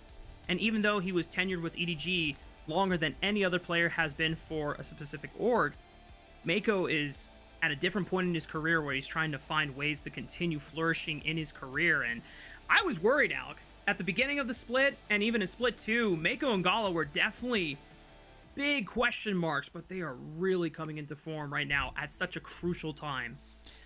Yeah, him splitting from EDG was obviously a really big shift in the league. I always felt like, you know, NA had like Bjergsen and TSM, Korea still has T1 and Faker. It's just one of those kind of relationships that you expected to go the distance. One of them was going to either leave the league or retire in the organization. And for Mako, we can kind of see that the orgs went different ways. EDG, especially after his departure and even beforehand, were turning more into a, let's try to develop some talent. We need to be a little bit wiser with our spending. We're not winning as many tournaments. We can't outspend teams like JDG or Billy or Top Esports in this manner. So let's try to flip some contracts in that way. And for Mako, when you're a top-level player, your aspirations at that point just become, I want to go to every international. I don't care what team I'm really on at that point. I don't need to have loyalty. We're in a different age of esports. I need to be just on the most competitive rosters that I can feasibly get onto. So the Top Esports one, like you mentioned, something that was really disappointing, especially when they ended up going to MSI and Worlds. Didn't necessarily generate too much buzz there, but now on this Invictus Gaming roster, out of everybody, I did not think that this would be the roster that I'd be the most excited for him. Now we know why K-Drill is definitely thriving when he is tuning in and seeing that IG are not shitting the bed and they're actually pulling through. That brother wasn't even watching like half their games. He used our footage for his YouTube. He's missing out. He's missing out. But you know what? It's fine. He'll be able to enjoy the fruits of IG's labors and being able to pull off entertaining games, entertaining series, and still winning a majority of them. Now, one particular matchup that I really want to look at, though, is the Shy taking on Xiaoshu, because Xiaoshu coming in for JDG has presented a lot of questions on how this player, who we got to see a little bit in RNG, unfortunately for RNG, they didn't get a chance to play a Split 3 because they finished bottom 2 in Group Nirvana.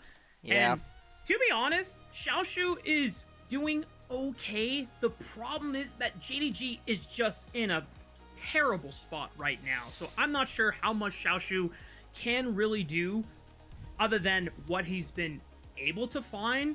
It's not a game-warping performance that's coming out of him. I think that Xiaoshu is really lucky we're in a tank meta right now for top lane. And unfortunately for him, Thishai not only has been showing that he can play the tanks, he also has a lot of more niche and smaller counters, in particular the Aurora. He was one of the first people to immediately pick this up as a top lane champion, and I think he's been one of our best Aurora players. And Thishai is showing up. For Xiaoshu, it doesn't matter if he gets the Rumble. For me, he just doesn't push his winning matchups as good or as much as some of his other counterparts. Yeah. So on a JDG roster that is struggling with mid lane inconsistencies, and you aren't really getting as much out of a bottom lane of Paze and Wink, having a weak side top laner for this team just doesn't seem like it is. You're going to get as much value out of this. So I really want to, as we go forward into this split, now that we're in the second half, we've bagged on Scout a lot. And I know that I myself have been a very big critic of him. I need someone else on this team to have stepped up already. Either whether or not it's Shun, because he already is that kind of carry player willing to play his Nidalee, his Kindred, these kinds of champions. Or do we see Wink step up? Because he's also been around the block for a little bit now.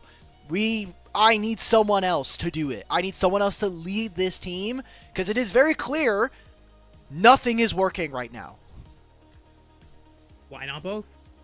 I think when you think about Shun and Wink's history and their friendship over the years, ever since their start on IG, I was expecting a lot more coordination and that chemistry and the synergy to really flourish for JDG, but it hasn't really come through as a major strength. In fact, there's a lot of times where I feel like Wink and Shun aren't, not necessarily on the same page, but the coordination is off. Someone is going too fast for the other person to react to, and then they are forced to overcompromise their position, and that is really putting JDG in a more deprecating spot.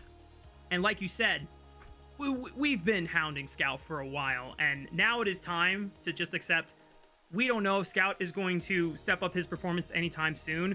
So it's up to Shun and Wink as a jungle support duo to really link up, get their stuff together, and try and alleviate a lot of the burden from everywhere else on the map.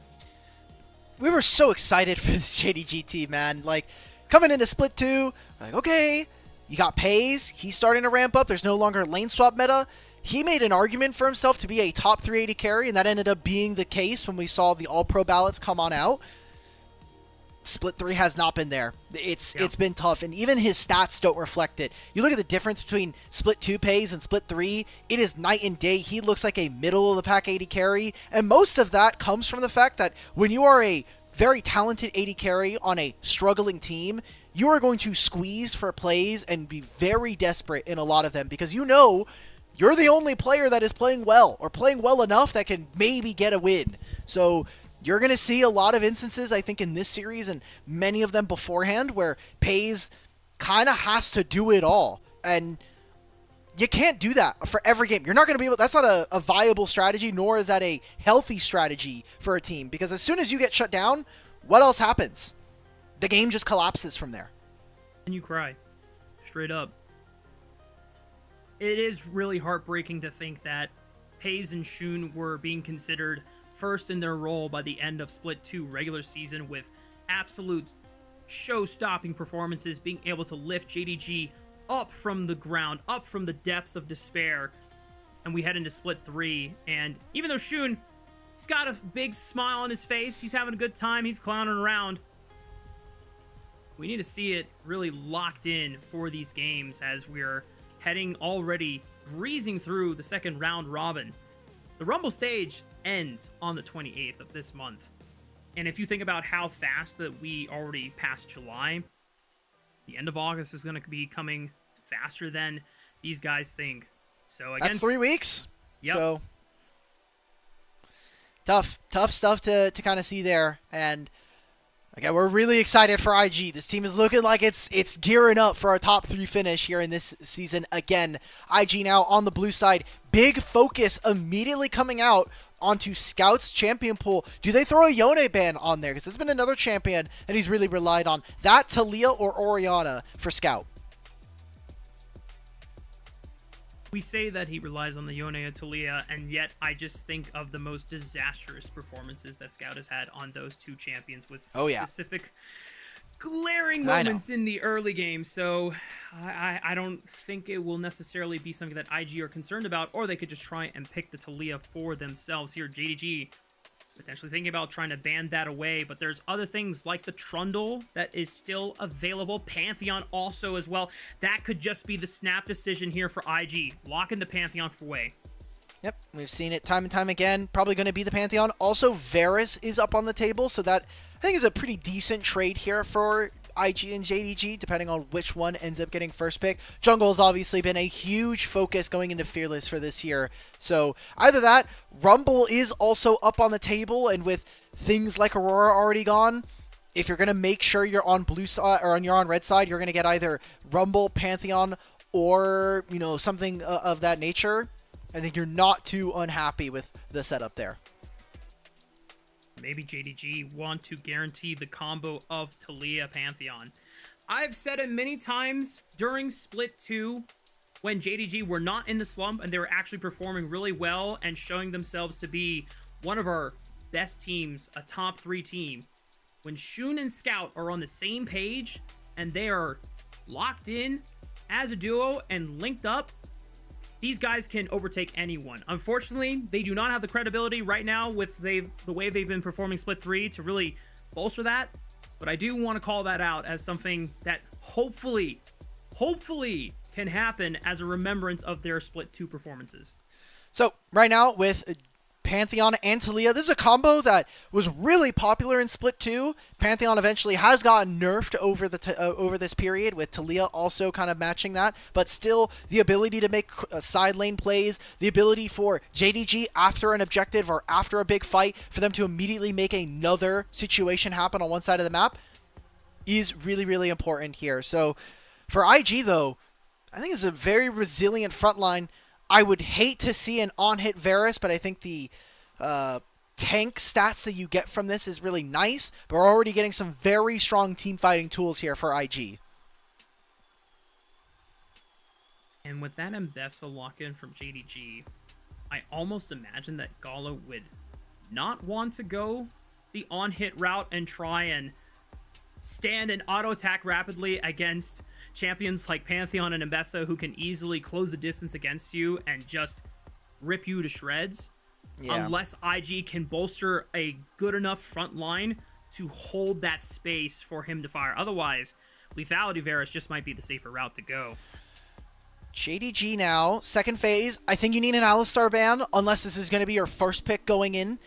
Just having an Alistar to deal with a champion like Skarner, also the ability to take that away from Mako as one of his best champions so far this year, also has very good interactions versus JDG's composition. So just things to think about. Rakan also is something that maybe comes through on 4-5 here for IG. Respecting the Rumble ban as well, another champion taken away from the pockets of the Shy. Jhin was already taken off the board, recognizing the power that Sivir can give if IG continue to be more short range, and if this is truly a on-hit Varus instead of a lethality one. JDG, though, instead of going for the Alistar, they go for the Rel because they rather have, I guess, the utility of the Magnastorm, maybe the pressure of the Shield Breaker from her Q. Yeah, it's probably just to have an all-in. This from JDG feels like a dive composition already. Like, you have Talia, who's going to move into the backline, and Mbessa can do the same thing. Pantheon can break those lines of engagement, so backline here for IG is going to be very, very important. Actually, what I would love to see from IG in the way that they pilot this composition, because they want it to be a front-to-back, we need to see them play with a lot of vision, as well as making sure that Wei and the Shy on these tanks are making their carries feel safe, and an Alistar would do wonders here to stop any kind of engagement. But because they've locked in a tank already for the Shy and they have a tank for Wei, you can see them debating whether they would prefer a little bit more disengaged power with something like the hostile takeover from Renata, but in the end, it is still the Alistar. And I imagine that PaYS could either go the route of the Kai'Sa, really lean into the power of this dive comp, but rather would go for the Corki, because if I'm not mistaken, this Corki is going to have better wave clear early on and will spike earlier than the Kai'Sa. Versus a Varus, it's a little contentious. It depends. I know the only person who is Q-max or Q-starting with the changes is Jauchi, and I still disagree with that, just by way of Gatling Gun being one of the best abilities to have level 1 alongside his true damage passive. So early on, the skirmishing is going to be very good here for Wink and PaYS. Just as soon as the first back come in, then it gets a little bit tricky because Varus is going to have superior range thanks to the Blighting Arrow.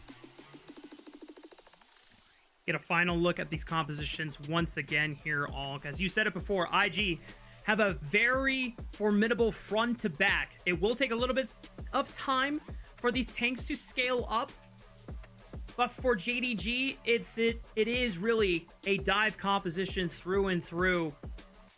Do you feel like JDG are on a timer, or do they have some flexibility at how long this game plays out? With how their composition does kind of shake, I think with Sion being in the game, it is a little risky to run this composition as JDG. Talia's never going to get through a Sion. Corki is going to take a very long time to hit through this tank. So, yes, they're on a little bit of a timer, but they have so many ways of being able to ignore or get around this champion that I don't think it's just cut as dry as, hey, 35 minutes rolls around, the game's over, right? Sure. I want to see early game objectives, and I want to see dragon stacking for this team. And I want to see how both of these teams really tangle with each other in our first game of our final series. Let's hit the rift between JDG and IG.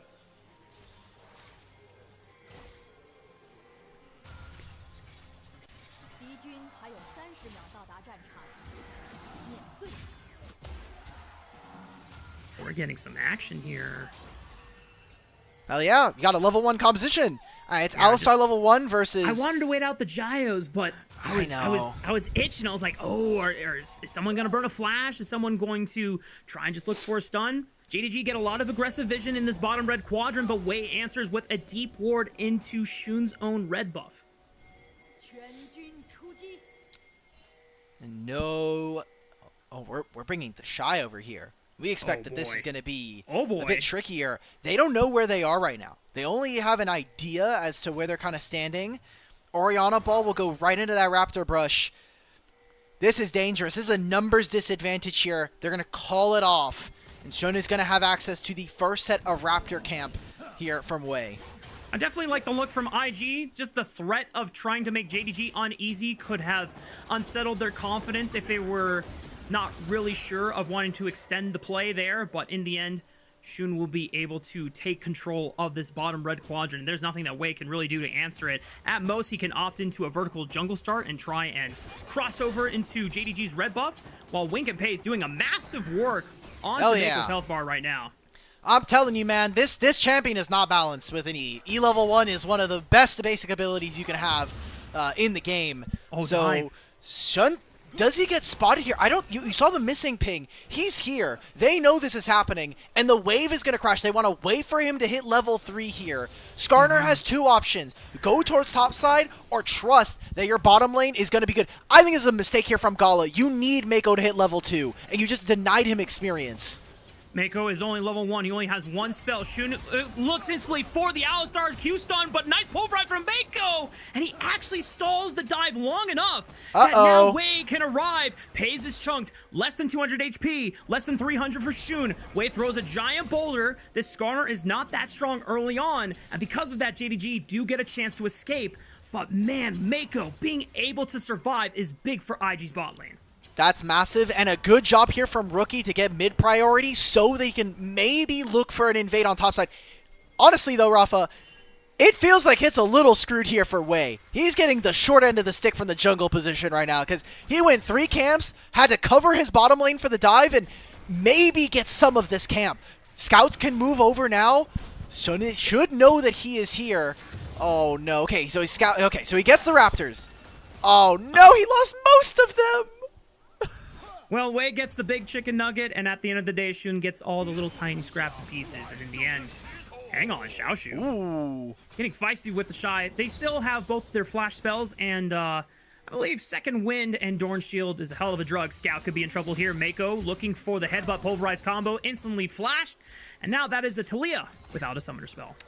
All right, Xiaoshu, the wave is on the opposite side of the map here, brother. Probably going to be a flash here invested. But no mana from Tashai. It's only going to be Wei's damage. Can't sidestep the slow from the W, but the Drakehound step is trying to at least this is good. Gain some distance. Nicely done here by Xiaoshu. Doesn't even need to bother burning the flash, and the wave is still in a position where Xiaoshu and Shun can escort it, get the crash in, and that way Xiaoshu is not totally screwed. However, Gala and Mako now here. Oh, and he doesn't get the full crash. it looks slightly screwed again for Xiaoxu. It's tough, right? It was quickly a moment of, we're so back. Oh, we're so Jover. It's back. It'll be fine, though, because guess what? Guess who has to deal with this freeze? Not the Mbessa. It's going to be Paze and Wink. They're the one that's going to have to deal with this right now. Gala and Mako, though, the wave is going to crash on right in front of their turret. And for Xiaoxu, what I was looking for was his biscuit usage there, because getting the HP recovery there, especially at a lower amount, when you are lower HP, you get more out of the biscuit. So I don't think he was under too much duress there. That is double scuttle, though, for Wei. It's about as good as it's going to get, because Shun took 3 of his camps, and all Wei got was some Raptors and 2 scuttles, so... Listen, if I'm Skarner, I'm chilling. This Pantheon hasn't really been able to find any massive advantages. Yeah, he burned a flash off of my Alistar. And Mako and Gala are going to get frisky here with Paze. Mako dropping a lot of HP. Popping the heal just to make sure that he does not go down and give over first blood over to the JDG bot lane. But Paze did drop a lot of HP trying to make that all-in possible. And Gala still winning out on the war of attrition here on the top side of the map. Summoner spells that I'm looking at right now between our 280 carries. Cleanse for Gala. So if he gets stunned by someone like Shun, should be a little bit easier for him to play. But Paze wanting the barrier, recognizing that all he needs to do is shield damage. And look at the matchups. As we spoke about, early game should go over to Paze and Wink, but after that first reset, Gala has so much better of tools to clear the minion wave. It's very tough for them to find angles like this. So it's going to be another wave crashed here. Wink does have teleport, so he'll be back, but Paze is really low, and as soon as you get a single Q with the W active, it'd be a little tricky to play as this Corki. Yeah, you might be tempted to pop the barrier in response. Gala might be looking for it here, but it is easily sidestepped. But the threat of it is definitely making us here on the broadcast desk a little twitchy about Paze's chances, and I'm trying to see if JDG are going to continue looking for threatening looks around the map as Shun wrapping around. Rookie does have flash, Talia doesn't, but a seismic shove off of a Pantheon stun could do the trick and at least sending up a summoner spell advantage. It's time to just look for a dragon right now. Mako doesn't have heal, but with Unsealed Spellbook, I am expecting for him to have something up and available. Maybe they make a play on mid. It looks like what JDG want to do for the time being is force the Shy out, see if we can get him to use his ultimate, and set up for that dragon. But right now, Mako is in a hell of a flank. And Wink might be compromised here. He has flash, and he's forced to get it to the wall. Yep. Did not want to bother waiting to try and do the crash down, because he could easily be interrupted by the headbutt there for Mako. So at the very least, he's got Hex Flash. He can still make plays. Shun, because they spotted way on the top side of the map, is going to look for another red buff steal. But Xiaoxu is no longer here on the bottom side of the map. He's got to be careful. Oh, he doesn't know that there's a ward in that brush. So he doesn't understand that Wei and Mako know that he's in his side of the jungle. Uh-oh. Rookie's also starting to collapse. This could be terrible for JDG. Shun, my boy. 07. 07. 07 to Shun in the chat, y'all. First blood is about to go over to the hands of IG, and ideally it should go over to Rookie's Orianna, and it is done beautifully so. Feels good. It is going to be a wave that Scout gets down here, and no objective taken by JDG. The barrier comes out from Paze there, and there was some posturing. You saw that IG, they made a play towards mid to see if they can catch out Wink. Then you saw some pings towards the dragon, but as soon as Shun popped up on that bush, the tri-brush, made it impossible, and IG just decided, let's just get ourselves 300 gold. And also, protect some of Wei's camps here, because all things considered, Shun just stole the second red buff of the game for Wei. And maybe there's a position here for IG to get these grubs. If Wei gets a single one of these, he will have access to his ultimate. Yeah. And that's the funny thing. Normally, both of the junglers would have level 6 at this time and point. Oh, Shun actually has level 6. He's going in with Grand Starfall, but now Wei has access to his own ultimate. Scout looking for Mako as the Shockwave completely whiffs because Mako tried to get the hell out of there, but Shun is forced to flash away. His position was compromised. 2 grubs still left to take. The smite comes out early, and Wei secures the second one. Flash and peel! Big for IG IG as the knockup comes in from Mako, and he headbutts Scout away, so he cannot contribute with the damage. Pays is compromised. He's forced to flash away the Valkyrie, but Rookie still has a flash of his own. This is a big wipe for IG, and Wei, he's going to get snagged by the public execution, so a little bit of reprieve for JDG, but now the Shy has joined the fray. He flashes back into the bush looking for the decimating smash, and Xiaoshu is just trying to dance around him with the Drake Hound step, but cannot get much done. At 9 minutes, IG swing big with 5 kills to their name. They just got 4 kills. They killed... Shun died bottom lane. Got his ultimate from taking at least one of the Raptors, I assume. Ulted in and died again. That is a huge amount of gold going over. It's 1,500, but it's going to feel like more with the experience differential coming through. This is the start of the fight, and look at how they've cut Rookie off, but it doesn't matter. This fight, this start of the play, terrible for IG, but it doesn't matter at this point, as there is so much resiliency from the champions that IG have, and they're able to get 2 of those grubs. This is good for this team. You take away a side lane potential for an Mbessa and a Talia to play with these grubs gone. And Mako just played this second half of the fight so well, identifying the key targets that he needs to keep out of the pit, sidestepping a phosphorus bomb and a rocket to not give any more gold back over to JDG. And yeah, this is just a consolation prize from Xiaoshu being able to pick off a straggler, but Alec, we're looking at a 2,000 gold advantage for IG at 10 minutes. That's pretty disgusting. I just don't understand how we got into that position towards the end. Like, you have to know, Skarner ult comes down onto 2, Xiaoshu's like, hey man, I'm in the wave. I'm not coming up there. That looks doomed. I am leaving. And ends up going down with the ship, so we come back out of the replay. We're at 11 minutes here, and maybe there's a punish.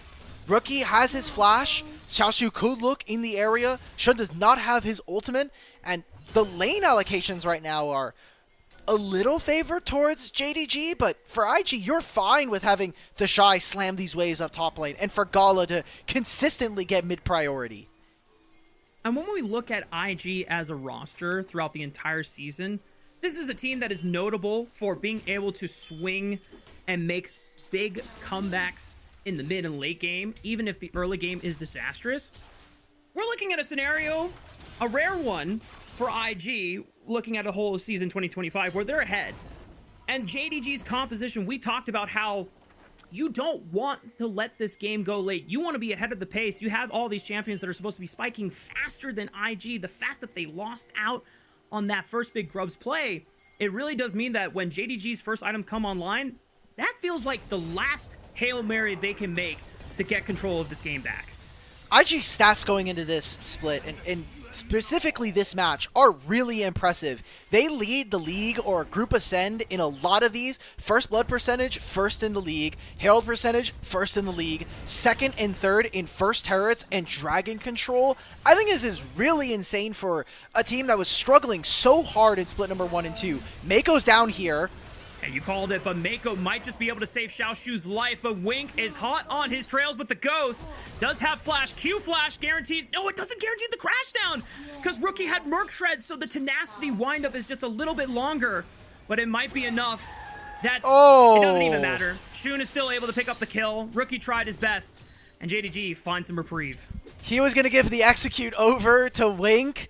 That would have been a nice shutdown to have on the Pantheon, and ends up going on through. A plate happens in mid, and because of all of this, IG actually are going to be able to grab the dragon, because Shun just used all of his time trying to chase this one. Xiaoshu also loses out on this, so Mako, does he actually grab teleport? No, he's not going to have access to it. They could just go for all of these bottom sides. Instead, they're going to rotate Rookie into mid lane. I think this is really interesting, especially now that he doesn't have flash. Could be compromised here. Scout has flash, Shun has flash. This opens up a window where JDG can slingshot themselves back into the game as we approach. 1 item's now completed for a majority of the carries here for JDG. That grub fight was very disgusting for the JDG squad, but there's still a chance. And IG have to be careful and respect that power. Right now, Gala, he caught the bottom lane wave, so this opens up for IG to start the dragon now. The Shy is proxying and has teleport. Really important to see both of these top laners get level 11 first. It seems like Xiaoshu is going to do that immediately, as there are no camps and nothing for the Shy to steal. Dragon ends up going over for free. Not much doing here for JDG. I mean, not even really like contesting camps. Corki's getting a base in. Trinity Force is now completed. But aside from Rookie dying in that play beforehand, it kind of, I felt like going for that shutdown actually ended up almost hurting JDG a little bit here on the map. It definitely took them longer than they would have liked to, and it gave IG more time to continue scaling on up. We've talked about the concerns for JDG if they are not able to accelerate the pace of the game, and obviously they now have a small window where they can try and punish this flashless Orianna, but they have yet to really lock that down as an opportunity. I think Rookie has been very careful and meticulous about where he's showing on the map. He's constantly checking brushes with the power of this ball. And he always has three people in his lane. Yeah, like he's getting guarded. It's good. Yeah. Mako is sitting next to him in lane. We saw it in that bottom lane play as well. Wei was actually going towards the bottom side of the map. And this is going to be them starting up the Herald. The Shy is moving preemptively. He's going to save his teleport for after the play. Xiaoshu's going to teleport in mid, and no one else from IG is going to be able to push this in. So I think the Shy can very comfortably catch this wave. And we've got a massive fight. I'm watching for Scout on a flank. And like we said, JDG, they're massive on these one-item spikes here. There's still a chance for them to slingshot their way back into this game. IG have to be careful. But if they are able to prevail at this fight, then surely there's nothing left for JDG to be able to come back with, as Mako and the Shy trying to brute force their way through that river entrance just above the mid turret. Shun taking a decent amount of damage. JDG will return to the mid wave, get that crashed in before they return to the river. All right, we're going to keep doing this dance right now, especially with top lane waves. It is very important to see Talia catch this wave. Maybe they make a look at play for right now. Knowing that Rookie doesn't have flash, the one moment where Rookie didn't have Oh! with him, but Wei is able to stall the fight long enough, and Mako's right there. They can't even get the assassination off of Rookie. IG bail out their mid laner. Now Scout is compromised. He already used the flash, and the Shy is going to send them back to the Shadow Realm with that decimating smash. Wink is the next on the chopping block. And IG, I'm already calling it out. Game 1 is in their hands. Rookie gets to teleport back into mid. He'll hit this turret. Xiaoshu's looking for an engage. But Gala could just flash it away, and an easy pun from Mako ensures that Gala will stay safe from the hands of this Ambessa. Decimating smash will clip Pays and put him in his place. Xiaoshu's still trying to dance with the Drakehound step, but they cannot find anything here, Alk. Guys, take the objective, because now Shun and Wink are coming back out onto the map. This is 2 waves now in mid lane. Teleports here from Scout, but there's nothing else to play for. The Herald will finally go over to IG. The feats of strength will be taken by Invictus Gaming. And a huge fight win here at 16 minutes. We take a look back at this one. I love the idea of this, right? We talked about going back to top lane wave. Rookie is by himself, but the roaming squad, Rookie and the rest of IG, they have really hammered down this playstyle. We've now seen from them multiple games in a row. Rookie's on a side lane. He's going to have Mako in his back pocket. So I love the fact that we're getting this level of flexibility from IG. And there's just small individual outplays one after another from each of the players on this IG roster. The sidestep from Rookie, the cancel of the Q stun by buffering with the unstoppable onslaught from the Shy Scion. You said it before, Alec, IG is definitely the most entertaining roster we have in the LPL, and they are continuing to deliver here in Split 3. I just cast my mind back to Split 2. We watched IG versus JDG. It was me and Yanni. JDG looked like they were going to win the game, win the series. And IG base race. Defend on their Nexus with 0 turrets, 150 to 200 health on the Nexus, and IG win by forcing down mid lane and win. One of the best series, and one of the first ones we got from IG that really showed this team in the late game has the clutch factor. No matter what happens in the early game, IG are always a threat. And now as we get back into this game, minute before Otacon, Dragon's going to spawn in a few here, and with the Herald in their back pocket, they're looking to take down this mid lane tier 1. Rift Herald thrown down by Wei. We'll see if Gala decides to test out his driving skills or if they're just going to escort it in for the guaranteed crash. That is the mid-tier 1 gone. And even more control being awarded over to IG over the central point of the map. Second Dragon being leashed on top of Scuttle Crab vision from JDG's side. But IG know that there is no chance that JDG can even contest when they're down this much gold in 19 minutes.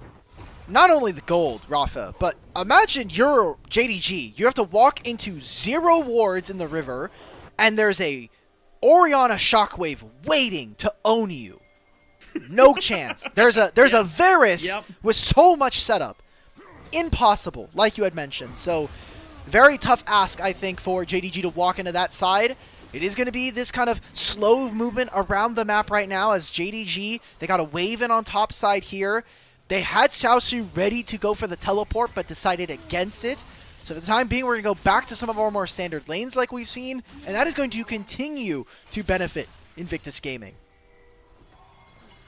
Teleport coming in from Wink just to make sure that Scout is protected as he continues to play on this wave.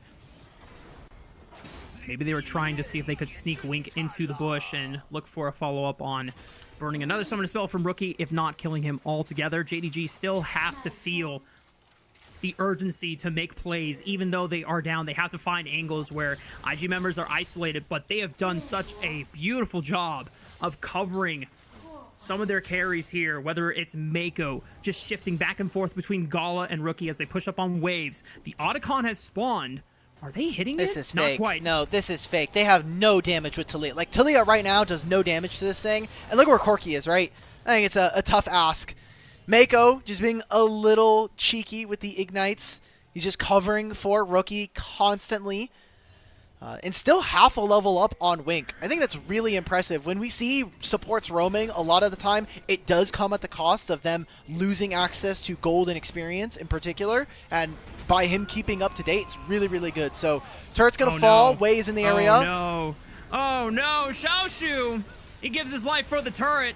But even with the flash, he knows that he's not going anywhere, and he doesn't even bother trying. JDG shifted all their members to the bottom side of the map. That's going to be a turret! Wink.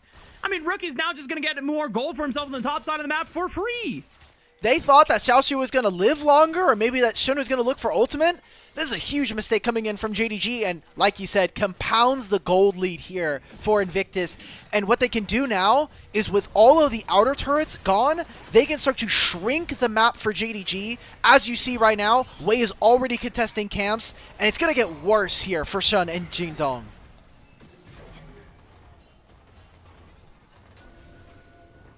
The gold deficit is just continuing to bleed more and more out of JDG's wounds. And they're doing their best to try and bandage it and patch it up. But it just seems like every time they try to find somewhere where they can at least apply some relief, IG just opens up another wound somewhere else. And the bleeding just increases here as IG now climb to effectively a 4,000 gold advantage. There are some item spikes that I think JDG fans can start to get excited about. Scout finishing his 2 items. Shun is very close, maybe a camp and a half or 2 camps away from getting his Black Cleaver here. And Paze is going to hit a very huge spike in about a second by finishing his Muramana. With the Triforce there, I have to imagine this is where Jingdong is going to feel like they can really have some influence in this game. Because so far, a lot of these fights, I think outside of that topside fight, they thought this was really winnable now. Blight stacks are coming on through. IG are going to look to start this Otacon up because they know that Scout doesn't have teleport right now.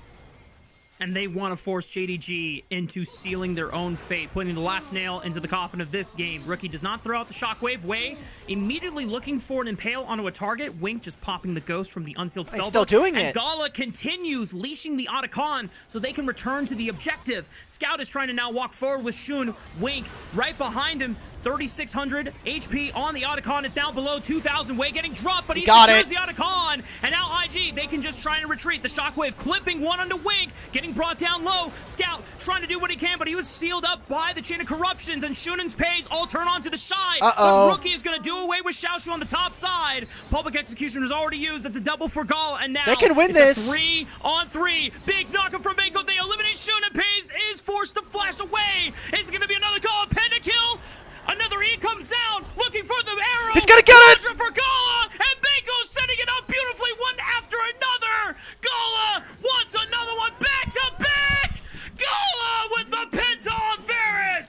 Okay, never mind. Everybody that was in chat, we actually get to Gala. He has a smile on his... There it is. A pentakill for Gala yet again. Back-to-back game ones. It was Yunara the first time. You could have made excuses for the new champion. But on Varus, Gala is just farming pentakills here. We're back. Gala's back, boys. We had questions for him in the beginning of the season, but now Gala is back to getting every single penta in the LPL. Anyway, so game one's over, as we said earlier. Yep. We get to look at this replay. Wei gets this smite, Shun unable to get this. I just think Mako has played these last two Alistar games essentially perfect in my mind. The perfect execution doesn't even land on the Gala, but he knows all he has to do on this champion is prevent the melee carries from getting onto his AD carry. Mako showing supreme amounts of mastery on this champion, an understanding of how IG could potentially lose fights. This is cinema. This is incredible gameplay from IG.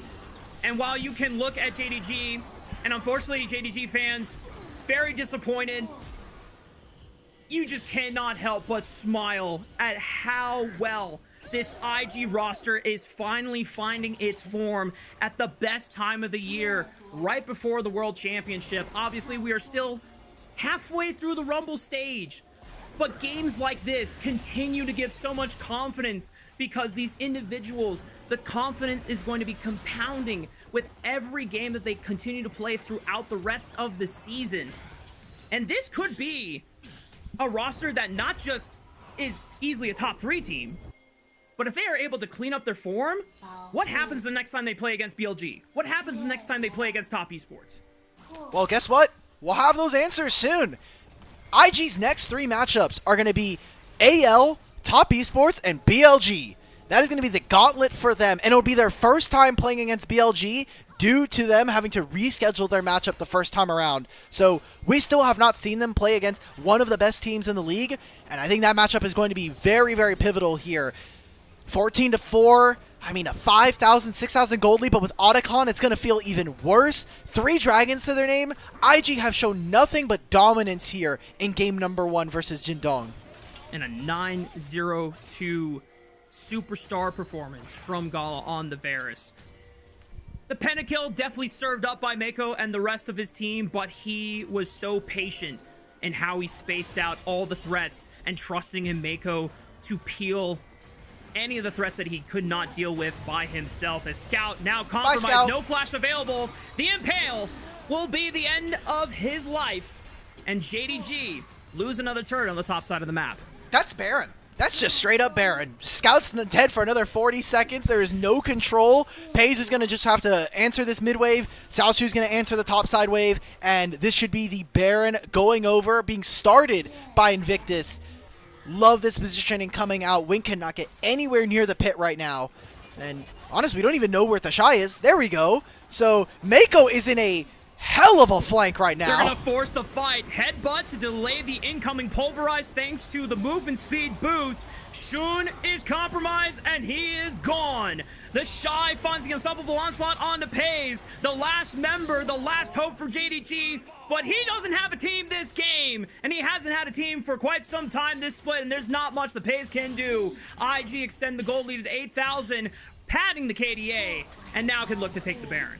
Hell yes. This is the IG that we needed to see. We wanted to have the hype train keep going for these boys because, again, most entertaining team of the LPL, bar none, and while I don't think we've seen necessarily the better coordination with Wei, what I have really thought has been so good for IG is how they've been playing around Rookie, because he has, in splits past, been a bit of a liability for IG. So making sure that that's locked down, slamming JDG, who they've beaten consistently throughout the year. They're 3-0 in series score. They're 8-1 in game score because of the best of ones we played in Split 2. This is a very, very easy matchup, I think, for IG. When you think about the overall progression of these individuals over the course of the season, I think the first signs of life was from the Shy, putting on really strong performances, for the most part, on a consistent basis throughout Split 2. I know you were a big fan of him, at least all-pro mention-wise, at least in the Hell top yes. 3. And for IG, Rookie and JJ, kind of good, kind of inconsistent.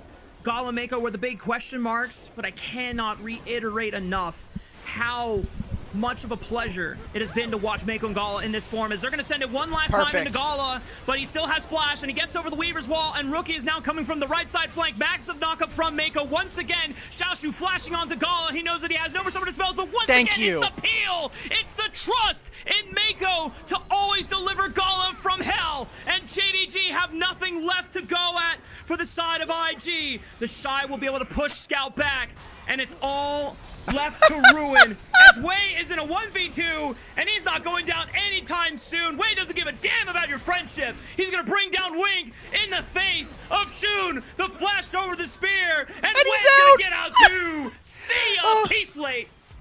They're gonna end this game as well. They got Baron, the Shy's looking through the walls. Pays, he moves forward, he dies with his flash down. The Wave's gonna end the game. Shun's gonna recall and see his base is in tatters right now. IG 20-4 are looking to slam Jindong at the start. Say goodbye, Scout. Say goodbye. Shockwave, see ya, JDG. They're gonna have to take a recall until the very next game, because IG completely stomped them into the ground for game 1. Oh, 1,400, or sorry, 15,000 gold lead there for IG. Goddamn, feels good. And IG continue to impress here early into Split 2, or Split 3. If you want to look in the dictionary for words like destruction, annihilation, embarrassment, compromised, evisceration, you just take a screenshot of that Otacon fight and you put it for every single definition in that dictionary. Yep. They got owned. Not much else to say. And they did get owned. We got to see, I feel, a lot of these players individually, like, really strong champions. I just cannot stop talking about Mako and his Alistar. Incredible stuff yet again. We got to see Orianna from Rookie, where he gets to essentially play Mind Master and control a battlefield with his orbs. And then the Shy on tanks. I never thought in any year that we would be complimenting the Shy playing a tank style, but he has really, really upped his game.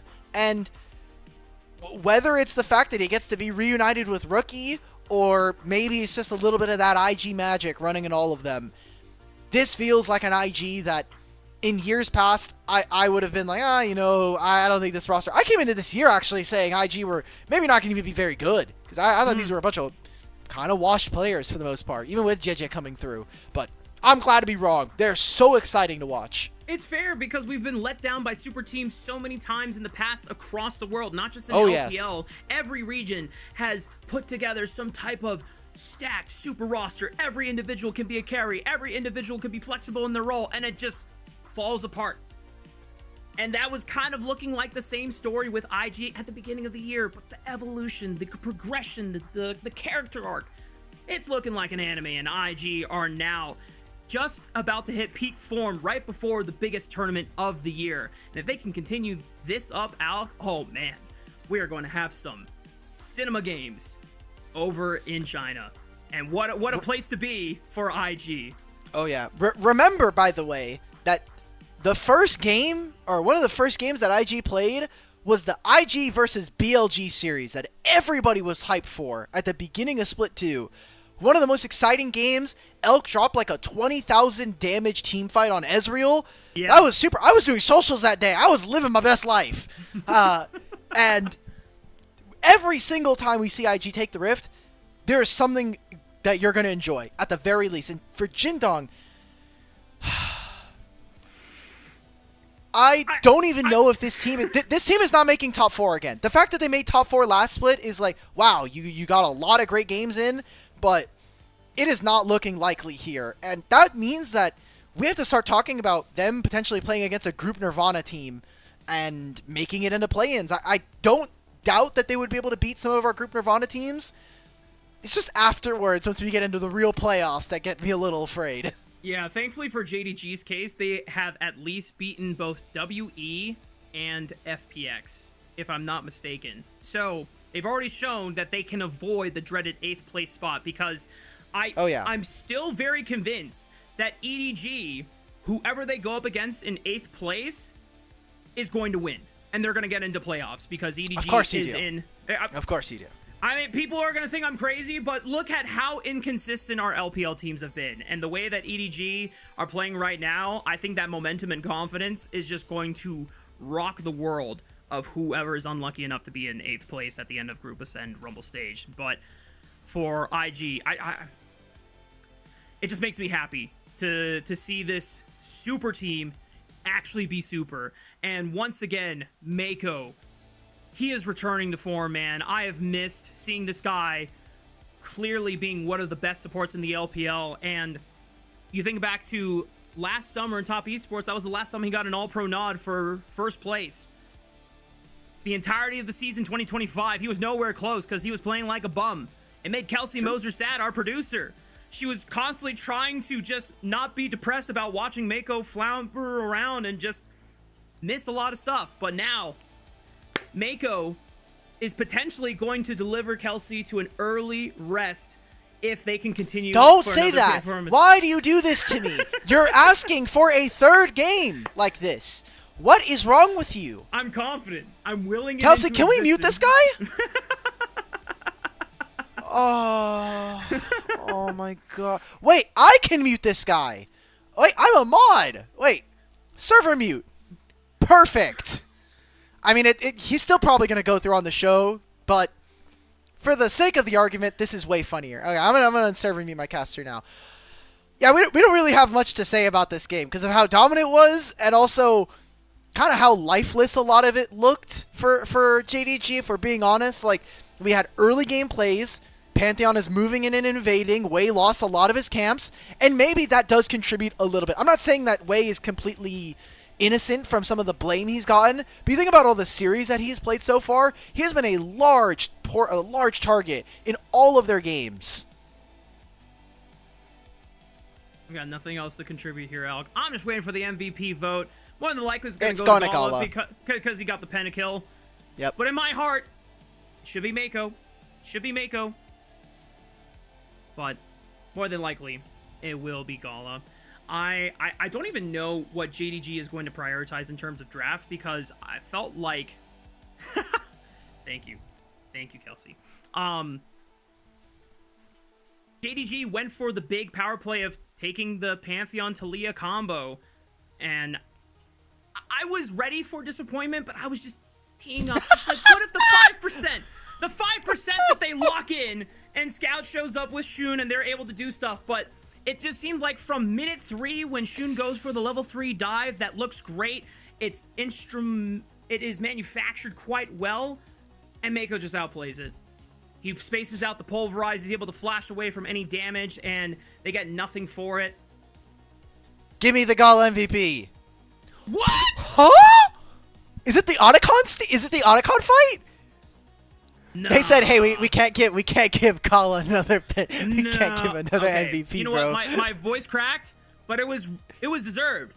That's robbed from Gala and Mako. Okay, no, we only said Gala was gonna get it because he got a pentakill. I'm okay with Gala not getting an MVP for what it's worth. Okay, but if it's not Gala, then it should be Mako. This is rigged. All right, well, you know what? Whatever. Game 1 was Cinema from IG. We're hoping for another Cinema game right after this break.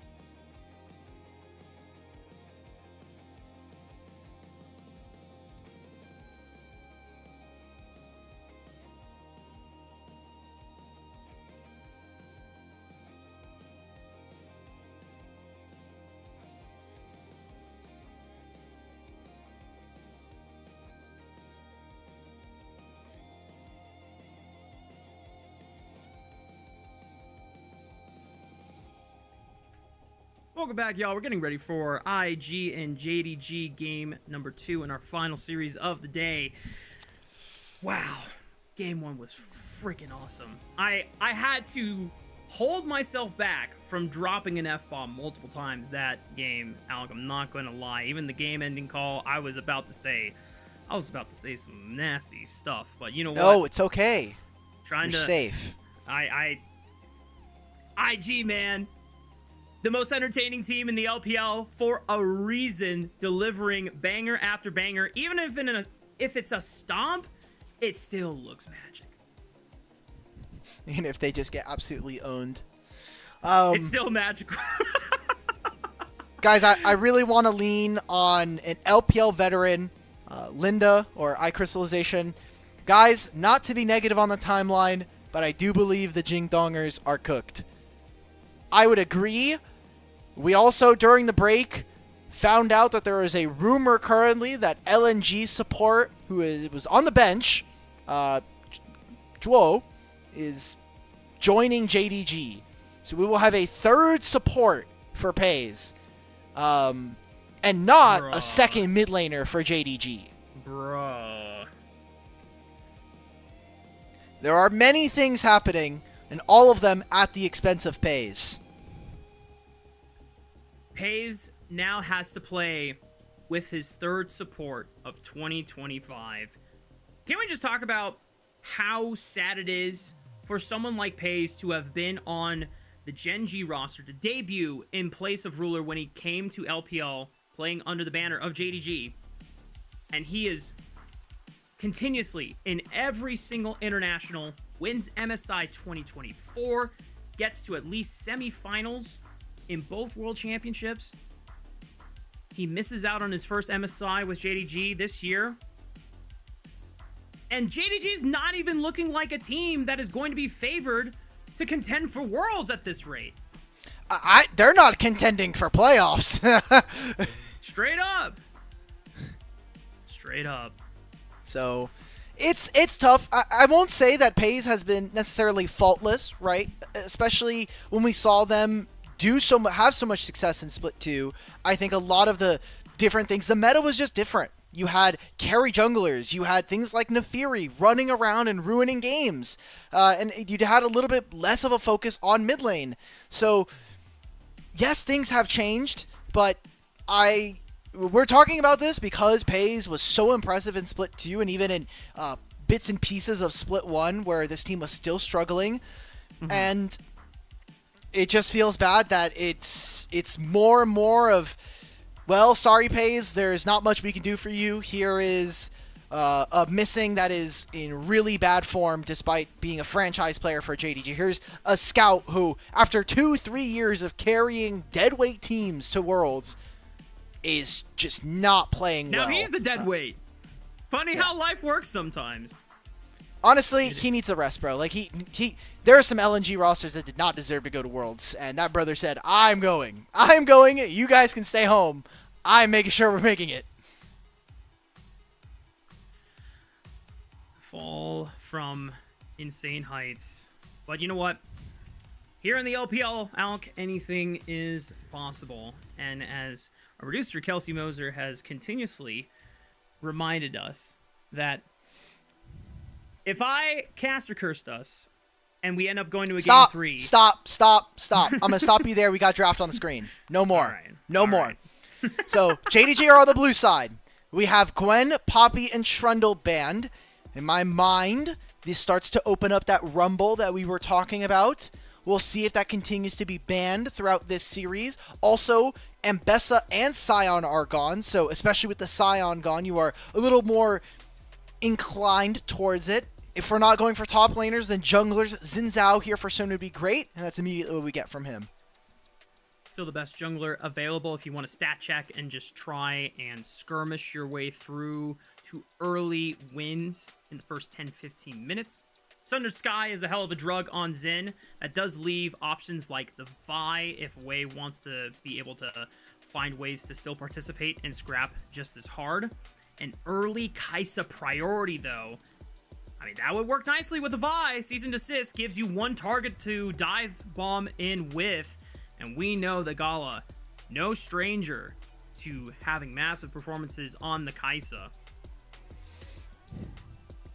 So already we're getting some good matchups in mid. Talia and Orianna are gone. Aurora is taken away, so Annie becomes really premier when it comes to her ability to engage and dictate fights, which is really important. Also, you know, another thing that kind of is another arrow or feather in Rookie's cap here is with the Annie, you are very self-sufficient.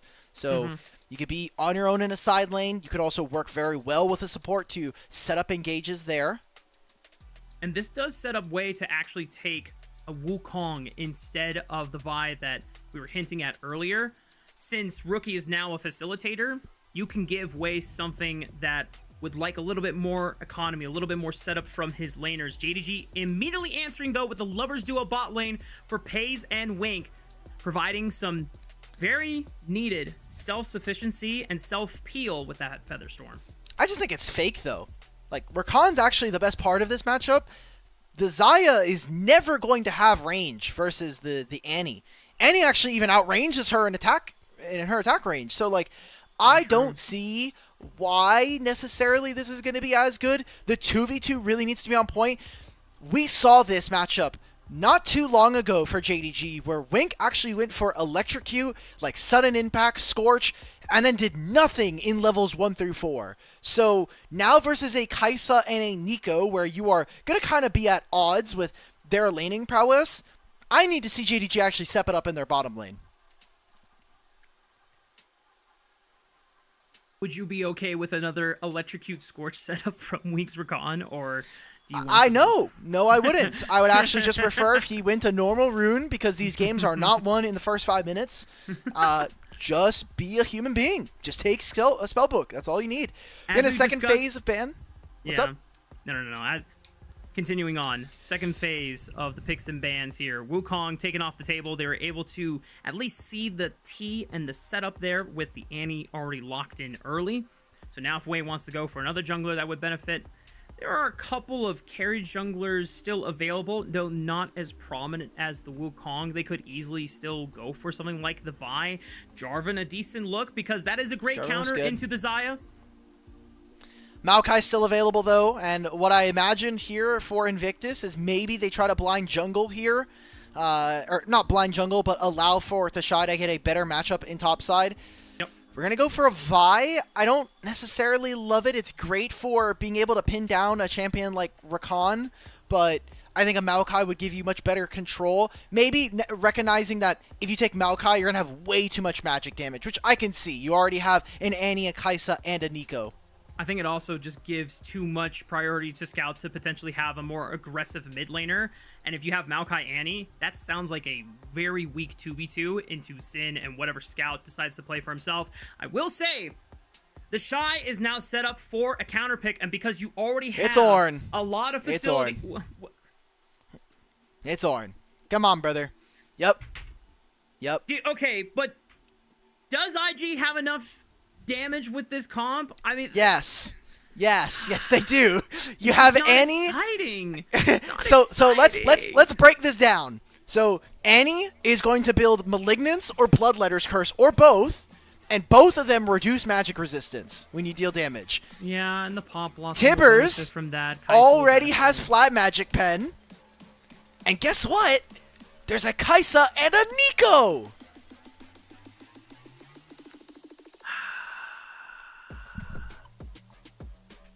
I know. Okay, I'm glad you got it. All right, I'm happy.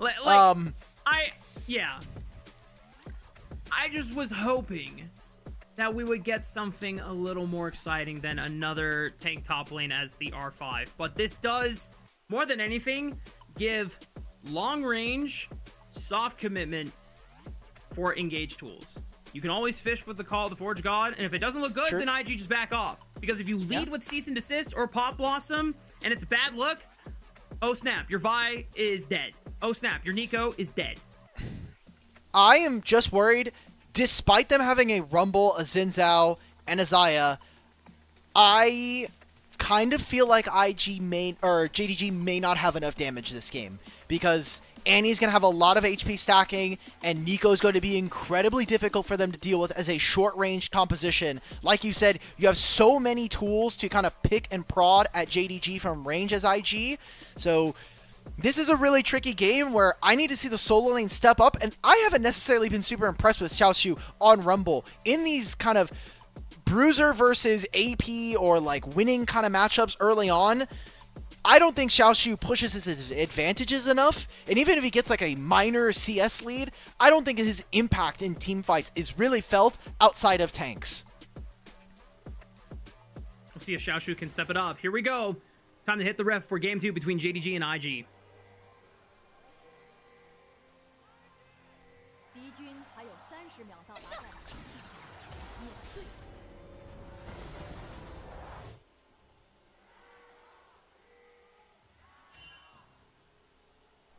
We are in Beijing, by the way, home arena for JDG. If any of the LPL staff are for some reason watching the English broadcast, first of all, 大家好. Second, 大家好. we need to fix the crowd mic. We've got to fix this crowd mic, boys. I barely heard the JDG chant, bro. And that guy is loud. So I like how polite you were in introducing the issue. Just the first, hello, and then fix this. It wasn't even that, like, I'm not even, you know, like, come on. We can fix the crowd mic. Crowd mic is an important part. We obviously show at the beginning. I just found it funny. Gala is rocking the Uzi Kaisa skin. I wish we didn't use this specific league director camera angle when he is spam rotating, because it is locked onto the character model. Not great. But both junglers are pathing down towards the bottom side of the map, and an early ward here from JDG to help not only spot Wei on his Raptors, but to prevent any potential jungle movement into Shun's. Yep. For JDG's sake, Wink did not get fancy with the Electrocute Keystone. Went the normal route. Unsealed Spellbook will provide a lot more utility. Maybe JDG can find some Smite steals, make it a little interesting. But right now, as you called out, both Wei and Shun are pathing towards the bottom side of the map. Gala and Mako have been leveling up and putting on strong performances across the board here in Split 3, and already JDG are no stranger into trying and put a stop to that train. They were unsuccessful in game 1, and Wei's going to make sure that Shun can't try again here in game 2. Shun is Wait, just what? crossing straight over the river. He's doing 3 camps into mid. Brokey can back up, though. He has shield. He has flash. Uh-oh. Flash Rune Prison into the Flash. Wind becomes lightning. They want a rookie dead. And that is JDG on the board for first blood. Scout's like, okay, there's no way Mako is sitting under his turret already. It's 3 minutes into the game. He cannot have his support here. And a great find there. Good setup here from Scout with the Rune Prison, like you had mentioned. And it just means that Shun doesn't actually miss out on too much time. He gets to go towards his red. He can look towards his Gromp, or his Krug, sorry, and continue to path on up instead of trying to match where Wei is on this side of the map. IG were able to drop a ward onto that Raptor camp so that they know that Shun will not be hitting level 4 anytime soon, at least from the Chicken Nuggets. Shun now pathing back over is going to get spotted, so Wei should be able to get both the bottom crab and more than likely the top crab, because both Scout and Rookie burn flashes, so Scout cannot contest this wave as heavily. No. While Shun is still clearing the camp. Now Wei has an opportunity to strike. Vault Breaker looks for the flash, finds the max range Q, and now Scout trying to look could for be the in trouble stun here. Oh. But Scout. Oh, wait, Rumble's get starting to enough come on distance. down. This could be very dangerous. Wei has no flash. You know, I was expecting a little bit more in favor of IG, but even though he found the max range Q flash, Rookie didn't have flash either, so he can't follow up on the play, unfortunately. Yep, that's a bit of a buzzkill, but it equalizes the matchup in mid, right? Scout no longer has flash and TP. The same is said for his lane opponent here. So Wei doesn't end up losing all that much for it. In fact, actually loses the second scuttle that we were starting to prep for him because of him kind of not being able to make that play. So Shen's actually getting to equalize this, and because he actually got the assist, look at his inventory. He's got a tunneler already, and Wei just has longsword Ruby Crystal. Yep. These are the small windows that when you are in a skirmisher versus skirmisher matchup in the jungle, you can try and fight and force these windows here. Shu, knowing that, is contesting Wei on the Raptor camp, walks right into Wei, and now they're gonna brawl for this one, but Shun wins out on the Raptor camp. As we said before, Alec, early game tends to not matter if you cannot continuously leverage this kind of a snowball and advantage, but for the time being, Shun is up about 300 gold right now. Also helps that Scout should be able to get wave priority. We've seen it constantly now. Just because he has the spell flux, it's very easy before Rookie hits level 6 to be able to clear the minion wave. And that's why I think we didn't see Wei push the issue on contesting his own Raptors. He was like, okay, Ryze is going to be here first. Rookie can't really move, so let me just give this up. Unfortunately, he does lose the smite like we saw. Maybe there's some more plays towards the bottom side of the map right now. Shin's going to have all of his camps respawning. It's going to be the second spawn of Raptors here. Barely does Scout be able to dodge out on that one, and Wink is in the area. This could be them moving for the Dragon. Xiaoshu's TP for this. Drops the equalizer, and Mako's forced to flash away from the grand entrance, because that surely could have been another kill racked up for JDG. I think you can make a play after this, though. I mean, Xiaoshu doesn't have flash. Orin is the only one that is top lane right now versus Xayah. So this will be an equal 4v4. Wei doesn't have level 6, though. If they had that access, maybe there's a play there. And with Rookie having access to the ultimate as well, it does open up some ability for IG to contest this objective. Level 6 is available for both mid laners here, as well as the Shy. Even though Xiaoshu is level 6, he already used his equalizer, and that's not going to be available anytime soon. We'll see if the Shy actually gets a chance to move, but he's pinned on the top side of the map against Paze. Throwing out the call of the Forge God. Oh, Paze has no ultimate. Wait a minute. Flash clap with the Bellows Breath empowered auto attack. The Shy Jungle diff. now trying to look for the Bellows Breath, and Wei, even though he does not have flash, just one more auto attack. It's the Q slow from the Shy, and he gets it done. Grubs don't even spawn for another 50 seconds here, so not even a very big win that IG can get on the opposite side. It'll be a single blue buff being taken here as Shun gets the dragon here for JDG. And some push down in the bottom side, so not all too bad here. Rookie's going to teleport back into mid most likely, unless we see the AD carry duo start to make their way into this lane. Seems like that is going to be the case, and Rookie's probably going to have time to catch one more minion wave before he moves on to the grubs that are spawning soon. JDG will have ultimate advantage when it comes to their top laner. The Shy still will need to wait for about another 50, 60 seconds before Call of the Forge God is available. But the Shy is moving up to the top side anyway. I think it's in JDG's best interest to try and start up the grubs as soon as possible to take advantage of that. But then again, Xiaoshu is pinned on the bottom side of the map. He doesn't have teleport, and he can't move to even make use of this equalizer advantage. So, once again, IG are going to be in a decent spot to fight JDG here in the river as Gala has to give up space here. Really important to watch these two supports right now. We still have the ultimate here for Wei. Mako is incredibly close to hitting his level 6, so having that ultimate, that Pop Blossom, could be a make or break. They're going to give up at least 2 of these grubs. As soon as they kill a minion, though, in mid, here's a teleport from Rookie. Mako has to get his ultimate here. And JDG just need to bail. They know that Xiaoshu cannot be here. Mako with the Pop Blossom already Nice forcing Wing cleanse. to retreat, but it's a good cleanse. He gets out of the stun. Shun now in trouble and cannot escape even with the Realm Warp channeling. IG going to be able to pick up another kill and secure the last grub for themselves. Yeah, still 2 grubs here for JDG and 2 plates that are going to be going over to Xiaoshu. He already has an advantage in his own individual matchup, almost 20 on this Ornn, which in the late game is not going to matter, but if we're going to see JDG continue to be competitive, they've got the first 2 objectives of the game. This is what we needed to see if JDG want to have any chance here to fight back versus IG. And in the end, we're still somewhat even when it comes to the gold advantage. We didn't really get a chance to really dial down on which composition needs to accelerate faster than the other. So I want to get your insight here, Alec. Is there either team here that's really on a clock? Because I see some scaling advantages and I see some mid-game spike advantages on both teams. I think you could, most people would see like a Rise and say, okay, we're playing a little bit towards later in the game. 2 and 3 items would be really, really powerful for this team. You have a Rumble who can kind of smooth out some of the early game and make team fighting very strong. But I just see in Ornn and a Kai'Sa the ability to give them the Masterwork items, and with Kai'Sa's insane damage from her passive, it makes it a tough ask, I think. But we're invading. We're going for this now. Charmed by the quickness here, Wei is forced to flash away, but hey, he got the smite on the blue buff, so he's doing just fine.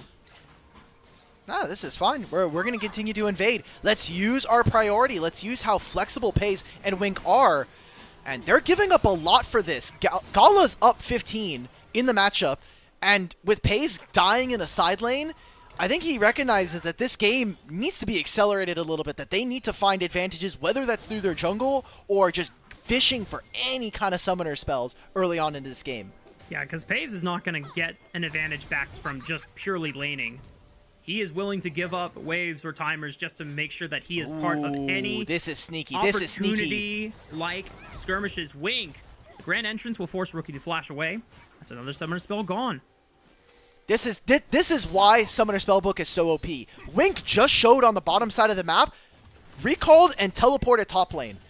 Rookie had no idea that was happening, and that turns into a massive win, because now we were like, okay, it's just Wei's flash. It was his blue buff and his Gromp. So all in all, we were talking about this during the break. 2 jungle camps, not all that much of a trade. But now, Rookie doesn't have flash. That's potential for another engage, and Rookie's dead.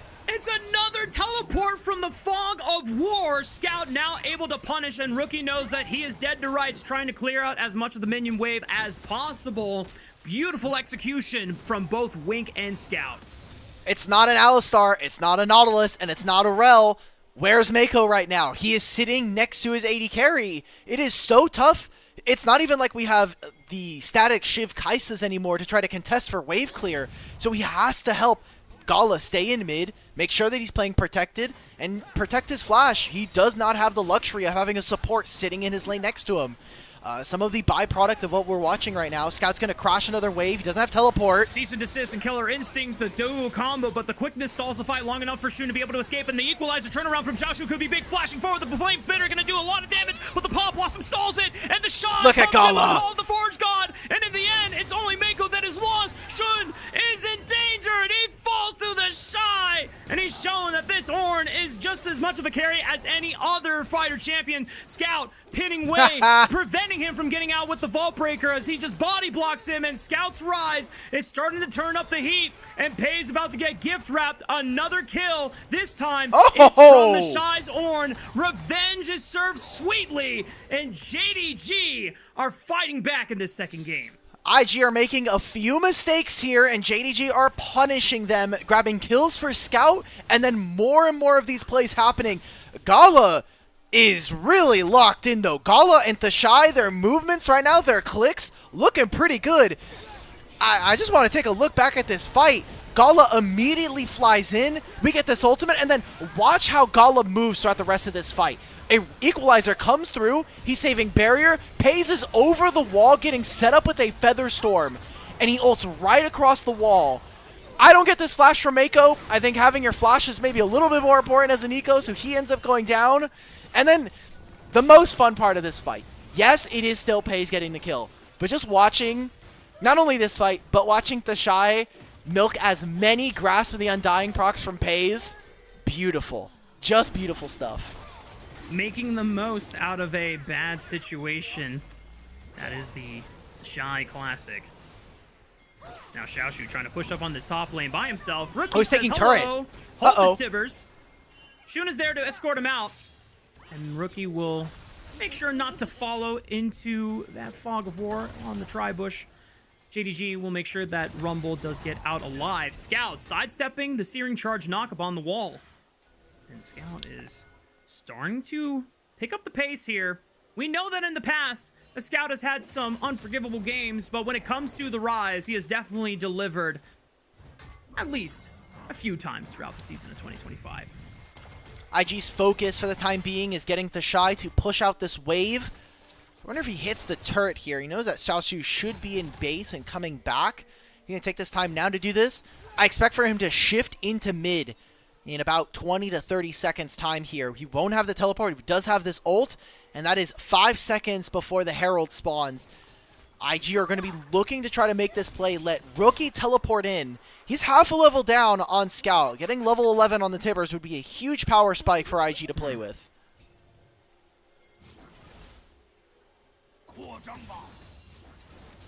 IG now waiting for that next objective on the bottom side of the map. Still 3.5 minutes time. And JDG are setting themselves up nicely to have full control of this top quadrant with Scout pushing into the turret. I believe that is first brick taken by the side of JDG, and now Shun finds himself in Mortal Kombat with Wei. And even though he flashes over the wall, Shun is going to be able to follow up just as quickly.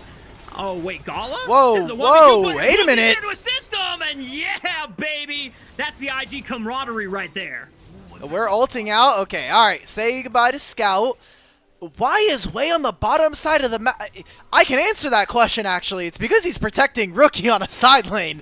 But the play is for the Herald, right? In my mind, anyway. You have a Kaisa, you have a Nico. Your ability to skirmish in these smaller areas of the map should be advantage towards you, especially because we know that we're moving Thashai into better positions.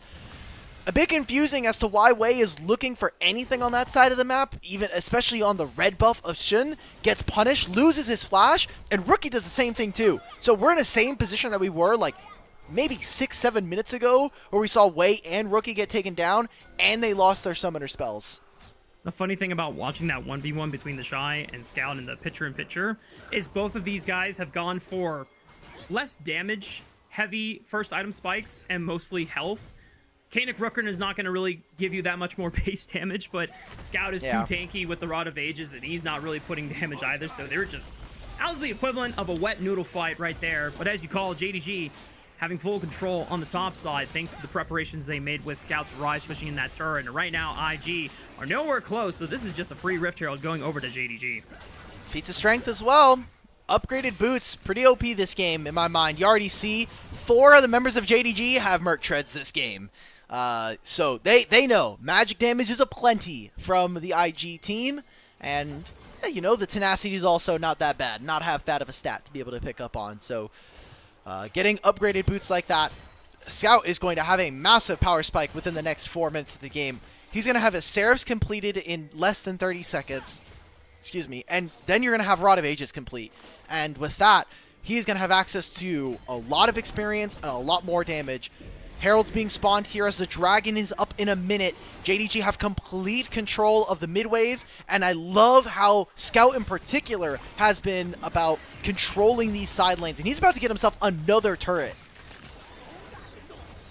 A lot of damage into the tier 1 mid turret, but not enough to take it down completely. JDG trying to control the entrance of this river. Hang on, season desist on the Wink, interrupting his battle dance. He's forced to flash. Mako flashing forward, ensuring that this Rakan is dead. And IG now have control of the river for the next 16 seconds while Wink is off the map and they're looking for Scout to punish. No Realm Warp available? Oh no, this is bad. He has a flash available, but how is he going to get out of the situation? He's going to need Shun to bail him out. He flashes forward, looks for the Rune Prison. Bakal is there for the Killer Instinct. Shun keeping them at bay with the Crescent Guard and the Equalizer. The turnaround. This is big for JDG now. IG are forced to retreat. Here. The Shy now. Here comes round 2 for the engage. Call the Forge God now looking for Xiao Shu. He's the first one to get knocked up and sent back to the graveyard, and Shun has to give up space. IG should be able to take their rewards for now, but Wink is back from the grave. He gets a knock up on Mako, and JDG are still thinking about trying to press forward. Pays is here, has Cleanse and Flash available. He flashes over the Tangle board. Featherstorm looking for Gala. He knows that he doesn't have Killer Instinct, and Rookie is slain where he stands, and JDG now hot on the pursuit of IG's tails. But they should be able to cover enough distance as the dash into the wind becomes lightning. Is able to claim his life. JDG, through persistence, are able to turn around a very extended skirmish. Scout has way too much HP in these fights now. 8 stacks of the Rod of Ages, the Seraph's complete. The shielding there makes it impossible to burst through this Rise. And while they were trying to make a long chase, they got a lot of summoner spells out from JDG. JDG are not going to be too mad about the trade. They got a couple kills. They got the Dragon as well. We check into this replay. Scout, I think the flash is a little ambitious, but I think the idea is all there, and the teleport from Xiaoxiu makes this a little more difficult. Mako with no ultimate, you have very little tools to be able to play with. I was surprised we actually didn't get the ult sooner. Wait, picture, IG are doing Baron right now. I do not care about this replay. You have a Kaisa ripping this. 2-item Kaisa is a hell of a drop. No Realm Warp. Using the quickness, looking for Mako first. Pop Lobson still available. Otacon has been secured. IGC, thank you very much. And while they're down 3,000 gold, they pull off an insane heist. This is good for the experience. It keeps them relevant in this game, especially because Scout is about to finish his Rod of Ages. And the adaptive force changes as well. Wei steals away the red. Crescent Guard, Wei gets knocked up. Equalizer forces him to flash. They found Scout. At bay, but Scout, no flash! And the big shutdown goes to the hands of Mako. Call the Force Guard from the side. 2-man knock-up Rookie comes from the flank of the bottom side. Pays is routed, and IG do it again! Even down gold, they are still superior to JDG. Call it cinema, call it Kino, it doesn't matter. It's an IG game nonetheless, brothers. That's going to be a mid lane tier 1 at the very least with this wave. IG fight themselves out what was a incredible deficit there with an Otacon and a huge team fight afterwards. A massive win, one that almost pile drives the lead back in their favor. They were down 3,000 and now are ahead almost 1,000 to 2,000 gold. That is pretty much a 4 to 5k gold swing. Insane by IG, and they just continue to deliver even when the chips are down. Look at Mako here. Finds Scout, uses the ultimate. Gala gets out of this fight and still has flash and ultimate. So it doesn't matter if Wink or Shun goes on to him. Killer Instinct gives him 250 shield. Shun flashes over the wall to hit the Shy, and just doesn't matter if Pace has cleanse. This is why I did not like the Xayah Rakan in draft. I don't think that a Featherstorm is going to get you out of all of these different crowd control abilities. And even with the cleanse, you just don't do enough damage. You are too short range to deal with these champions. Against one ability you can get out of, but when there are multiple engage tools and 2 of them happen to be point and click, you can only dodge so many. So now I see the light of why you were concerned here, Alk, for Pays on this Xayah, and now IG. They find themselves ahead of the pace again. A Realm Warp with a 3-man looking for Mako, but Rookie's the real target as Scout has a one-way track mind trying to lock down this Annie. Rookie has flash, and there's a turret. He might just try to go for the execute. Unfortunately for him, Shun is here. Drops Tippers. And that's still a nice amount of gold going over to the pockets of Shun, but IG are pushing on the bottom side of the map, so they're going to get more gold anyway. They get a turret here. I thought Galo was also going to continue to hit on this mid wave. They really want this turret. Guys, just finish it. Just finish it. Realm Warp is not available. All right, there we go. Ends up going down. Teleport here from Xiaoxiu and from Scout, but there's nothing to play for on the map. They're just trying to get kills. They're trying to get more gold back into their pockets. Wei, no flash. Gets slowed by the harpoon. Scout now working on the Shy. No flash either on this Ornn, as Xiaoxiu is now trying to limp on over towards the Shy and make sure that they have enough damage to take out this big, meaty tank. Scout getting knocked up, and here comes Gala, maybe to escort the Shy out. The Call of the Force God just tries to slow them in their tracks. The Equalizer trying to keep them in range for a pursuit, but Mako hits the tangled barbs, and that's the end of the chase for JDG. This does nothing, though, right? Like, Rookie's back up. He has teleport. How are we ever fighting for this dragon as JDG? We have no Realm Warp. We have no ultimate. And now we're going in on Mako clones. And we're not going to have an equalizer for what is the 4th dragon of the game. Very questionable stuff here. IG are going to teleport back onto the map. And Rafa, here's the biggest thing in my mind. Dragon in 30, Baron in 50, and you have a Kaisa with 3 items and an upgraded Kraken Slayer. They could take both of these objectives, and there's very little that JDG could do if they try to turn for a fight. Gala is pretty much Thanos with both of his summoner spells available, 3 items as you called out, and an upgraded Kraken Slayer to boot. I mean, my goodness. This is JDG at their final hour, and IG are just sitting on top of the throne, making JDG beg for mercy. As we're about to hit the 4th dragon of the game, JDG starting to Scout, walk up. no! Scout is brought below 50% HP, and the Seraph Shield pops. But that will not last long, and now IG are teasing for a potential pursuit here. Call the Force God, ultimate. not available, so they can't really send a long-range engage, but JDG still have to respect it. Realm Warp even forced out a Scout. That's Baron! And Baron is up! I don't know. We chased our bottom side. Guys, we should just do this. Is Rookie going to look for a teleport? Yes. Okay. So let's get control of the vision. Let's make it impossible for JDG to walk in. One more mid-wave here for Thashai. He will have access to his ultimate as well. I'm sensing They're something. getting Shun corralled. and Pays and Wink are getting corralled here. The collapse comes in from IG just to force JDG out of the quadrant and the safety. Scout, no, Scout. He doesn't know. They don't know. Oh, God. Oh, now I know. They don't know. There he has a flash, but the cease and desist and the stun from the Tingle Barbs and the anti-combo. That is a dead rise, and IG now looking for the chase. Pop Blossom on a 2. Call the Force God, follows up on a Shun. Gala looking for the chase. Quickness tries to stall the fight. The Equalizer, it's doing no damage. Wink falls, and Gala is reigning supreme. More and more fights where we are looking at Scout to not get caught, and that is exactly what ends up happening. He has played this game so well for the first 20 minutes of this game, but now, in the one of the most pivotal parts of it, dies right before the Baron. And now, IG, they've got the Otacon, the Dragon, and the Baron. They're going to take a top tier 1 during all of this, and Invictus Gaming have clawed back into this and are looking to 2-0 the series. Within the past 10 minutes, Dimitri, they went from a 3,000 gold deficit to a 6,000 gold advantage. Almost a 10k gold swing. That gold graph by the end of this game is going to look super funny as we take a look at where it all started. This was so fine! Scout just needs to stay in the bush, but he doesn't know where Wei is, right? This is not his fault particularly. This is going to be another moment where Scout gets caught out before an objective or loses a large chunk. We even saw it in the last fight, right? Right around the Dragon, where Scout walks in, loses 40% of his HP, has the Seraphs to walk him out, but Scout with poor positioning, whether he knows it or not, ends up fumbling, and a massive pick for IG grabs themselves more of these objectives. So Ornn is getting experience and giving all these masterwork items out.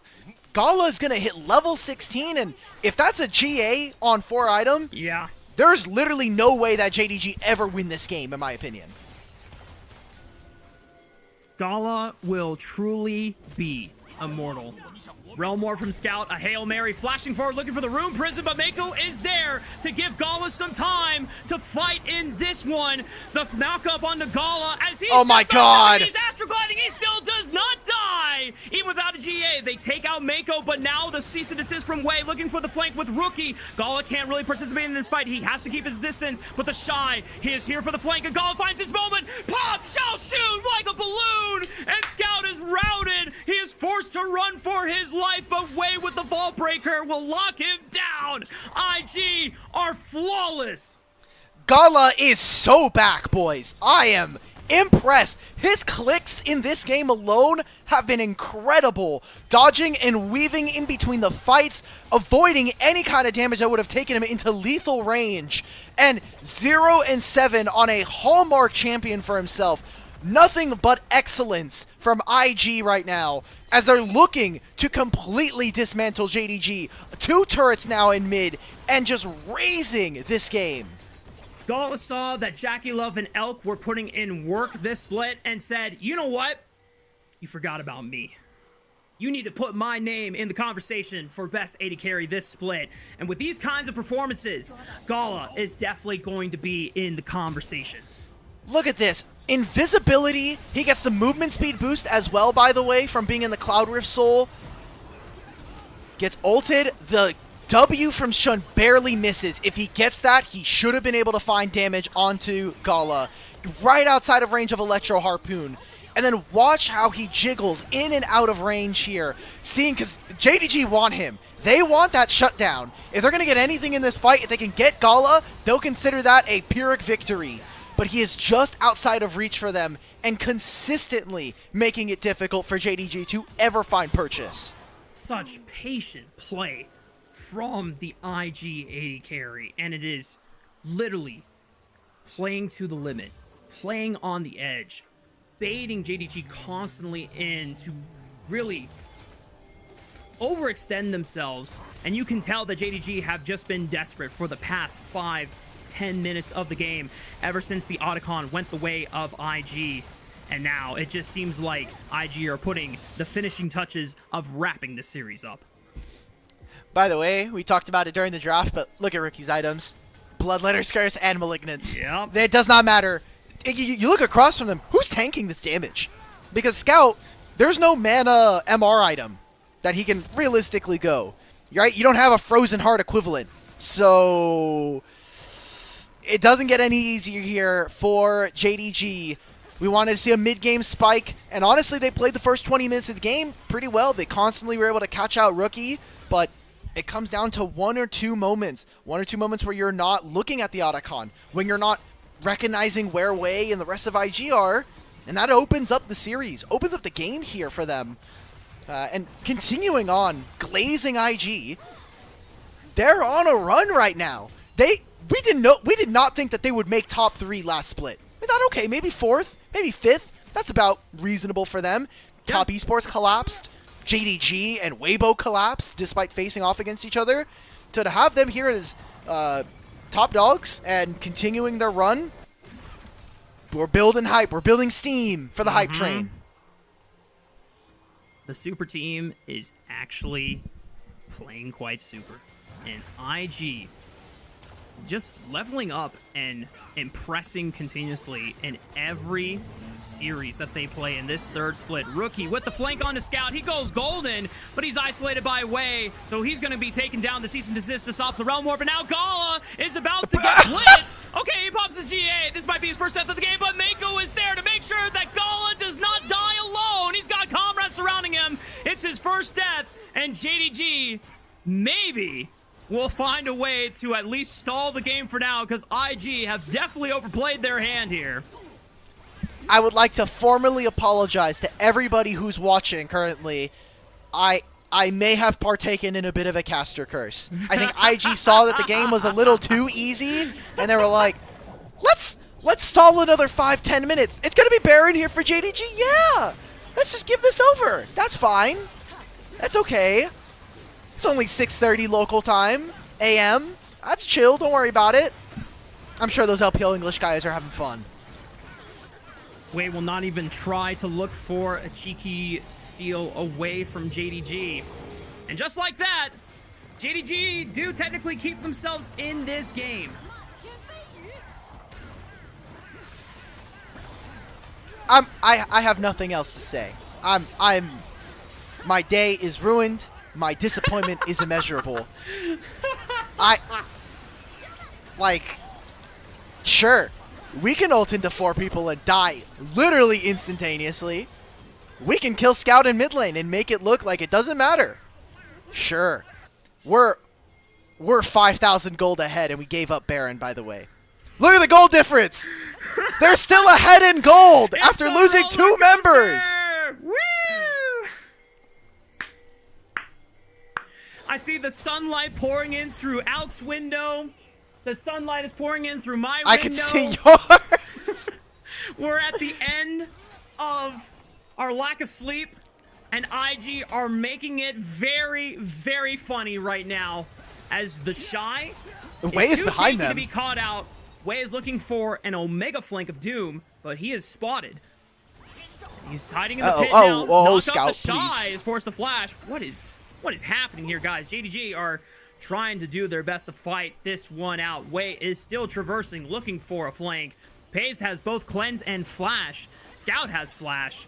There's not really a prime target that is going to be easy for IG to lock down here. The only big difference that I'm seeing right now is no ultimate available for Wink. So the swiftness, the quickness is not going to be available for JDG. And they have a minute left on their Baron. Dragon spawns in 50. Let's push out our waves, guys. Baron is not that useful of a team fighting tool. Let's get our waves in position, and then we can collapse for the objective right now. I love what JDG are doing, though, posturing into these objective entrances. Rookie does not have a teleport right now. He's sitting in mid lane. We're waiting to see if Mako can get in. Gala has flash and barrier. They have to run to the safety of Wei to make sure that they can at least play a 3 versus 5 temporarily. Waiting for the Shy and Rookie to get in range. Equalizer slows Gala. He pops the barrier to preserve HP. Mako gets knocked up. No chance to pop a Pop Blossom. And now it's a 5-on-4. Wei continues to create space for Gala while he is running for his life. The knock up with the 3-talent strike. Gala is gone! And JDG are turning this game around. I can see Alk just face palming right now, because this is not how the way the game was supposed to be played out, but JDG are persistent, they are ruthless, and they are not going down without a fight. Of course, IG, most entertaining team in the league. They gotta play for content. They said, look, we 2-0'd our last series. We can't let this be a clean 2-0. There hasn't been even a base race yet. We got a pentakill in game 1. So, still a good pick there from JDG multiple times there where they're able to push them out. And IG are making a fair too many mistakes right now here, Rafa. As first it was a pick in mid. Now it was them being corralled into JDG's side of the map. I don't think this matters. It's half of Scout's HP and he still has the Seraphs. This, with the Shy, however, might be a little bit more problematic. Scout has to at least use the stasis for the call of the Forge God, but he's gone. And the knockup from the Searing Charge does not connect on the Wink, but he could not do enough to bail out his mid laner. But there's no objectives to really play for, Dimitri. That's fine. We're just getting the Seraph's cooldown. He will not have Zonias for the time being. Baron spawns in 2 minutes. And they're going to look to try to push on this bottom lane wave. Kala is nowhere nearby right now. So this is just going to be them posturing, buying a little bit of time. Finally, they're able to find some relief in a game that was in their hands. And then they threw it out of their hands. And then they kind of kicked it down the road a little bit more. And like, okay, we can get one. Equalizer's going to kill this wave. They are now fighting in mid lane, though. Inhibitor is going to go in favor of IG. And that'll last the entire time that we're getting set up for these 2 objectives. Man, I love Demolish proc, especially late game. That's it. Oh, yeah. 1 auto attack from the Shy takes about half the HP of that inhibitor tower. And on the next wave, there's no equalizer to kill this one. So IG are going to be able to take 2 back-to-back inhibitor towers, maybe another inhibitor on the bottom side of the map. Scout is back up. No stasis available from the Zonias. No Seraph Shield either. Gala GA is back up, so he has that additional layer of safety. Shun trying to find a wind becomes lightning for a slow, but JDG do not dare to press their advantage. They are just going to be content that IG did not take any more from their base. The Shy during that fight also finishes his Randuin's Eye Omen. JDG, they push out on these waves. They're going to help Pays in mid and then try to put as much vision around this Baron. This feels like it's going to be the last fight. And if it's not this one, Rafa, well, guess what? We've got a soul in 2.5 minutes that we get to fight for. So everybody, strap in, get your drinks, get your snacks, because we've got more League of Legends here. Gala and Wei, right Wink. Quick pick from Wink onto Gala, trying to burn out his GA, but Pays goes flying into the other with the Featherstorm. Mako hits nothing with the Ball Blossom. Wei forced the Vault Breaker over Rookie! the edge for safety. Rookie with a massive stun with the Timbers, but Shun goes back in, trying to find an opportunity to turn the tides of battle. Scout getting routed off by the Shy, but now the Shy is getting collapsed on by the rest of JDG. Call the Forge God available, gets knocked up, channels the Bellows Breath. Wait! And they fight Pays! Gala's back! And now IG are on the aggressive. Shun will fall next. His G is popped, but he's isolated by everyone by IG. And this could be the window to close out the game.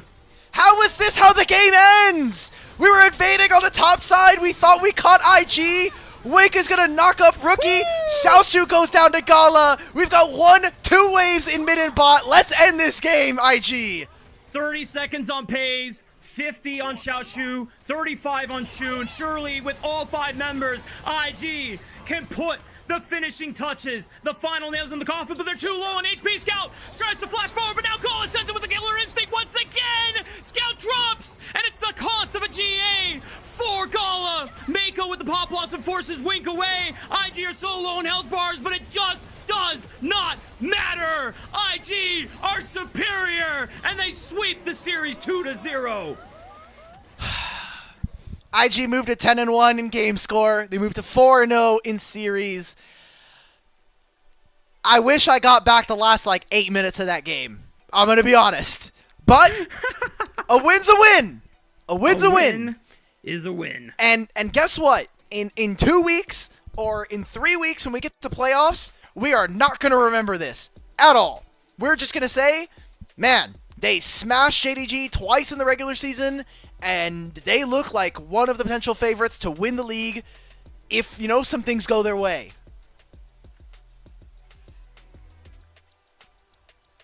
When I'm looking at this JDG roster, I want to find some positives. I want to find something to be hopeful for, to give some relief to JDG fans, as someone who was really rooting for this team at the beginning of the year. But this constant disappointment is just so demoralizing. And with what you brought up early on the broadcast with Zhuo now being in, I still don't know if that is the solution. It isn't. But I'll just tell you that right now. Yeah, Nope. I don't think it is either. But from what I've heard from other pro players, and when they have talked about why changes happen, why roster swaps are made, even if it's on paper, not a upgrade or even at best a side grade, they say that sometimes you just need a change of personnel. You need to change an environment, and something needs to happen. I still don't think that it should be coming in the support role. It should be looked at somewhere else, but it's out of our hands. We're not in control. That's why we are here and not in the Beijing headquarters making roster decisions. Yeah. But yeah, I'm worried for JDG because at this point in the season, looking at their next couple of games, they do have what I would consider some freebies. You're going to be having FPX, Top Esports, and WE. So you will have access to, maybe some pick-me-up games, if we like to label them as such. But at this trend, it looks like they're probably going to finish 6th in Group Ascend, which means they're going to be facing off against Ninjas of Pajamas or a EDG. Actually, wait. So if it's 5th faces 4th, then they'd probably face against some combination of LGD, Ultra Prime, and Thunder Talk. Yeah, and that's doable. That's JDG, yeah, JDG are not going. Hang on. Knock on wood. Yeah, I can't wait to clip this and they do it. If they lose to a Group Nirvana team, I'm gonna lose my shit on broadcast. Well, it'll be fantastic content, but knocking on wood, JDG should not lose to either of the following: Ultra Prime, LNG, LGD, NIP, maybe. But if NIP somehow end up in that spot, I think something else has gone wrong. But JDG, they wanted the free matchup versus Jintong, of course. Maybe that's the play for them. Just into their Group Nirvana standings so that they could go against secretly the most tiltable team, or whoever knows what is happening behind the scenes. But as long as JDG avoid 8th place, I think they'll be fine, at least getting into playoffs. This team definitely, though, just needs more time, and hopefully it will be enough to deliver them from whatever hell they are going through right now. A lot of things not working for this team, and even the personnel changes they made going into Split 3, not only with top and support, but also bringing in Clear Love as their coach. It just feels like a lot of things. This JDG team has felt doomed for a really long time. Even, we go back to Split 1, and before that, Demacia Cup even. We watched them, and they still did not look like they were working well together, but at least they had the luxury of, this is the first time they've been playing, they'll probably get it done by Split 2, they'll get it over with, they'll figure something out as the year goes on. Yeah. And then they lose CV Max in the middle of Split 2. So then they lose their coaching, but they still end 12-3, I think, from last split. Yeah. So you're like, okay, or 12-4, 12-5, something like that. It's just like, okay, reasonable enough. Still, they make kind of a decent. They have a 5-game series versus Weibo where it comes down to Urha playing Bard and winning the series. And now we're here in Split 3. There's no time left. We are in the second round robin, halfway through the split already. And it is likely that JDG's best placement in 2025 is a top 3 finish in Split 1 in February.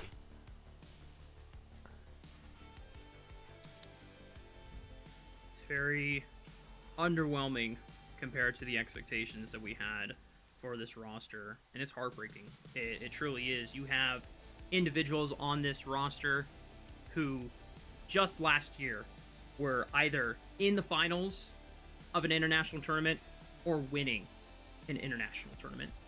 And now, if they cannot get their form up, if they can't figure their shit out by the time we get into playoffs, they're not going to even make Worlds. That is just the reality that JDG have to really come to terms with. And, you know, I appreciate that a lot of JDG is coming onto stage, still happy as ever. Shun is trying to put on the best positive attitude.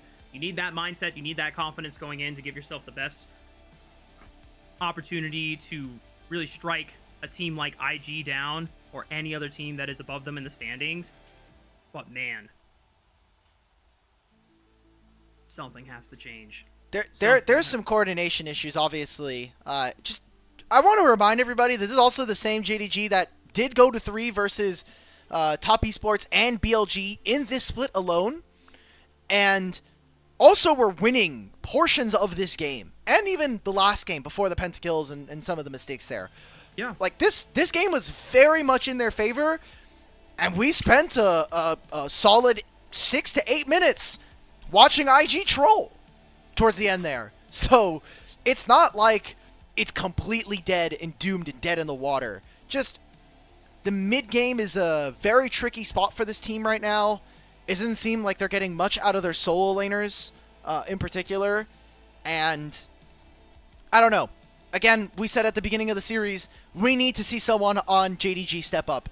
Whether that is Shun kind of dipping more into that carry playstyle that we know him for from when he was on BLG, or Wink really grabbing this team and saying, look, we're going to play around me, we're going to play around support, we're going to play around bottom lane, we're going to try and dive, we're going to just do whatever it takes to get Pays and me into a good spot to win this game for us. Someone has to do it eventually, because if no one does it, all of you are just going to sink, unfortunately. Meanwhile, me and Alk are just waiting on the MVP vote here to more than likely be awarded to, I would give it to Gala. Obviously, that 1v4 Killer Instinct losing GA immediately was not great. I was about to say the Shy was definitely the other person I would have given it to, and yeah, I think it's deserved. Both he and Gala were, as you called out, their clicks were immaculate. They were just playing out of their minds and continuing to show that even if he's on tank duty, the Shy is still going to carry games in his full disposition. Yeah, glad to see. Also, it's very funny that his first MVP of Split 3 is on Ornn, continuing to break some of those trends. We have some updated standings after a 3-series day. Only had to do 7 games. So we're on the good side. We're on the good end of history here. Not too many shakeups, obviously, with BLG finding their win. Top Esports match them and go straight back to where we had at the very beginning of the day. Honestly, it doesn't seem like much has changed. IG, BLG, and Top Esports are still top 3, and JDG lose again. I don't think we lost all that much. They're on a 3-series losing streak right now. Quite tough. At least, thankfully for them, Weibo Gaming are also on a 3-series losing streak. So the next time those two fight, that could be an opportunity for JDG, whether it's with Joe or if it's with the same roster and Joel is just being used as a motivator. Only rumors. For Wink to, we don't know for sure. But, ladies and gentlemen, that is it. That is the end of our Super Saturday. And before we close out tonight's show, I want to thank very much our elite coffee supporters, Aaron Soup, Mung, Force Without, and owners of Cimmeril. Their pledged financial contributions help level up the broadcast and give back to the cast and crew who strive to give you an English LPL product every single day. Alk, any last words before we sign off? No, thank you to everybody on our team for the long day. Thank you to Kelsey for production. And thank you to all the fans for watching, whether you're only here in Twitch chat or YouTube. Maybe you just hang out for a single game or here for the entire night. We really appreciate you guys showing your support for the show. We are here, folks, on behalf of myself, Rafa, Alk, and the rest of the broadcast staff and crew. Thank you so much for tuning in to tonight's show of LPL English. See you next time.